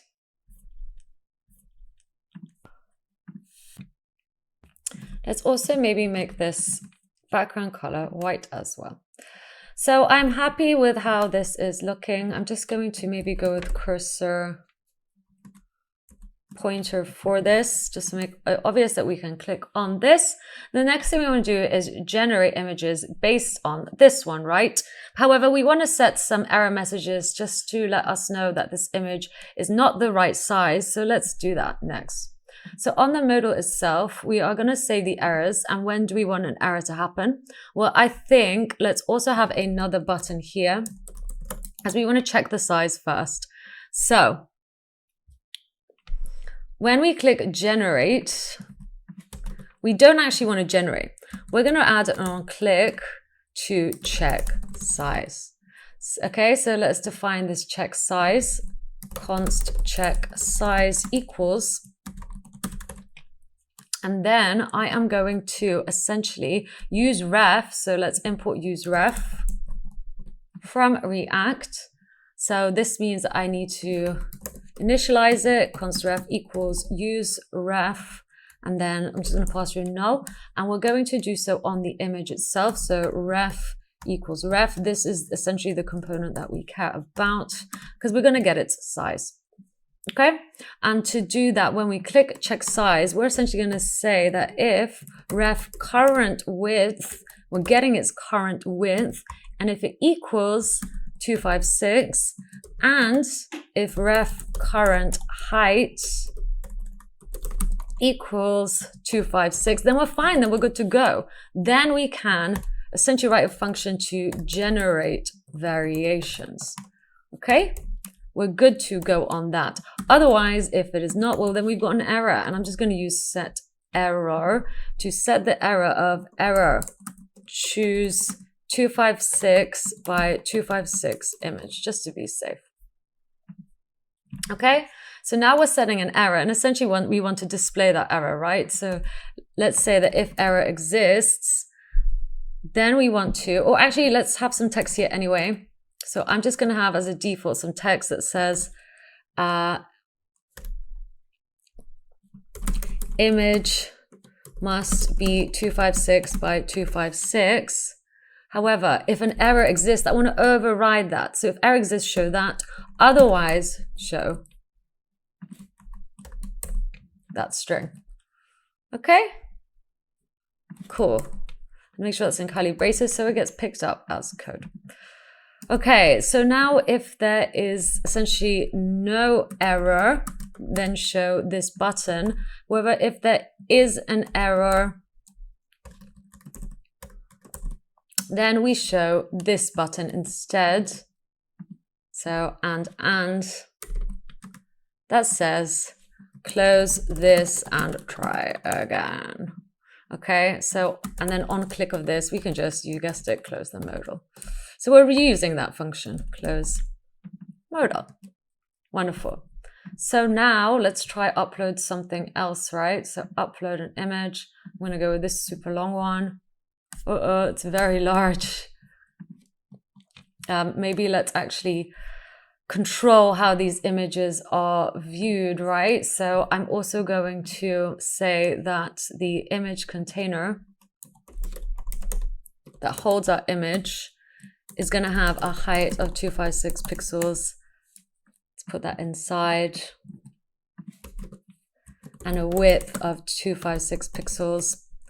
And then I'm also just going to do overflow hidden. So it's really obvious that the image is too big because it will look like this. It will look all cut off.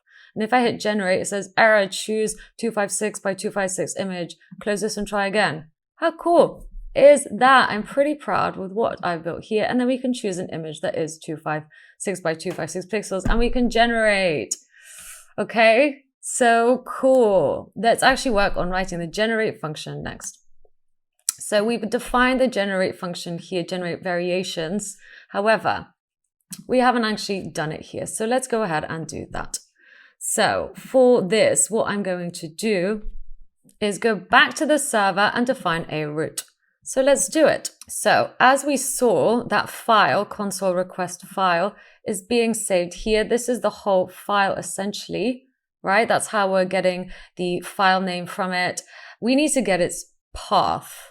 Okay, so I'm going to get its .path and I'm actually going to save this as something. So I'm going to save it up here maybe. Yep, sure. So let's go with let file path. At the moment it'll be nothing, but as soon as we have a value for it, so as soon as this runs, I want to get request file path and save it to file path so that we can use it in our next route, which is going to be a post request. And let's define this. Let's call this variations. You can call it whatever you want. And we're going to pass through the request and the response. And this, again, let's have a look at OpenAI for this. So let's look at the documentation. Well, we're obviously going to make a request to this URL. So we can just take all of this. So copy it, make sure you're Node.js and copy all of this. This will create an image variation. Let's go back in here and let's go ahead and use try and catch again. So try, I'm going to paste that in like so. We don't need this as we've already done that. And we've already defined OpenAI. So we just need the response. We have the await keyword there. So we need to make this an async function. And now let's catch any errors. So try and then catch error, console error, the error. Okay, so that's what we have done. And now we can get that response and we're just going to send send response and the object. So response data comes back as this. So we need to do .data again. So response data is what we need to write. Great. However, we know that we don't want to pass through this string. What we want to pass through is the file path that we saved up here, right? So the file path that we got here when we upload the images, we got the file path, which is essentially the file path to any one of these files, the last one we uploaded. And then we're just going to pass that through like so. Okay, so wonderful. And we are hard coding this. Let's get back 10 images, all at this size. And once that comes back to us, so back in here,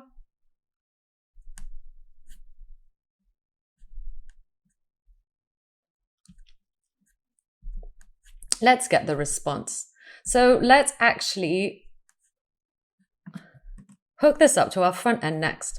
So const generate variations equals,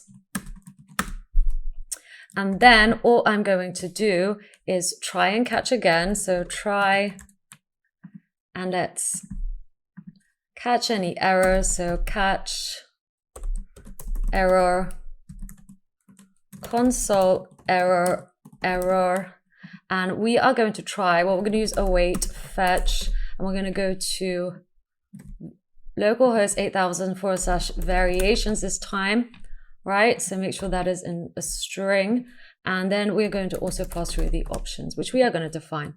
So const options, well, we know this is a post request, so options method, it's a string of post, and we actually don't need anything else, so let's just get the response of this. So response, and then we're going to get the response. Don't forget to make this an async function. Let's get the response, get its JSON, and this is again async, so we use the await keyword, and let's get its data. And then I'm just going to essentially console log the data so we can see it, but I know it's going to be an array of images, so I can just set images to be the data. And once we are done, I'm just going to set error as null if there are any errors. And I'm also going to set modal open as false, so it shuts the modal. Okay, great. So when do we want to generate these variations? Well, we want to generate them after we check the size, right? So I'm going to go back to the modal here. I'm going to pass through generate variations, just like so. You know, let's maybe put these on a new line so you can see everything that we're passing through into this wonderful modal. So generate variations. I've obviously misspelt it. Generate variations. Okay, so that's better. And now on the modal, let's just copy it so I don't make any spelling mistakes. Let's pass it through here as well. And now let's essentially call it. Okay. Before we move on, I am just going to also just set the images to null so we can start fresh. And if selected image equals null, okay, when we try to generate the images, I just want to set an error message and just say that no image has been selected so that we can't generate anything. You can pass through whatever you want. This is the string that I am choosing to pass through so that it shows up. And finally, we're just going to close the modal. So I'm just going to use set modal and pass through false and return out of this so that we don't go to the next thing.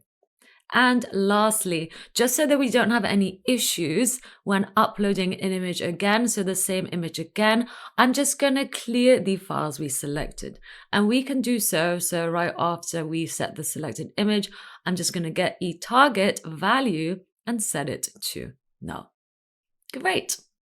So let's give it a whirl. So let's go back here, upload an image. Let's upload this image that meets the requirements and generate. And now let's wait. So once I've done this thing, it should shut this modal, it should get rid of any error messages, and it should show 10 variations of this image that I uploaded, which is pretty awesome, let's be honest. And there we go. We can see those 10 images and those 10 URLs and 10 variations of me. How cool is that? I mean, some of them are like super scary, but you know, at least we have managed to do it. I really enjoyed showing you this tutorial. It was really fun to make. It's been the funnest one I made in a while. So I hope you had fun. Thanks so much again. And don't forget to clean up your code, get rid of, like we used RGB and hex, and we also used variations of different quote marks, and we haven't formatted the code. So please go ahead and do that and take this project, make it your own, style it up. There is so much to do. It is yours. And then we can clear again.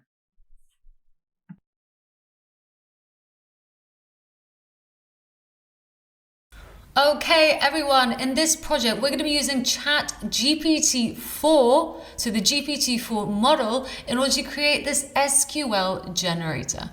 So this is going to be cool. We're going to be able to save our messages up here in the chat, and then we're going to display the final outcome, so the SQL query we asked it to write, in the little code section below. So that's what we're going to be doing. As you can see here, we can scroll through all our previous chats, and we can also clear the chat. Okay, so I hope you're excited. We're going to be building this in TypeScript for the front end and Node.js for the back end, as well as the OpenAI API using the chat completions endpoint. Okay, so let's do it. Let's create a SQL generator in TypeScript with a Node.js backend. So all I'm going to do is select a new project, and this is going to be a TypeScript project. So I can go ahead and click here and make it a TypeScript project by selecting this right here. So that's all I'm going to do. And let's go ahead and call this TypeScript SQL Generator and hit create. Okay, so that will essentially spin up a TypeScript project for me. So let's just go ahead and wait for that to do its thing. If you're not using WebStorm, all you'd have to do is get your terminal up, find a directory you want to work in. So I'm going to go into WebStorm projects and use npx create react app, then whatever you want to call your app, and then -- template TypeScript. So that's all you'd have to do and hit enter. However, I'm not going to do that because I've done it this way. So there we go, happy hacking. And now you will see all the files that I need. We've got the tsconfig.json, we've got the package.json, and then we've got the source directory. I'm just going to go ahead and delete what we don't want. So we're not going to write any tests or anything like that. So I'm going to delete these two. So this app CSS and the test file. Then I'm going to also delete the logo. So let's go ahead and delete that. So just go ahead and click delete. And then we're going to also delete the report of vitals and setup tests, as we're not going to need those either. So delete those two. There we go. Okay, great. So let's now have a look in my app TSX. I'm just going to pretty much delete everything so that we can start fresh. So there we go, just delete all that. We don't really even need to import React. Let's change this to a functional expression just because that is my preference. So just like so. And then I'm just going to change the class name like so and export default that component. Great.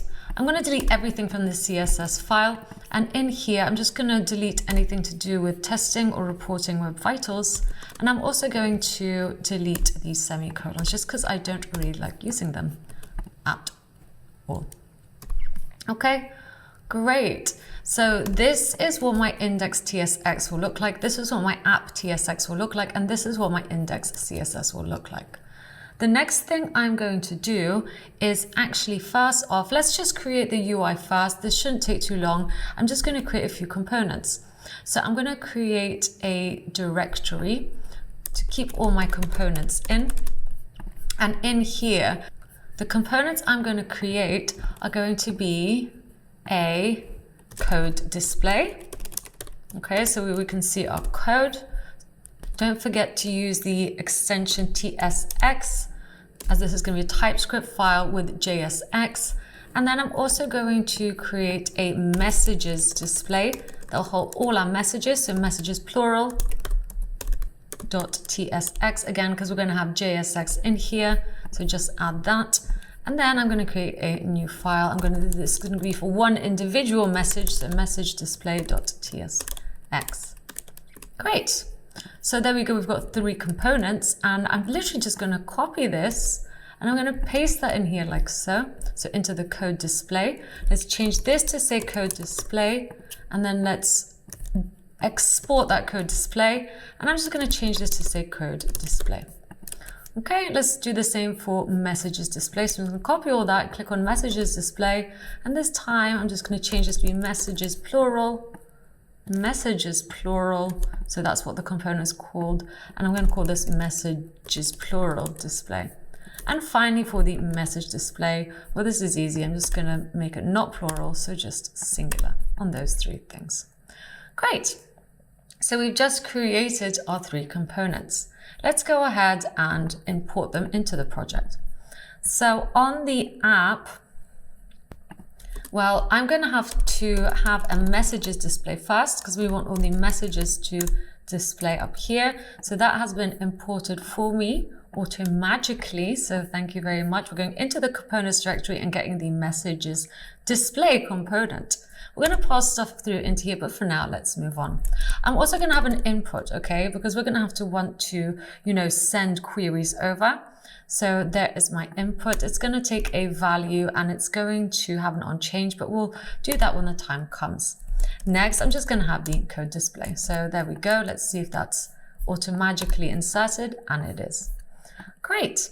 And one last thing I'm going to have is just a div, and this is going to be for our buttons. So I'm going to give this the class name of button container, so it can hold our buttons. We're going to have two in here, so I'm going to have one button.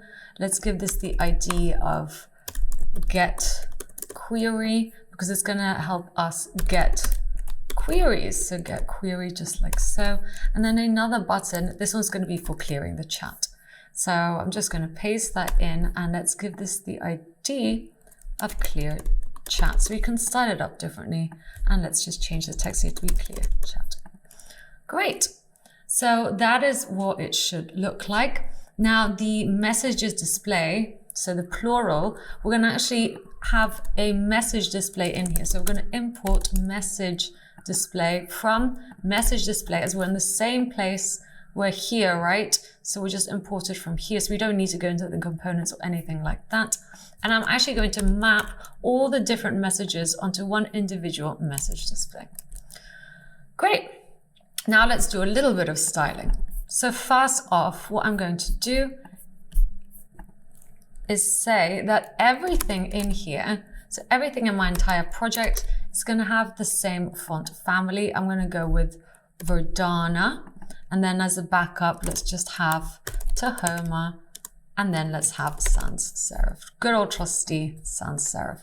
And the text is going to be RGB. This is a color I picked out, just essentially a very dark gray. You could almost mistake it for black.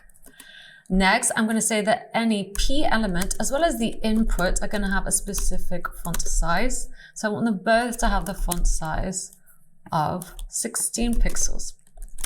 So that's what I have done.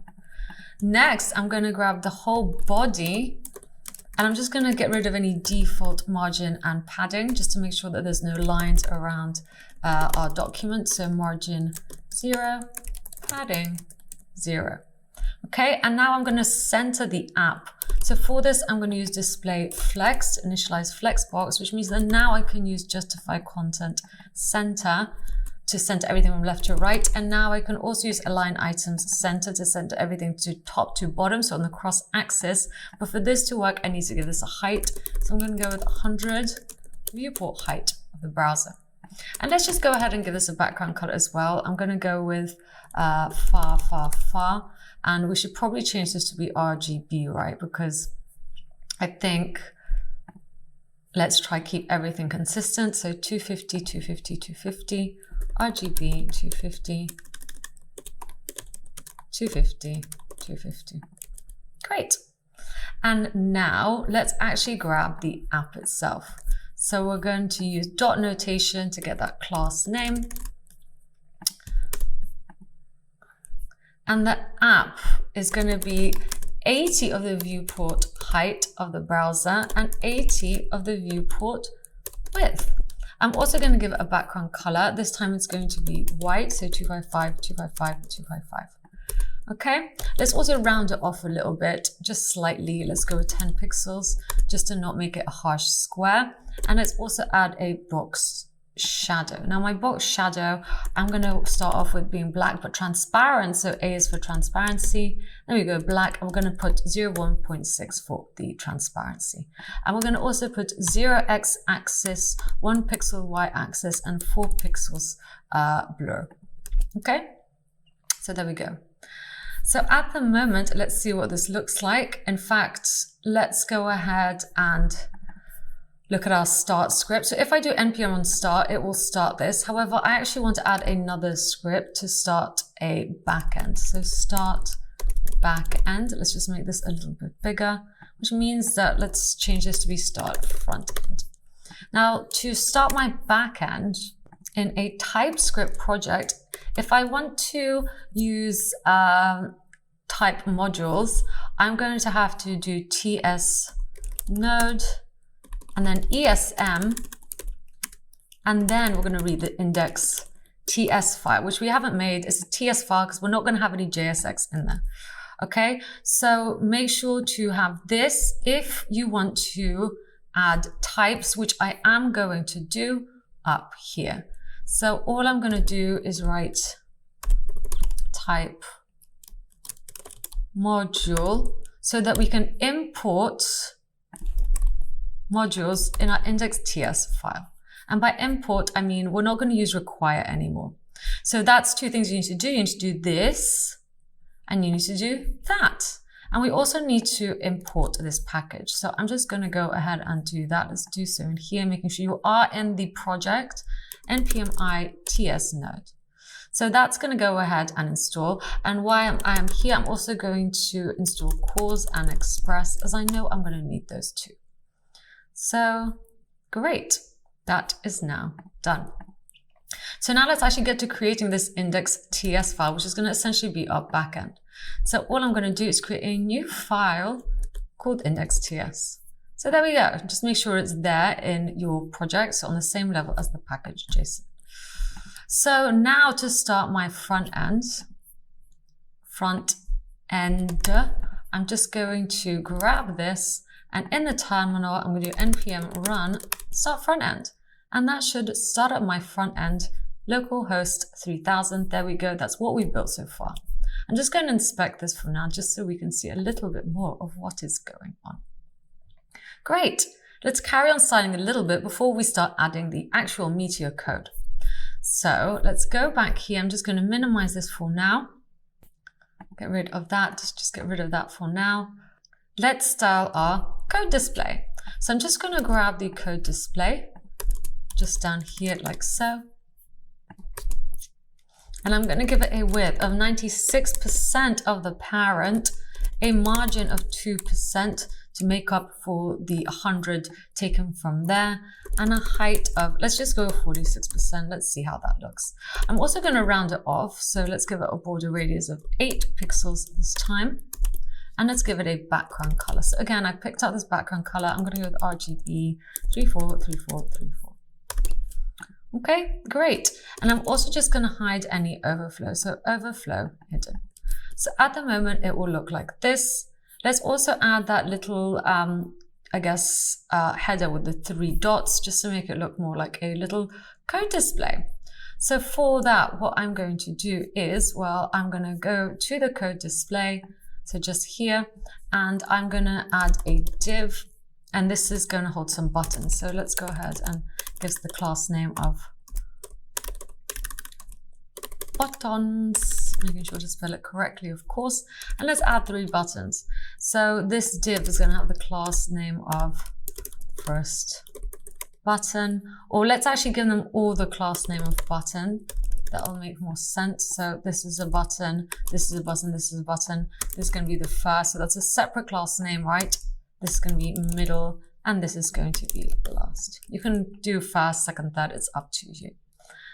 Great. So that's what we're going to have. So those are the buttons in my code display. And after the buttons, I'm also going to have another div. And this I'm going to actually style as well. I'm going to give this code output. And we're going to want to put our text, essentially, it's going to be a string, in here. Okay, so there we go. I think we are done with this for now. I'm just going to minimize this. Let's pick out the buttons first, and then the buttons, and so on. So let's just get rid of that. I'm going to minimize this too. And let's get the buttons class name. So just like so. Now my buttons, I want this to span the whole way. I'm also going to hard code a height, right? Because we don't really want this to change. And let's give it a background color of a slightly lighter gray. So there we go. And I want to make sure that all the buttons inside of it appear next to each other. And for that, I'm just going to use display flex. And I also want them to align in the center from top to bottom. So I'm going to use align items center, because we're going on the cross axis. Next, I also, well, actually, I also want the buttons or anything inside the buttons display to start a little bit from the left. So I'm going to give padding left 5 pixels. Great. So now let's pick out each button. Each button, I'm just going to actually make a button, so a circle essentially. I'm going to make sure it's 15 pixels, which means that the width needs to be 15 pixels because we're making a circle. Let's go ahead and do border radius 50%. And then let's also space all these out. So margin, let's go 4 pixels. So there's 4 pixel space around each one. Now, of course, if I was just to give this a background color of, let's go with red, just like that, and have a look. We get 3 little buttons, but I've also given them all separate class names, as you will see here, first, middle, and last. So I'm going to now change the color by grabbing these class names. So I can actually grab the element with the class name of button, and if it also has the class name of first, you'll see those are joined. I can choose a different background color. I'm going to go with RGB 2559686, and then let's do button middle it was, and let's change this to be 18945, and then let's do button last and change this to be 3820164. Okay, so there we go. This is looking great. Let's work on the messages display next. So all I'm going to do is get the messages plural display. So let's grab that. And I'm going to make sure that essentially it's the same width as the code display. And let's also, let's grab all that just so it's the same size exactly. And I'm also just going to add a scroll. So if there's more than messages that fit, I'm going to go overflow only on the y-axis. And I'm going to do scroll. So the little scroll should appear. Okay, wonderful. Now let's style each actual message. So each message is essentially just going to be kind of a square with rounded off edges. I want to take up 100% of the parent. So 100%. I want everything inside of it to appear from left to right, because I think we should have, a P element in here that will show you the user, and then another P element that will actually show you the message itself. And actually maybe a third one too, that's just going to show some kind of icon. So I want these to appear next to each other, right? So let's also give this a closing P tag.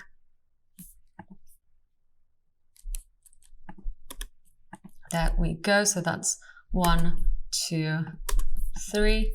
And if I want them to appear next to each other, that's why we did display flex. Great. Let's also round this off a bit. Let's do border radius 5 pixels. And I'm also going to do box sizing, border box, to make sure everything's on the inside.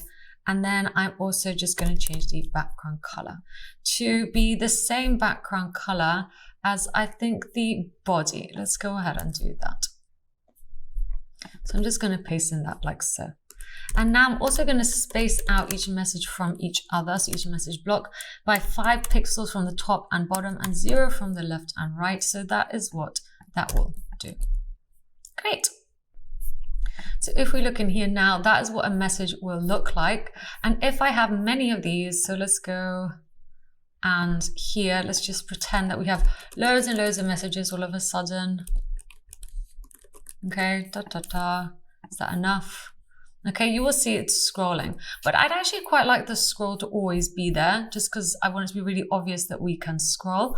And to do that, what I'm going to do is back in here, I'm just going to add this little piece of code. So I've just taken this from the internet with the messages display. Okay, and that will allow me to do that. It will be exactly the same visually, apart from it will always be there now. Great. So let's carry on.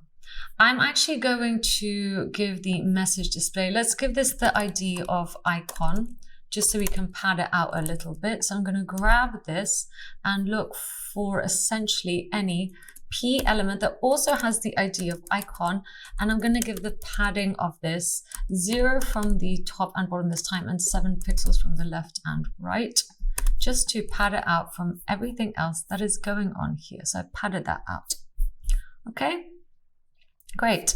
Now let's start the input. So once again, all I'm going to do is grab the input element. Okay, so the actual input, there's only one in our project, so I've just gone ahead and grabbed the whole thing. And essentially, let's kind of style it to look a little bit like a message. I'm going to go ahead and also use box sizing border box on the input. Let's give it a border of solid RGBA transparent. I'm going to go black and then 0.16 and make sure that there's 1 pixels in width. Let's pad it out a little bit. So I'm going to do padding 16 pixels and a margin of 2%. Okay, so everything's got a margin of 2%. So that's what it looks like at the moment. Now, if I want this to kind of be centered, right, and fit exactly in the app itself, I'm going to have to use Flexbox on the app, which we didn't do. So let's go ahead and do that. I'm just going to initialize Flexbox, and then I'm going to center everything from left to right, and also make sure that everything's on top of each other by adding flex direction column. So that's what it looks like at the moment. All fits in the app nicely, and we've got that scroll action going on. And now we also have an input. Let's just round off the edges and finish styling off that input a little bit more. So I'm just going to go border radius 5 pixels, and that should be it. And finally, we're nearly done and we can get to the meatier stuff. Let's also just start these buttons up a little bit. So all I am going to do is just grab the button container, so the class name of button container. Again, I'm just going to give it a margin of 2%. I'm going to make sure that the buttons are next to each other, and I'm going to position them at the end by using justify content flex end. Okay, and now I'm going to say that any button that lives inside the button container, so that's what I've written just now, I'm going to make sure that the text is uppercase. So there we go. I'm going to pad each one out by 7 pixels, and I'm also just going to give it a border of none. And now if that button also has the ID of �𝐵𝐷𝑒𝑞𝑒ry, I'm just going to change its color. So I'm going to go with background color RGB 2559586 to get that red that we used before. And as the border radius, I'm actually going to round off the top left 10 pixels, 0 on the top right, 0 on the bottom right, and 10 pixels on the bottom left. And now let's do the same for the clear chat button. Okay, so we're grabbing a button by the ID of clear chat. And now I'm going to swap this round. So we're going to go 0, 10 pixels, 10 pixels, 0. And let's make this yellow. So I'm just going to change these two to be 18945. Okay, great. And there we have it. There is our app. Now let's get to hooking it up. So for this, let's start off with the backend first. So let's just go ahead and go in here and let's set up our backend. So not the TSX file, the index.ts file that's not going to have any JSX. First off, I'm just going to put in my API key up here. We can, of course, move it out to an env file, but let's just get this working for now. Okay, so that is my API key just right there. I'm just going to move that down. Now let's define the port we want to run our backend on. I'm going to say 8000, and this is a number as we are writing in TypeScript, so we're going to have to start working with types. Before we move on, let's just go ahead and check our package JSONs look the same. So yours should look like this. I think we have everything in here that we need. Please go ahead and check this slowly. Okay, and let's not also forget to import the OpenAI package, as that is another one that we're going to need. So npm I OpenAI. Great. So let that do its thing, and then it should show up in here, which it has now done. Great. Let's carry on. Next, I'm going to import. So now we're using import express as well as two types. So application, request, and response from Express. So those are two things that we're going to have to do. We're also going to have to import cause from cause, as well as import two things from OpenAI, and that is configuration and OpenAI API. Okay? So there we go. Let's go ahead and reorder this to the top. So just like that. And I believe we need to also import the type cause. So let's go ahead and do that. npm I save dev type cause. So once again, let's just get up our terminal and do npm I save dev type cause. Okay, so that we can work with cause in TypeScript. And there we go. So if we now look in here, I'm just going to show you where that has gone. That's gone all the way down there. Great. Okay, so now let's actually get to using Express. I'm going to grab Express that we just imported and call it to release all of its wonderfulness. And let's save it as the const app. And this is where we use the application type that we just imported from Express. So we've got that now. Express now lives under the const app, which means that I can get app and use and pass cause through it and call it so that we don't get any cause error messages. I'm going to do the same for working with JSON. So I'm going to get Express and call JSON. So there we go. We can now work with passing JSON from the front end to the back end in this project. Great. Now from OpenAI, I'm going to essentially use these in order for us to communicate with OpenAI. But first we need to pass through our API key. So I'm going to create a new configuration, pass through an object that's simply going to have our API key. And we're just going to literally pass through our API key. And let's save this as const configuration, just like that, so you can use it later on. Now I'm going to essentially create a new OpenAI API and just pass through that configuration. So just pass it through into here and save this. You can save it as whatever you want. I'm going to save it as OpenAI so that we can use it later on. So great, we should now be authenticated. Let's get to writing our route to an endpoint. First off, though, I'm going to listen out to any changes. So I'm going to pass through port.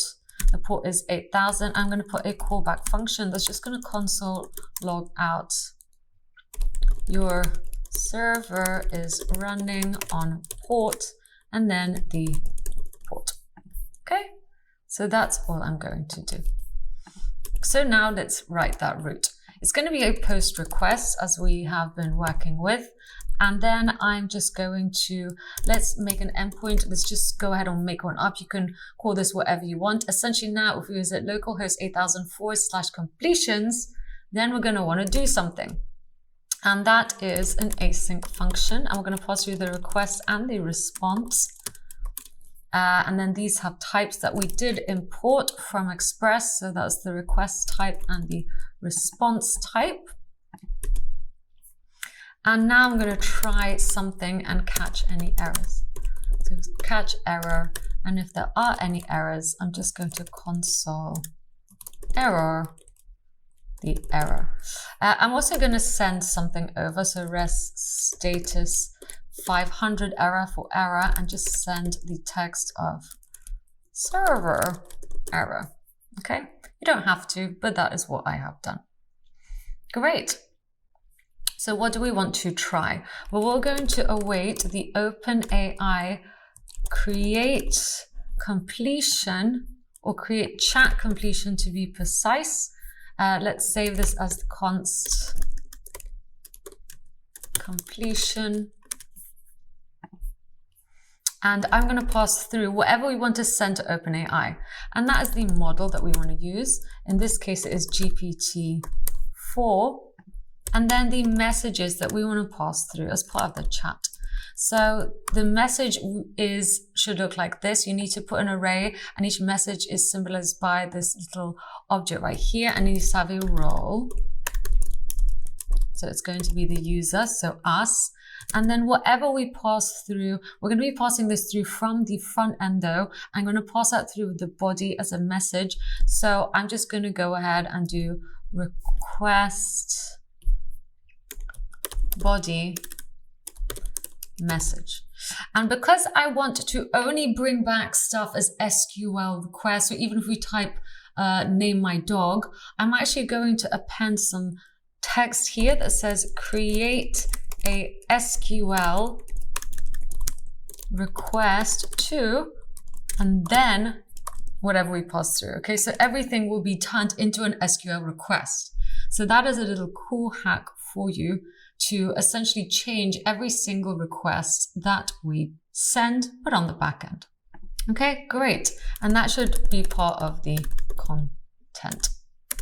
So I'm just going to put this maybe on a new line so it's easier to read for you. Okay, so that's my array, and here is one message that we're going to be sending over. And that's really it. So once we have the messages, so that's the whole object we are passing through, we're just going to send back whatever comes back as the completion. And we're going to go into the data, we're going to get the choices, and we're going to go into that array, get the first thing to come back and get its message. So that is just the format of the data coming back to us from the AI. I'm going to show you what this looks like as well. But first, let's get to hooking this up to the front end. So now here, let's just go ahead and make something happen on click of this. So on click, I'm just going to get query. And let's define our function get query. So const get query. And then I'm just going to define it up here. I'm going to try something and catch any errors. So just like we did previously. Catch error, console, error, the error, and what shall we try?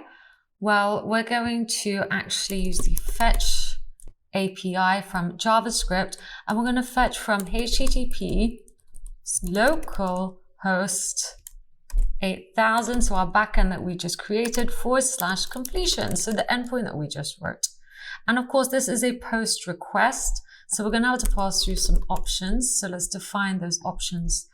We can do so here. Const options equals.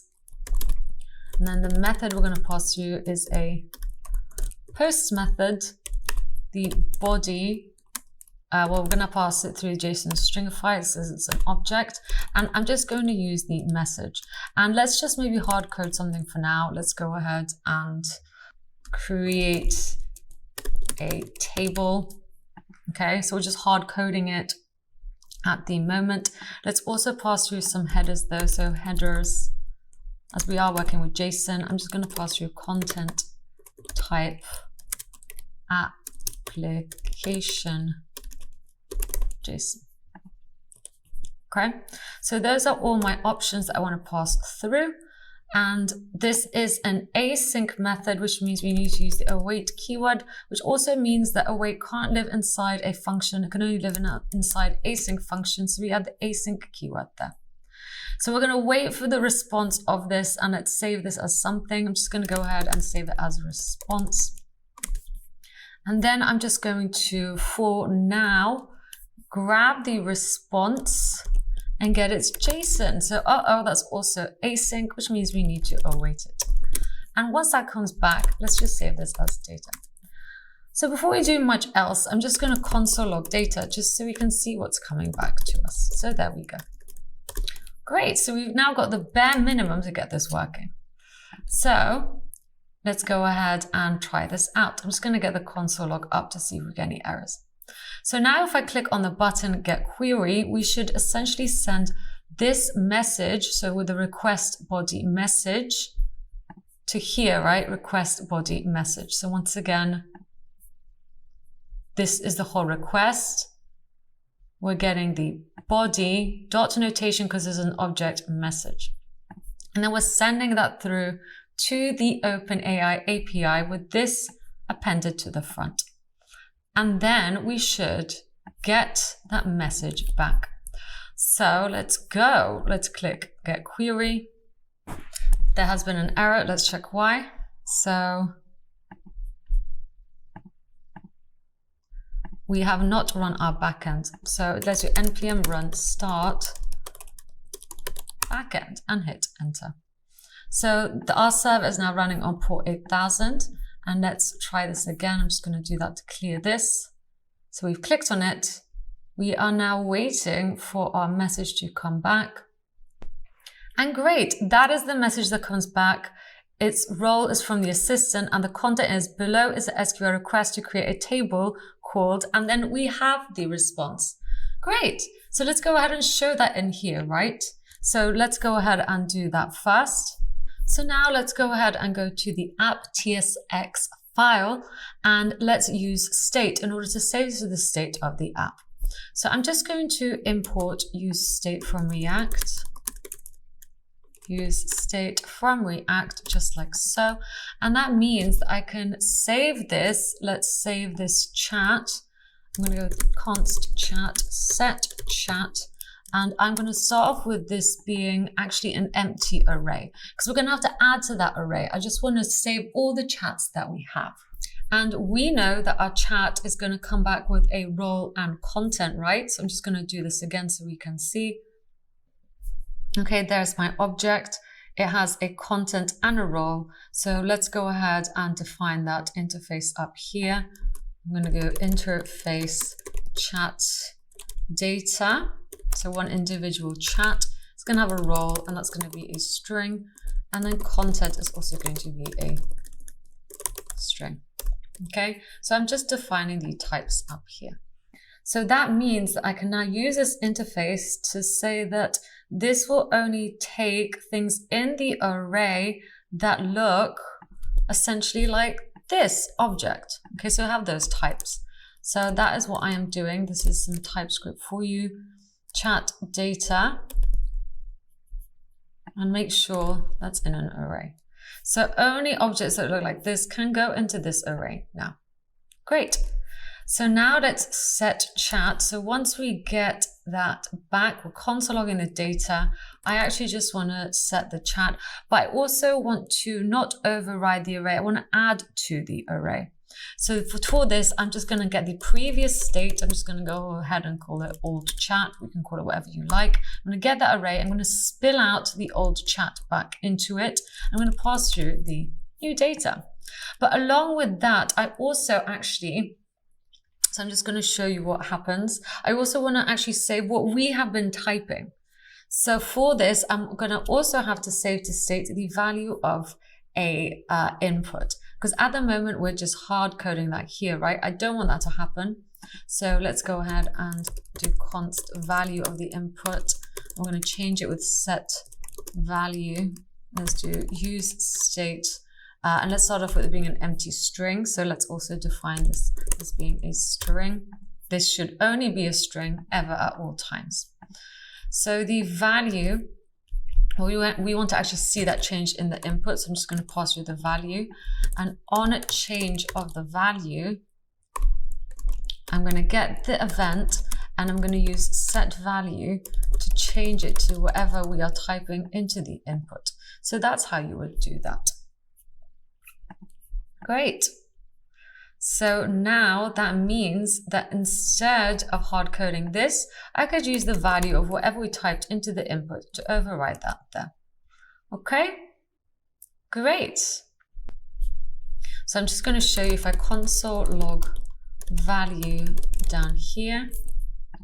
So there we go. So I'm just going to type some stuff and it will change. So that is value, as you can see on app.tsx line 35.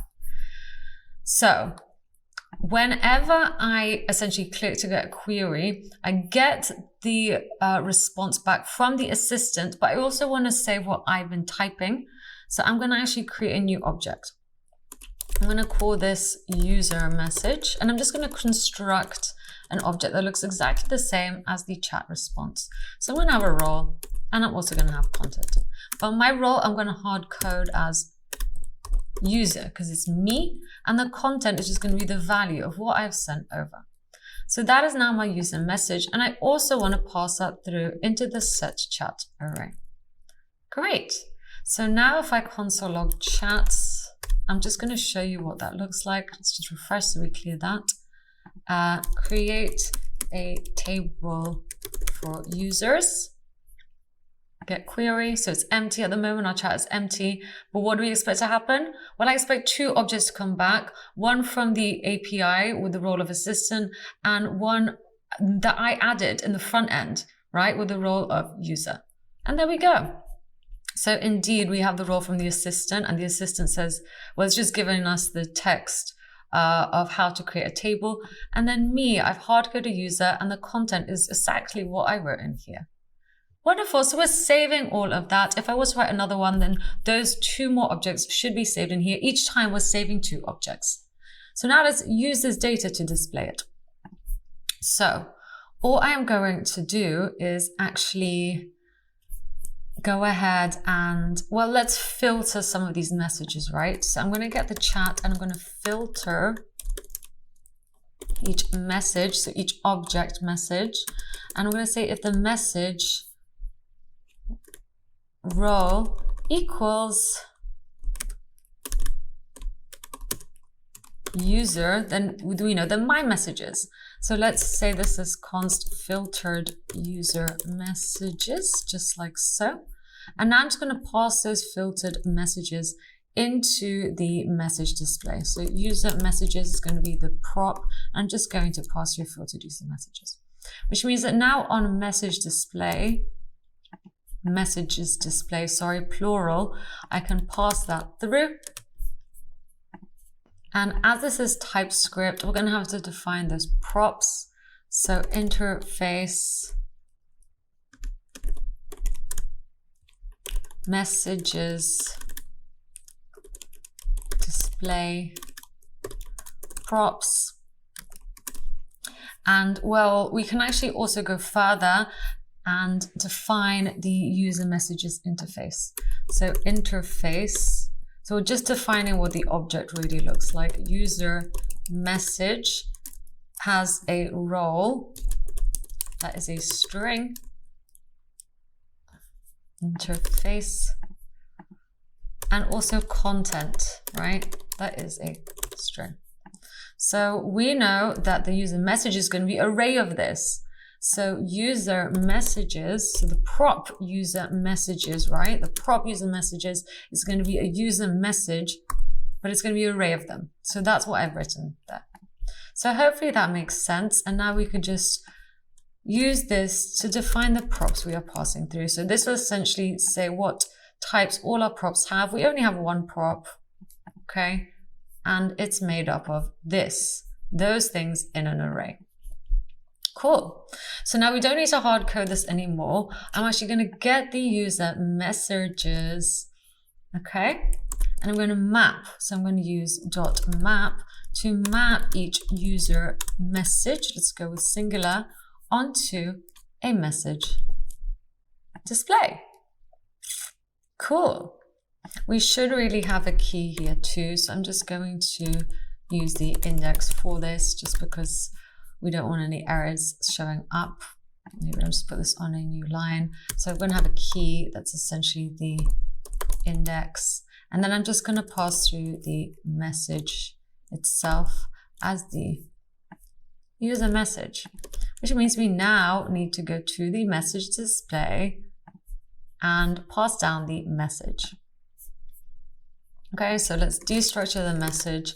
The message is easy because we know what it's going to look like. We can essentially just define the message props for this easily. So interface message display props. And the props for this, well, the message looks like this. It's an object that has a role. Or in fact, what we can do is just grab this user message again, paste it up here, and then just use the user message. Okay, we're just defining that even further. Interface. Great. So now let's grab those props and just do that. Wonderful. So this is looking so good. And now that we have each message with a message that has a role and content, I can grab the message and I can use curly braces and get the messages role and display it, and also get the messages content and display it. We are getting some curly lines here. Why is that? We seem to have missed a parenthesis, and there we go. So if we look in here now, we get the user and create table for users. Perhaps I don't really want that user showing up, but if you do, you can. I'm just going to comment that out for now. And there we go. I'm also just going to add in a text symbol for the icon itself. So here is my text symbol that I have chosen. If you want it to, I'm just going to show you where to get it from. You can essentially get it from here. So there is the URL if you want to get it. Great, so this is looking good. To create a table for users. Create a table for dogs. I don't really know. Let's just go ahead and do that. And that should be added up here. And we are only saving the messages that have the role of user as we filter them out. Wonderful. So that's what I have done. Now this is looking so good. The next thing I want to do is just get the last possible content of the message that has the role of assistant to show up here. So let's go ahead and do that. So back on the app itself, I am actually going to filter once more because I'm going to have to filter out the chat. So let's get the chat to use filter once more to filter out each message. And if the message role this time equals assistant, so anything that comes back from OpenAI, I just want to get the very last one. So I'm just going to use pop, the method of pop, to get the very last one, and that's the latest. We can call it code, so latest code, even though technically it's a string. So once we have the latest thing that's come back to us from the AI, I'm simply going to pass that through. So the text that we're going to use for this is going to be the latest code, and we don't need its role, we just want its content. Okay, so we're going to display that, or if that doesn't exist, I'm just going to display an empty string. Cool. So now let's pass through the prop text on the code display. So let's get up our code display and let's pass that through. Okay, so this time we are not passing through the whole object. We're literally just passing through the string that's attached to the content. Right, we're going in here, we're filtering out everything by the role of assistant, so there should only be 2 items in our array, and then I'm literally just going dot notation content. So I'm passing through the last, this one, right? We're passing through the last one that came back to us. So let's define that prop interface code display props text string. Okay, so now we can just use that to define the types of our props. Wonderful. And now I can just get that text and display it in here. So there we go. Latest code is possibly undefined. That is fine. Let's check if it exists. And then also this needs to be content. Great. So that should show up. However, I feel that we haven't changed the text of this. So let's just change the color of this text. So on the code display, let's actually get the code output as well. Where was the code related stuff? Code display. I'm also just going to grab the code output. Let's give it a margin of 20 pixels. And I'm also going to say that any P element that lives inside the code output is going to have a different text color. And I'm just going to make it the yellow that we have been using. So 255.189.45. Great. So there we go. That is now showing up. We've nearly done it. The last thing we do is just clear the chat. So let's write a function for that. So let's go ahead and do that here. On click, this is going to be super easy. I'm just going to clear chat and let's define that up here. Const clear chat.